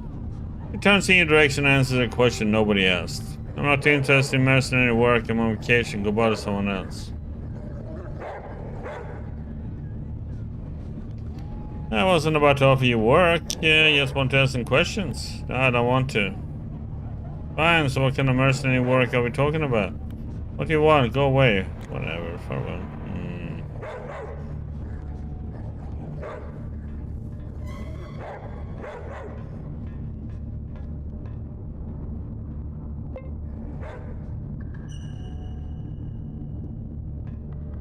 Better talk to Mambet. Now, while Bear lays a hefty fellow of middle age, his column-like legs across. When he sees you, his thick brows come together for a moment, after which the man smiles wildly, showing off 2 rows of glittering gold teeth. Ah ha ha! Take a gander at this weakling. Why are you here? Yeah, checking the place out. There were no goats outside, so... I oppose the no go true, but this is the reason to walk into my room without warning? Haha, I'm not mad, but what do you want? Who are you? Can I maybe help you with something? You? Haha, no little man. Good old Bambetov has everything under control.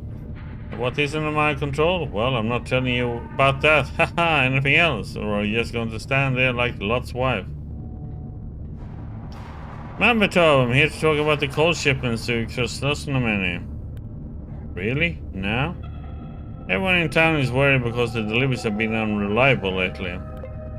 But the Krasnosnomenites got themselves all in a tizzy, huh? Ah! You reap what you sow. What you want from me, though? We don't have enough people to provide every caravan with an escort. I was handed by the Chamber of Commerce to help you with the security on the coal shipments. By the Chamber of Commerce, huh? Bambetov fixes you with a long, hard gaze. Finally, he signals his female servants to cover their ears. Okay, here's the way we'll do it. Go to the truck stop near the Paragon Guard building. There you will find a truck filled with coal. Tell the driver Mambet sent you and escort him to Krasnosnomeny. Run into any bandits, who will likely be far from Paragon, and I'm guessing few in number. Why do you think that? Just a hunch, professional instinct if you will. Go on, get to it already, and don't forget to talk with the driver. Yeah, who do you think I am? Bye.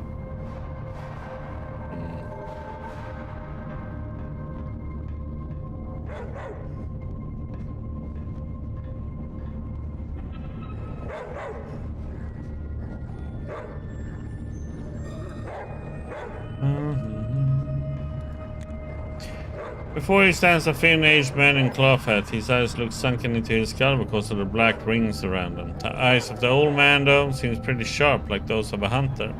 He's got you in his center of attention.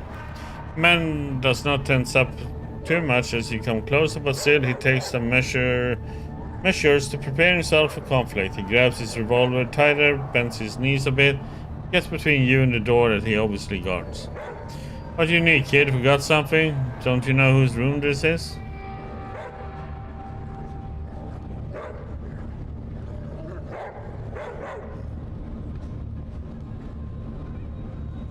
I need to see your boss. I have something to tell him. Oh, I'm prepared to laugh already. Well, go ahead. Tell me why I should let you into our boss without the invitation. I'm from Fyodor Maximovich. We have something to talk about. Well, if you're from him, it must be really important. Go on, tell me what he wants and I'll tell the boss.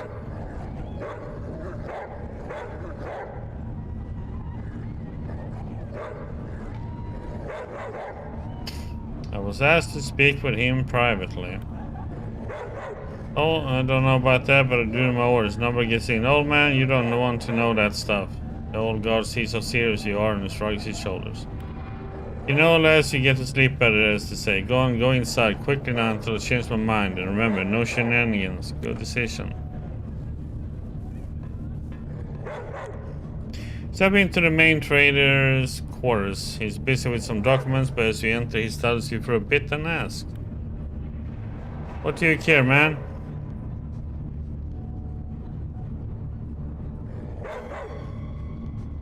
Fyodor Maximovich sent me to deal with you. Leonia Abraham's gaze grows stony and he straightens his back. What kind of deal is that?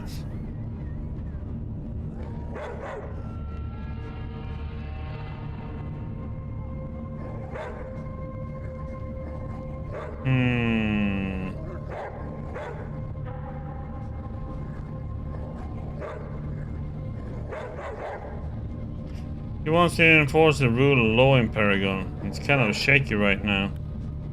Jon Abraham takes off his glasses and starts polishing them with his handkerchief. He's a right-thinking fellow. We agree on a lot of things, but... The trader slams his fist down on the table. It's so unexpected he startles you. He can go fuck himself for all I care. Old fool wants to enforce his will on me. The only will he needs to concern himself with is his final will and testament. God damn it, right about bastard. Why Quickly his rage flared up. Abraham falls calm again. He sighs, returns to cleaning his glasses. Now here's the swell up for you. Kill old Maximovich and the head of the guard. Teplovsky along with him. I give you 1,500 for each. Good money that I'm sure we use wisely. What do you say? I'll come back to you. Dispose of him without alerting the guard.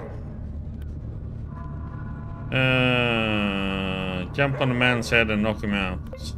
You jump on with both feet onto the man's skull and hear the terrible sound of cracking bone. Abraham's head deforms under the blow like an overripe watermelon. He dies instantly. Wipe the sweat from your brow.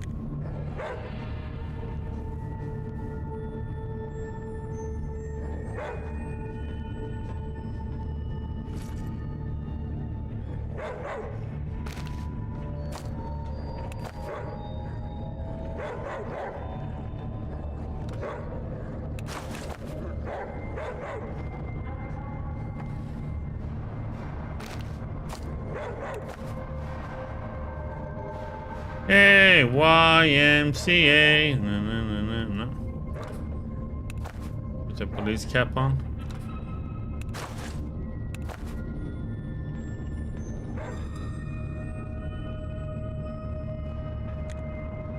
The guard eyes suspiciously. How was the ruckus back there? Answer me now. Peachcraft, lie, I had to give him some bad news, so he started spazzing out and smashing his furniture. You only got so mad, huh? Yeah, he's like that sometimes. I don't even want to know what kind of bad news you had. Go with Christ. Yeah, I'm going. See you.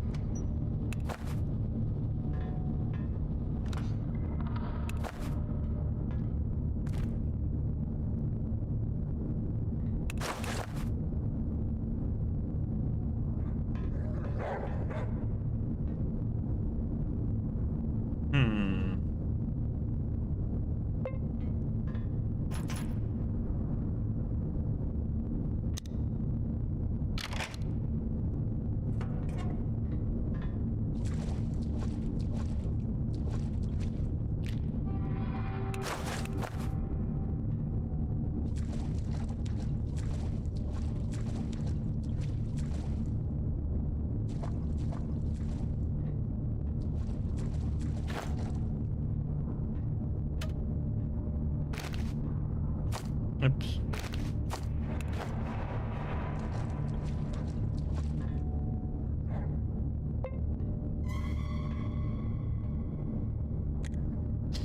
You see him gazing upward in deep contemplation. Every so often he bends over his sketchpad and adds a few strokes to an unusual drawing. Noticing you, he gives you a friendly smile. You better I already finished painting Stalker's Resting. You would have been perfect model, so how can I help? What I can tell you, an artist. The man tucks his much-chewed pencil behind his ear and shrugs. I also thought we had died out after a great absatz, but no, there are still artists in this world. Some of them are even able to make a living. While we're on this topic, until you're a man of experience, perhaps you could help me with a project of mine. Depends on the project, tell me more. The man rubs his forehead, scratches his chin, and loses a world-weary sigh. I was hired to illustrate a science fiction book by a local writer, Gubsov. At first, it was going well. I was drawing stalkers and turning them into intergalactic communists, modeling aliens on the humble Myrmic and whatnot. Continue listening in silence. Yeah, now I need to draw a vicious monster lying in ambush for the protagonist, Dick Popov, in the labyrinth of the busty Duchess of Uranus. But I require inspiration, a model, or at least story to go on, so here's what I was thinking. The most experienced stalker's whisper of a strange beast that roams the north. A gargantuan creature called Cookish. Though I have never seen it in person, I have no intention of ever doing so. If an eyewitness to this monstrosity could tell me about it in detail, I'm certain I could draw the most terrifying picture you have ever seen. I'm not planning on traveling north anytime soon. Do you happen to know anyone who's actually seen the monster? Famous story came to Krasnosnameni a while back. He's reputed to have seen Cookies and nearly escaped with his life. If you could talk to this guy and tell me his story, I'll pay you 3 to 500 rubles. The stalker's name is Patrick. Can't promise anything, but we'll see. For now, let's change the subject. Care to answer some more questions? Easy peasy, little Miss Nisi. What are you most interested in? Who are you? My name is Trudimore. I'm a traveling artist. Nice to meet you, Trudimore. Next question. Are you local? You know, I've worn out so many pairs of boots in this life, I don't even remember where I put the first pair on. I was just a little boy when my parents decided to open road was the best home of all. That's how it is. So what are you doing here? Right now I'm working on illustrations to complement the writing of a local literature Gupsov, who recently penned his own space opera, Dick Popov and the Mystery of the Lost Bust. Lucky you. Got any good rumors to share? Well, people like me are trying to bring life to the fading spark of high art. A bunch of circle mutants put on a vulgar performance for the masses.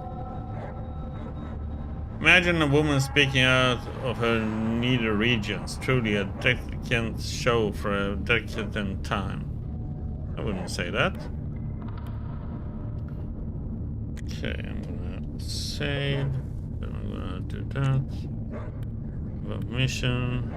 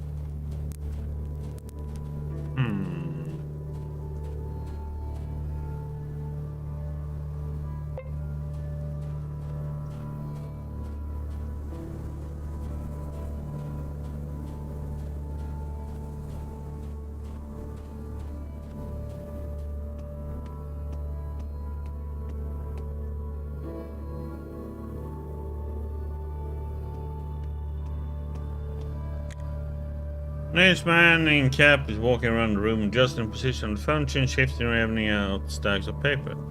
Seems like he's obsessed with keeping everything tidy and in order. Seeing you, the man touches the brim of his cap. Attention, you notice a small deck of cards in front of his pocket. You like cards, buddy? Don't like to play cards once in a while. Shame that our Borka doesn't play, even though he knows how. What are you playing? Atomic Blackjack, just like everyone else. Tell me the rules. Rules are simple. Each card has a numeric value. You draw one card each turn until you either hit 21 points, overshoot, or decide to stop. If you get 21, it's blackjack and you get the whole pot. But if you go bust, that is hit 22 or more points, you lose. Another player gets 21, the one with most points wins. Card values are aces, 11, kings 4, queens 3, and jacks 2. Another other cards you use. Simple, right?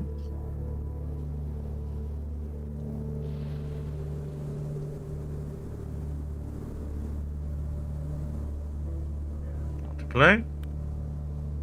Play, but only play for mine. Let's say, fine, better 20.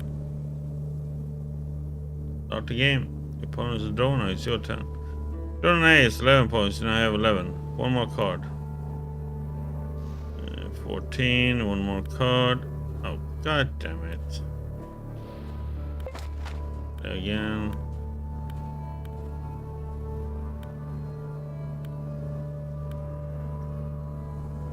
Cards, success number is 11 equals you win. Okay, thanks, bye now.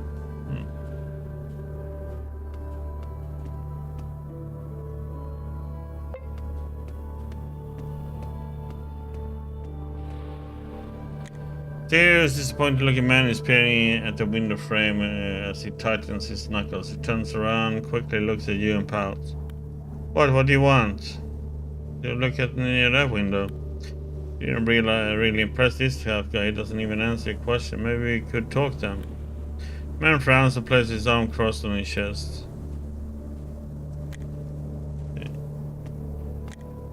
The head guard's guard is ridiculous as that and throws a quick glance your way. His no-nonsense stance suggests he's ready for any roguery you may throw his way. Like I said, I won't let you see the chief. Listen, I have a message for your boss. Was sent by Fyodor Maximovich. It's about a political matter. Guard crosses his arm and lowers his head to think. That's very interesting. In that case, you can go in, but be careful. Simply, the head guard is a great jackass. Thanks for the advice.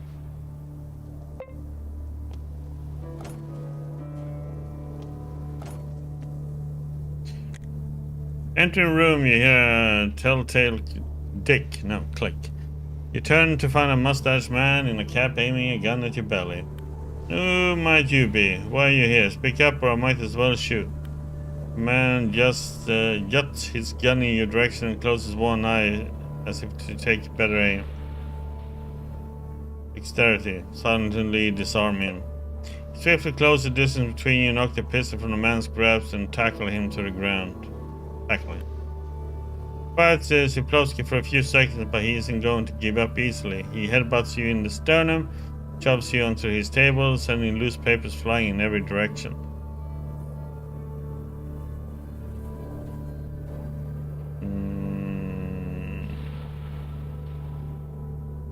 Tension, look around for a weapon. Grabbing up heavy paperweight, you smash it against your opponent's skull. With a sigh, he collapses in a heap. Jumping down from the table, you loom over him. Ventilate Ziplovsky with your blade. Your quick jabs in his liver and kidneys are enough to calm him down permanently. Get up. Well, I was supposed to talk to two people about, and here instead we end up killing both of them. No.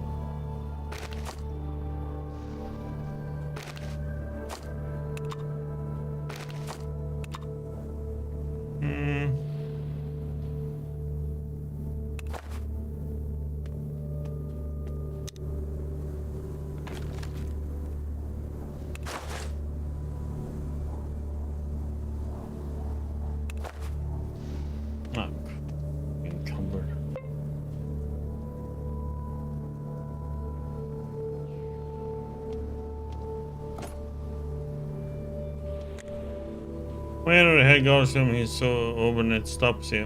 Hey now, what was the noise all about? What noise? Black grin spreads across his face. Forget it, I'm just imagining things. Going through. In any case, Ripley had it coming. I see how it is. Gotcha. He's just glad he's gone too. Oh, god damn it, I have to pay. Yeah, let's go to the vendor first, and then we have to.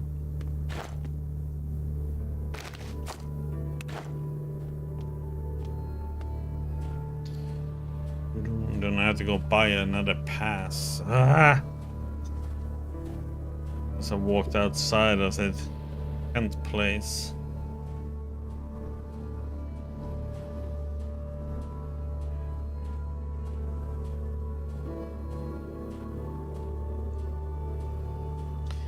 Yeah, so we got actually our own house now in the game. By the way, in Red Fighter, we got our own house here now, and we also got a farmer with cows, so we got free milk. We just need to have bottles with us, and we get free milk. We also got the person from here, that trigger happy lady. She joined us down here. Yeah. I mean, I got a mission that I'm supposed to kill everybody at the circus. Yeah. Seems like I learned there is a fog fortress over here. And I need to kill somebody at the bunker.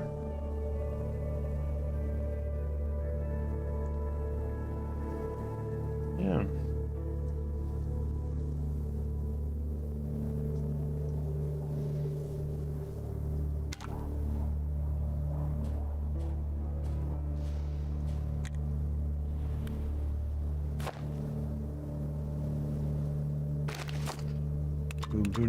Oops. Crappy one, so.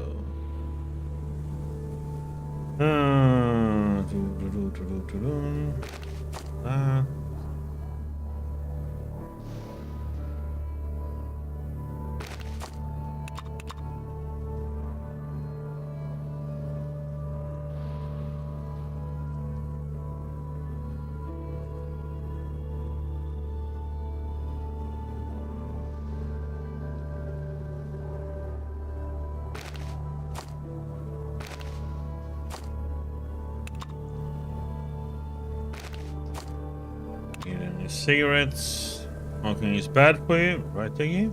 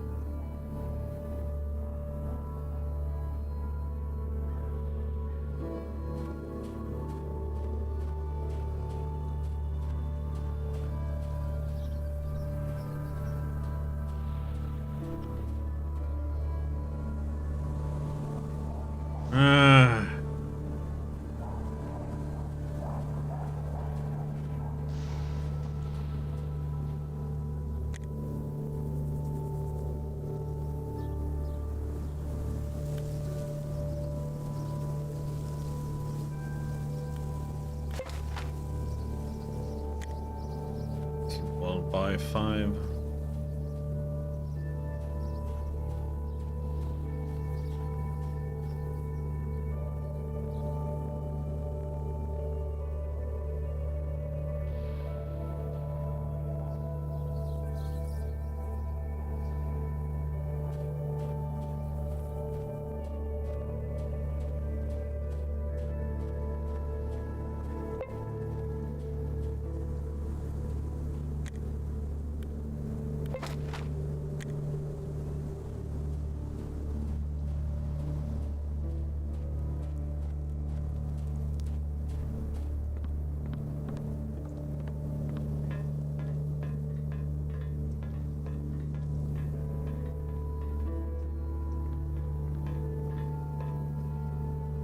Okay. Fyodor Maxi gazing at the door with a bored expression as he enters his demeanor transforms his back straight and the fire starts to burn in his eyes. About the political bickering. Fyodor Maximovich comes closer. He looks tense, uncertain, full of hope at the same time. Do tell, couldn't talk sense into either man, had to kill them both. Mother of God, I knew this was a possibility, but I had hoped it wouldn't actually come to pass. I was foolish, it seems. Nothing to be done about it now. It's not pretty, but it's still a solution, and you're the one to thank for it.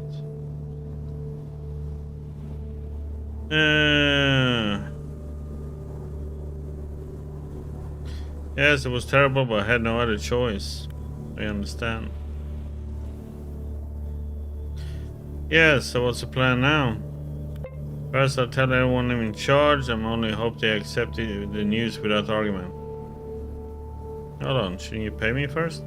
I don't know, you dispose of the only people stopping the situation in Paragon from becoming a true nightmare. Money will likely become a problem in the near future. Fine, take 500 rubles, 3 tins of food and 10 9mm cartridges, as well as this Kasparamid pack. Not much, but it's all I can afford. What will you do now? First, I'll tell everyone I'm in charge. I only hope they accept this news with argument.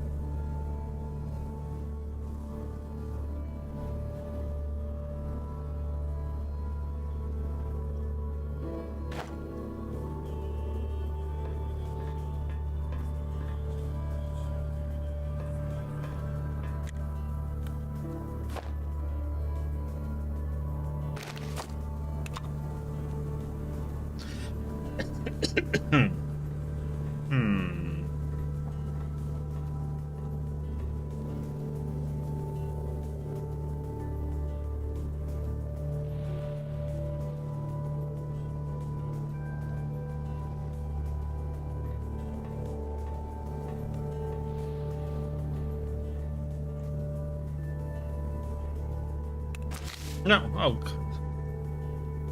Duh. We got to do the money. It's brain fart.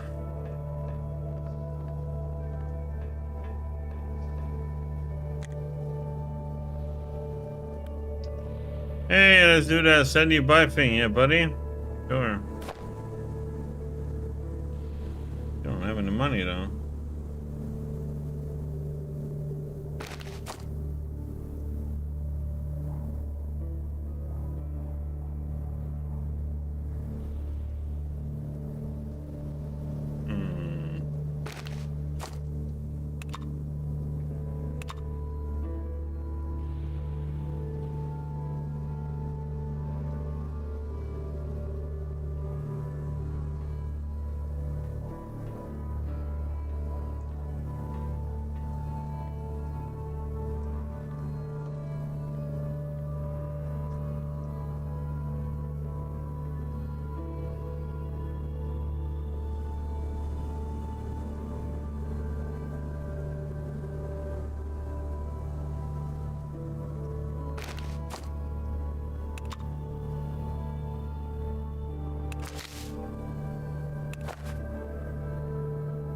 can I have something else? Well, okay. Do.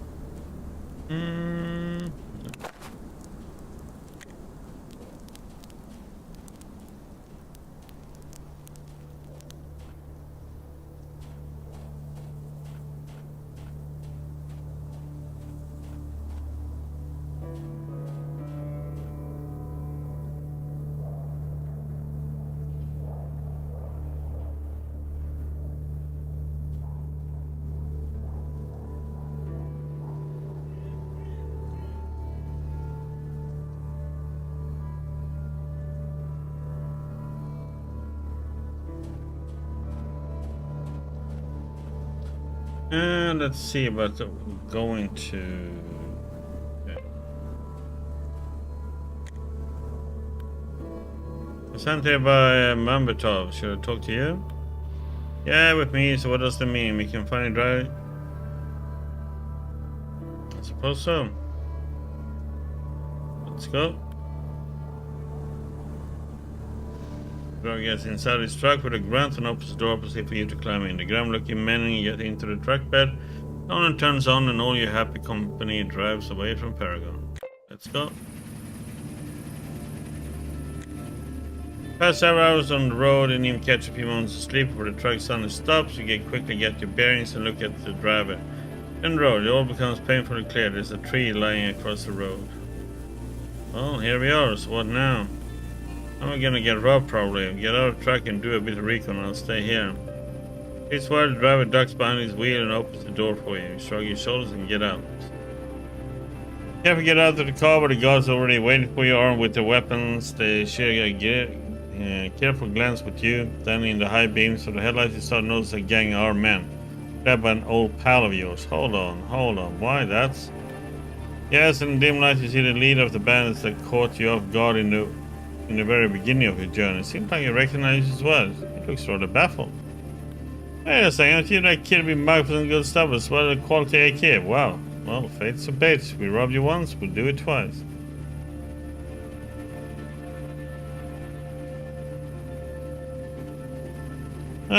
Finally I have a chance to get back at you assholes. Please, Pratt, listen, dear heart. We got nothing of value but some coal. Let's not fight over it, okay? Failure. Oh, buddy, you won't get anything from us. Prepare to die. Let's show them.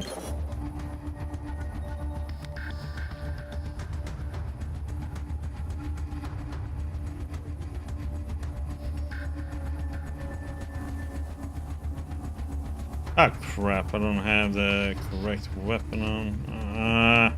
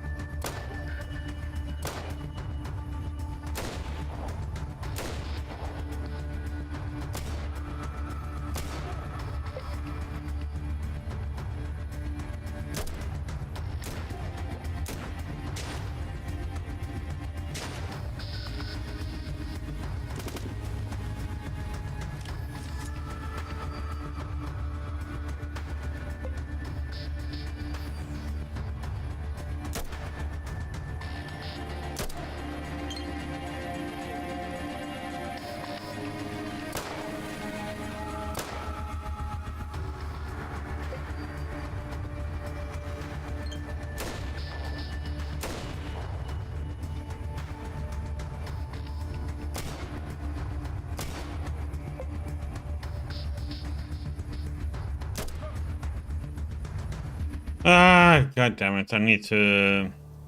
Okay, I can't go yet. I need to heal up.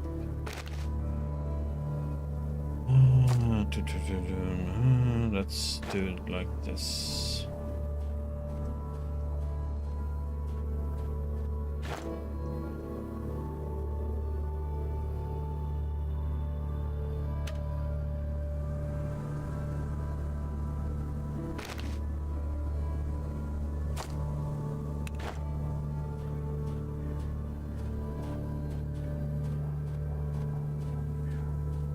Oh crap, way out is over there, right?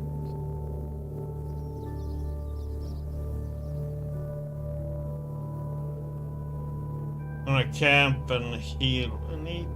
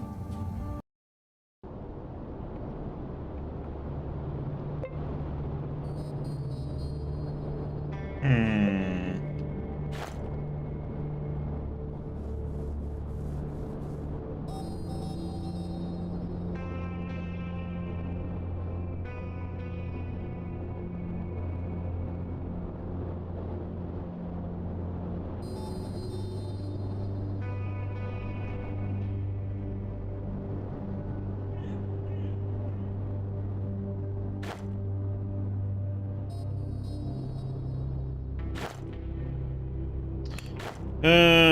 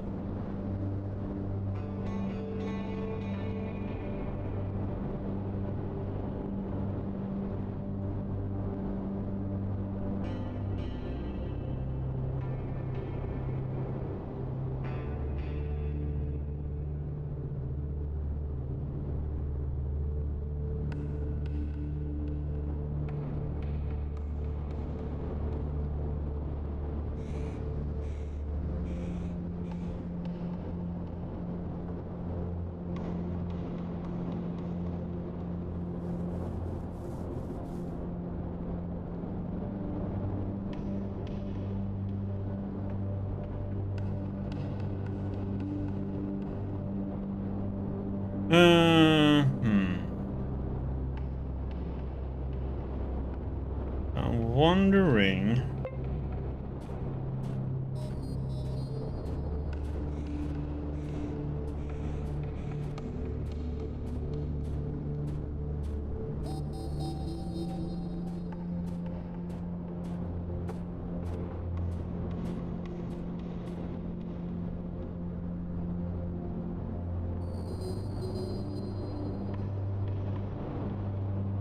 Should check this one out.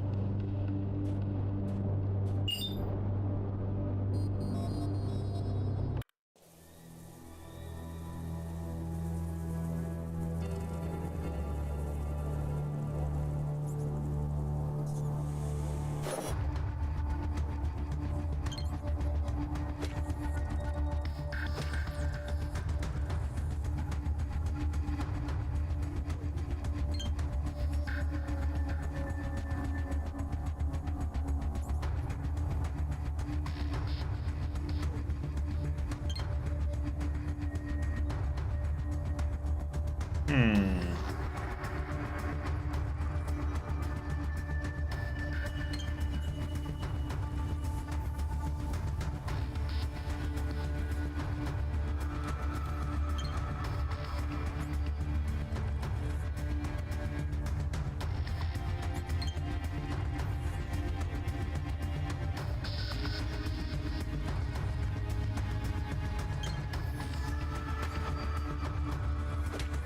Hello again, warriors.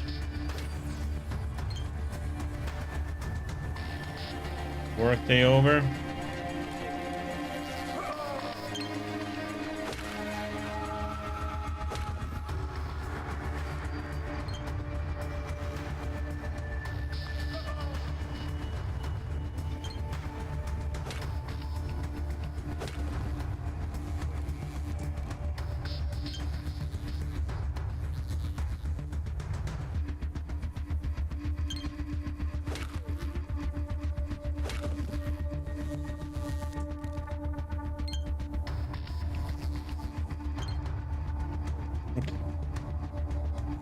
People are crazy. That's why, warriors.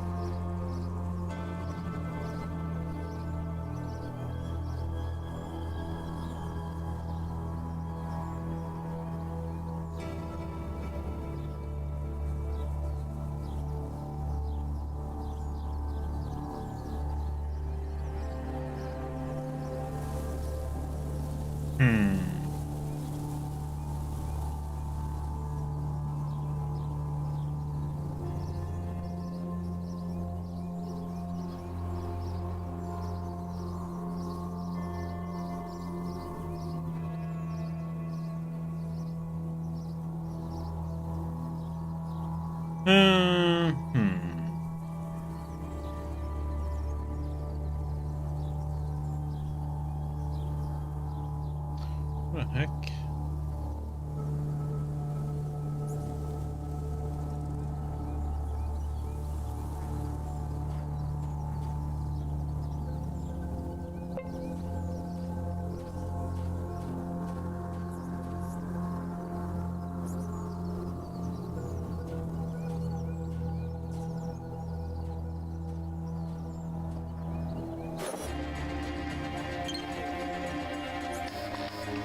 Oh, do you plan on running him over?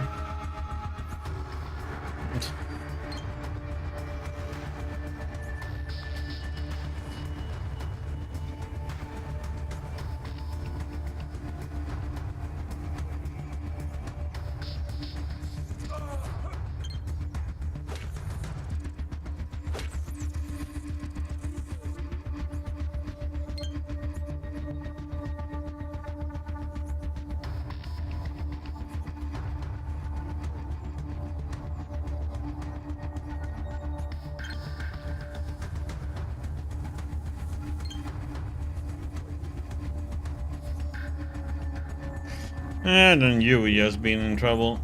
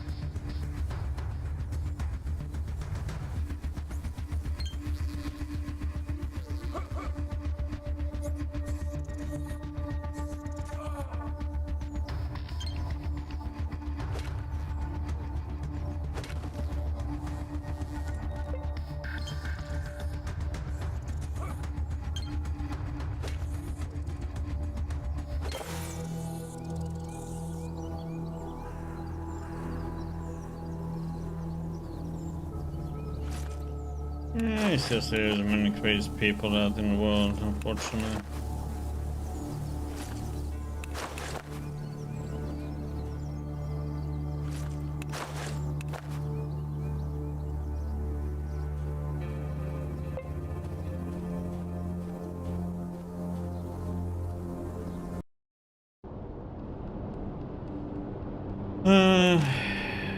What should I have in?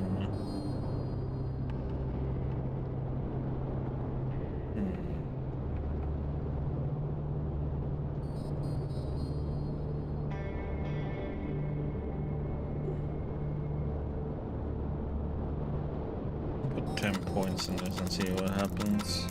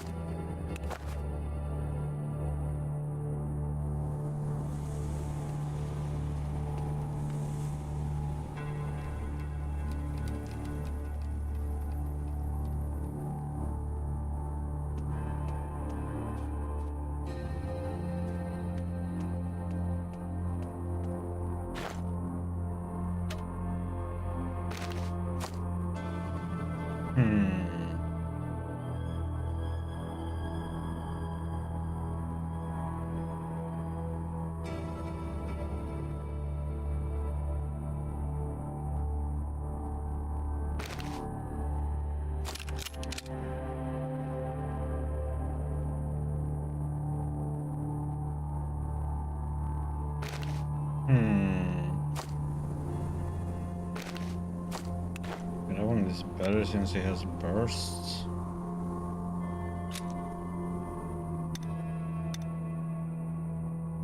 Costs a lot then.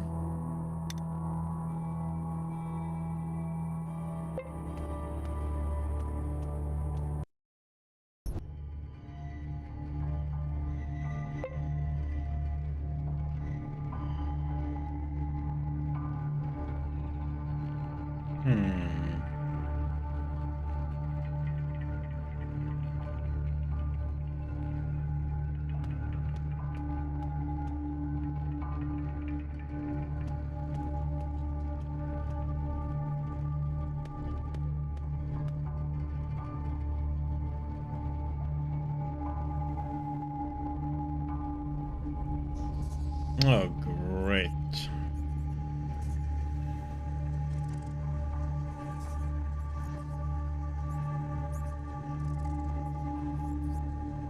Oh, great. There's one of those stupid big rats over there.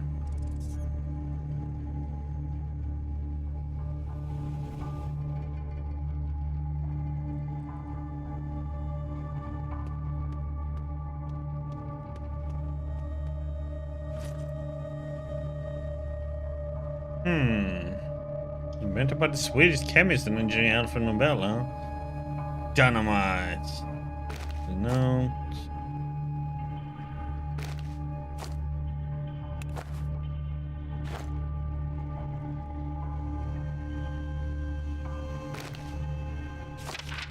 Hey, it is, doggers. You find my rotten corpse, poked around it for a laugh. But wait, there's more. Stories coming.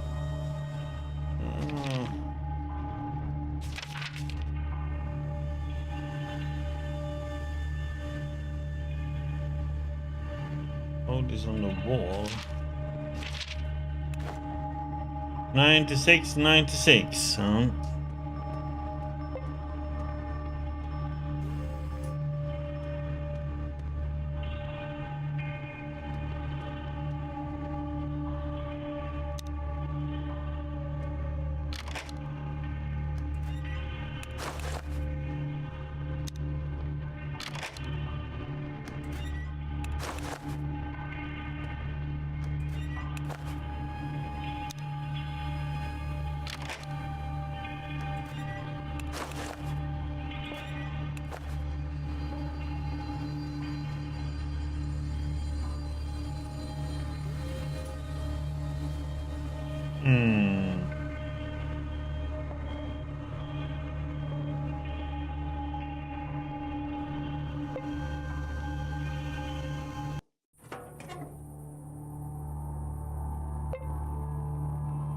Oh, that's just a different way in.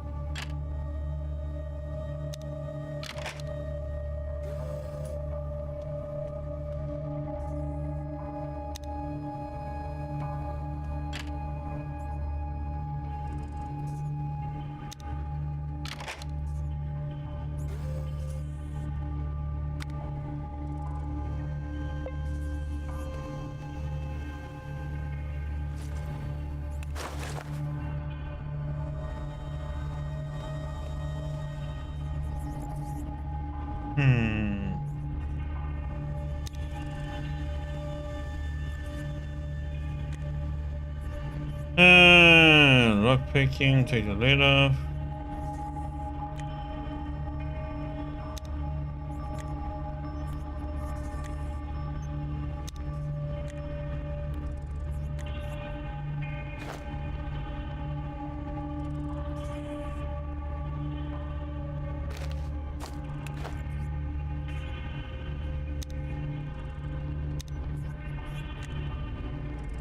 Turbine. Get the lid off, a success. Try to figure out the controls. CF wires. At the end with the electric plugs, 4 are placed within corresponding sockets. The fifth socket is empty. The order set of label 77, 49, 46, 18. The main one is label 15, 9, 8, 37.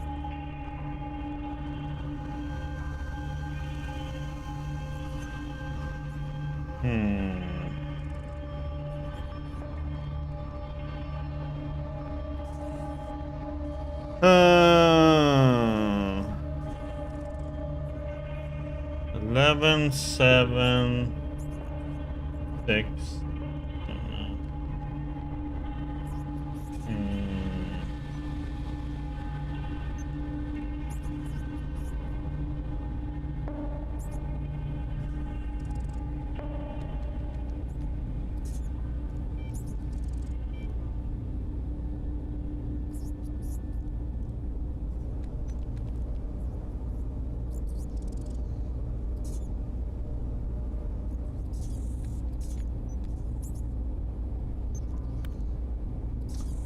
Will you push it? Push it! If you have a server and hear an unpleasant sound from the machine, it's a lamp as well. No, try to fix it. God damn it, so that was the wrong one.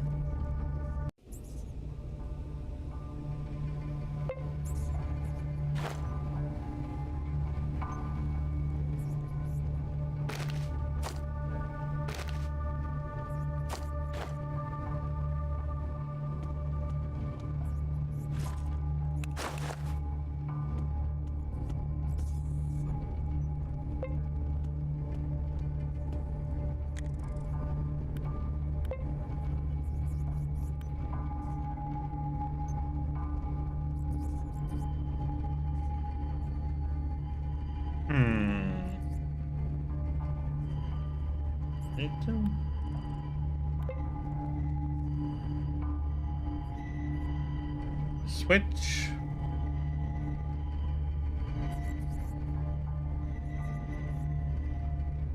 We push the green button. You press the button now, the lamp on the gray button is dim, lamp on the white button is red, and lamp on the green button is green. Here's the switch. Okay, push the white button. Lamp on the gray button is dim.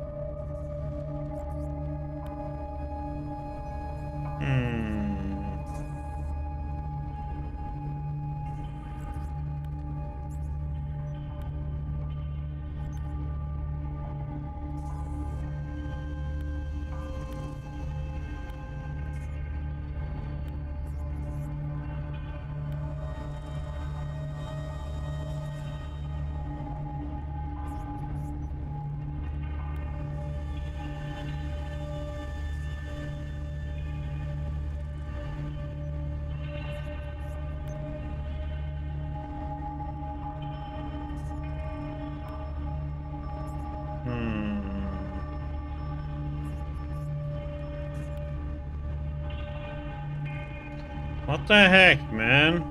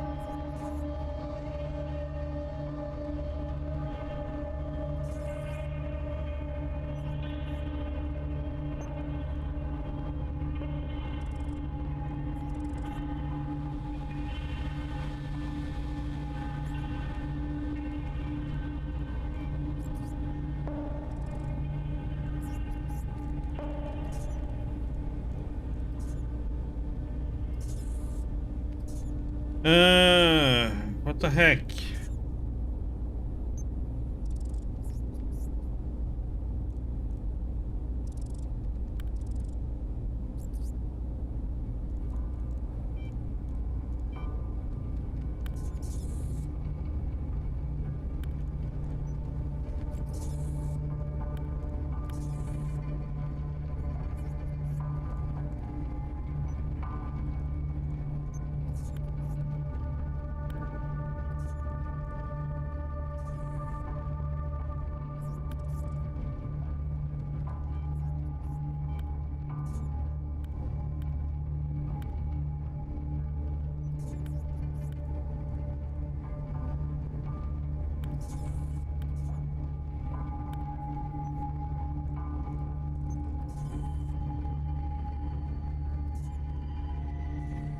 Hmm.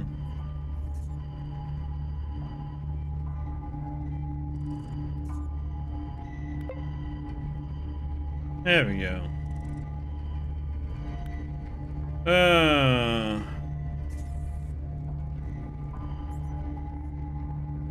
Only 2 terminals light up. Left of the button inside the machine, it takes underneath the first and reads on and off underneath the second one, which one to use.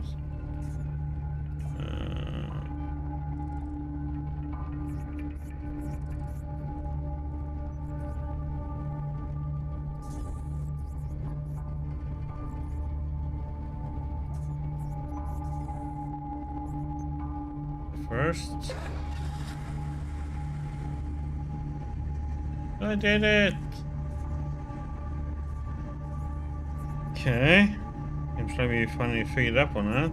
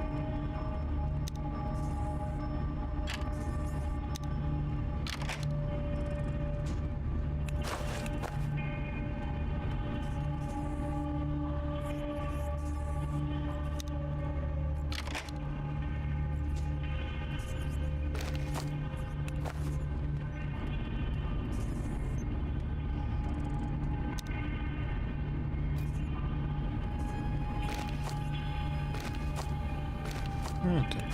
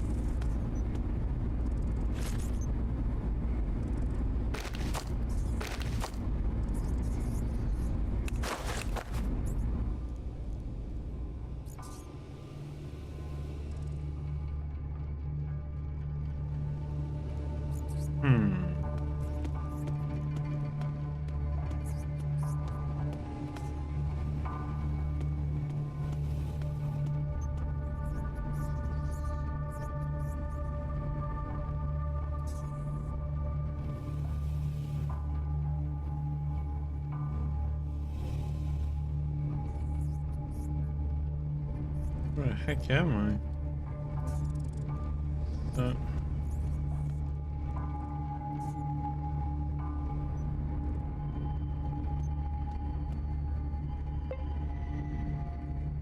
Oh.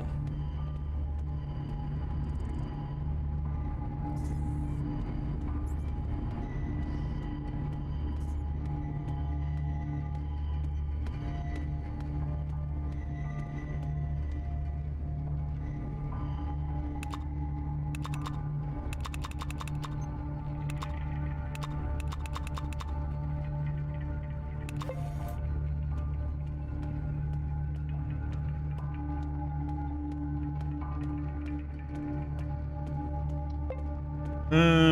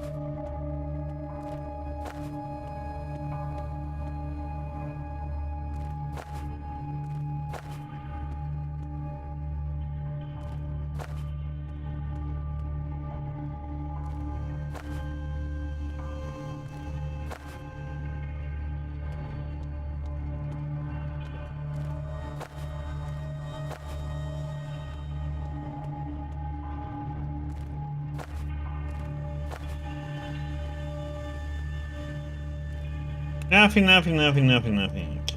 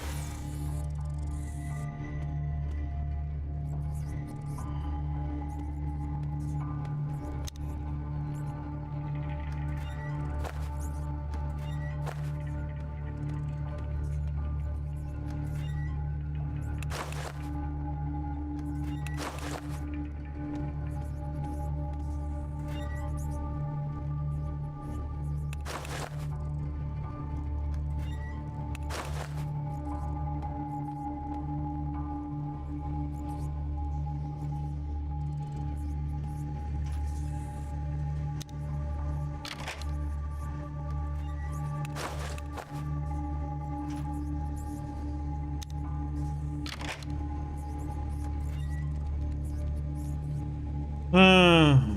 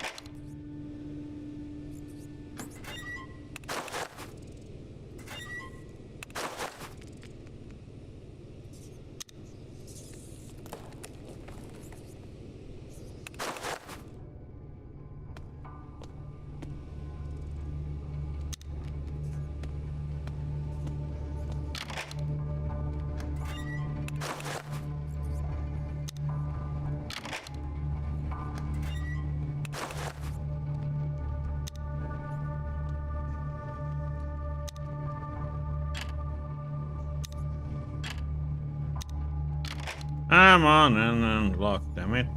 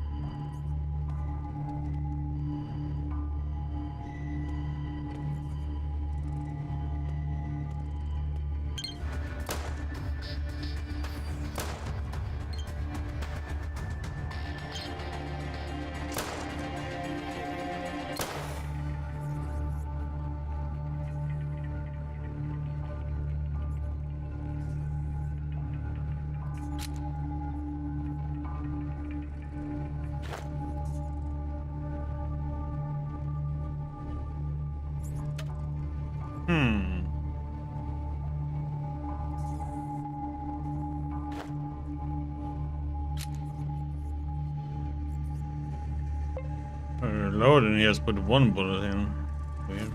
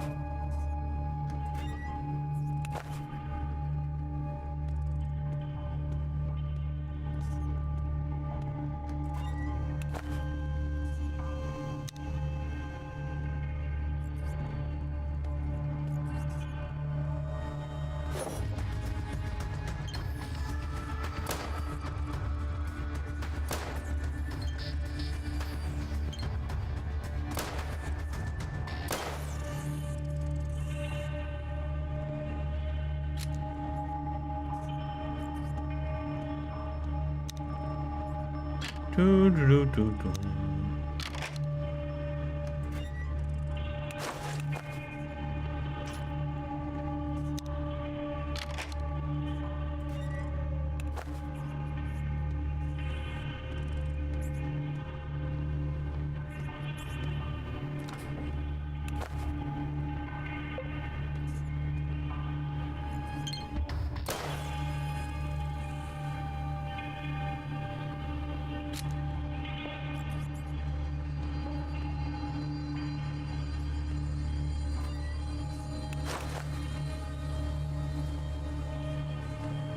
Toilet paper.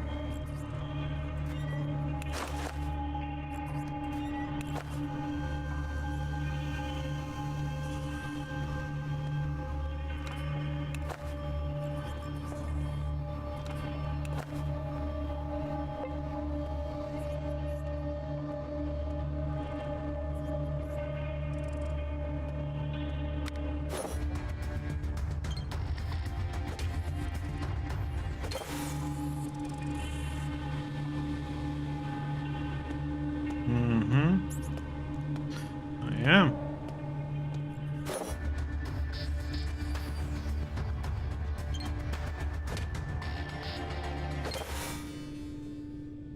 This game, oh, there's a lot of places we haven't even been at yet. And I have a lot of some big fights that I think I need to do too. So, it's a while.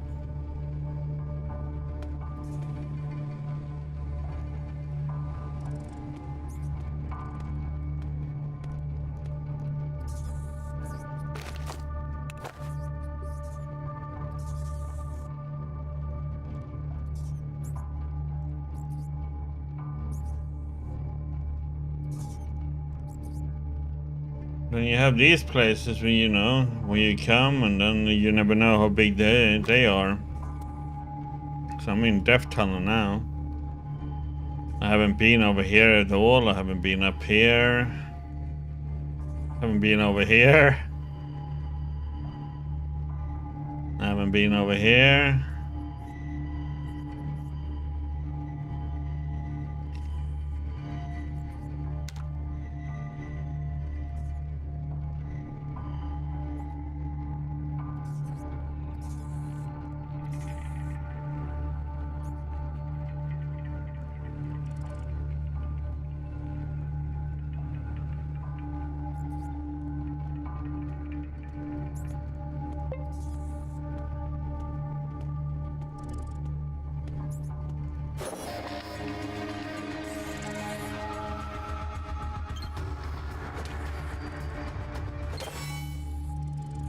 We got a new level, nice.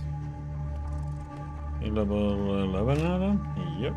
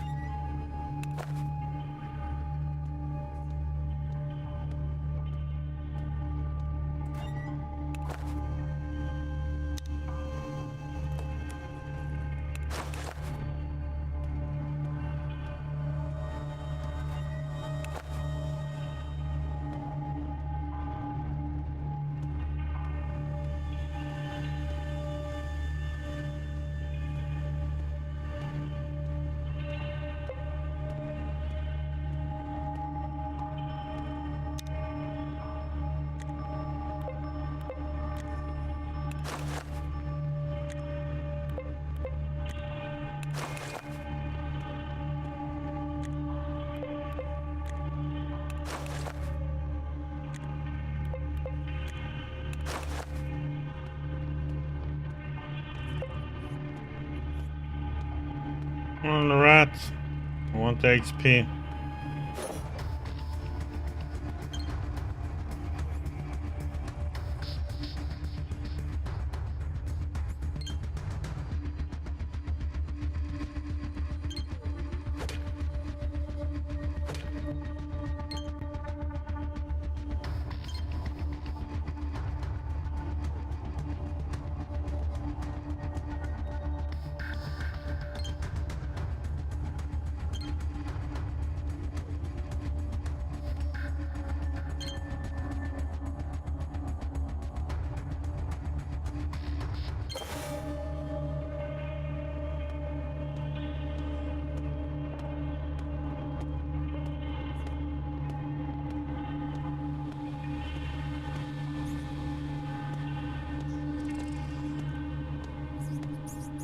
Hmm.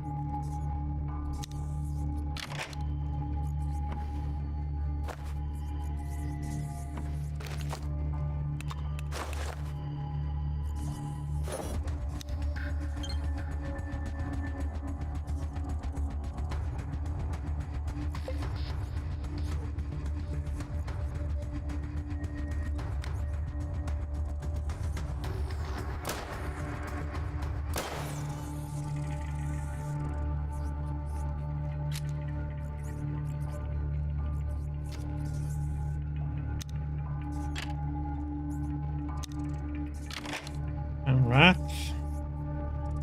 Corrupting me.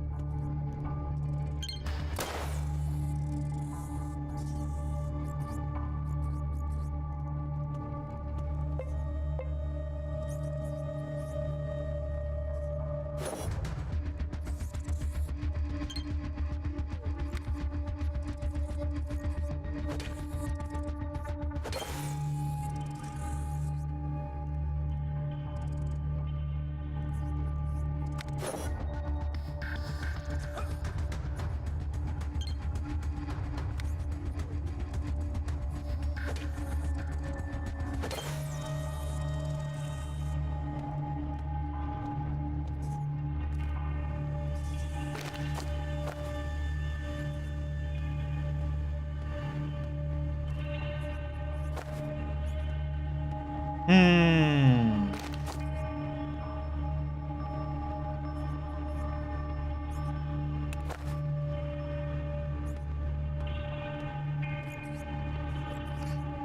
Oh my god, where is this damn filter, man?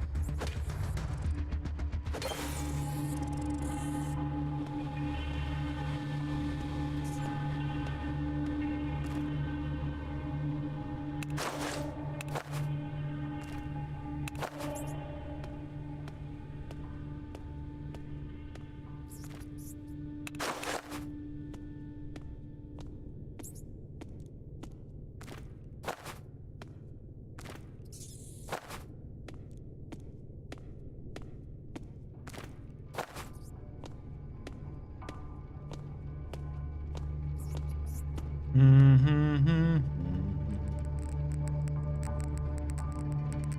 this is radioactive over here. Oh my lord.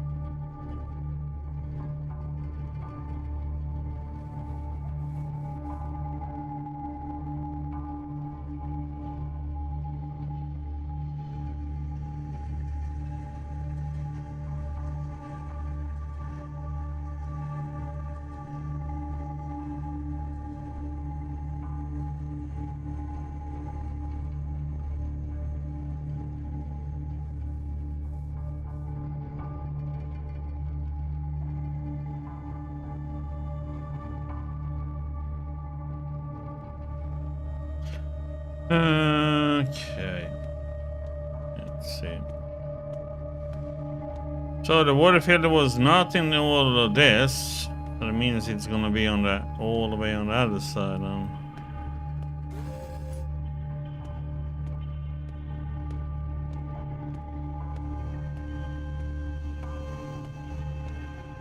Where we have some big nasty things to fight. Okay. That will be tomorrow's headache though. Got some big ones to fight. With over 100 health each. That's gonna be interesting. Yeah, they have 114 hit points and there's 4 of them. Oh boy. Yeah, so we're gonna have some interesting moments tomorrow. So thank you everybody for stopping by today. Much appreciated as always. Hope you all have a great Wednesday, Thursday, and I'll see you all back on Thursday. Let me try and get over to the radiator part and see if you survive that one. Or if we have to wait until we get a better gun. We'll see what we can do. You all take care, have a good one, and I'll see you back on Thursday. Night to night, everybody.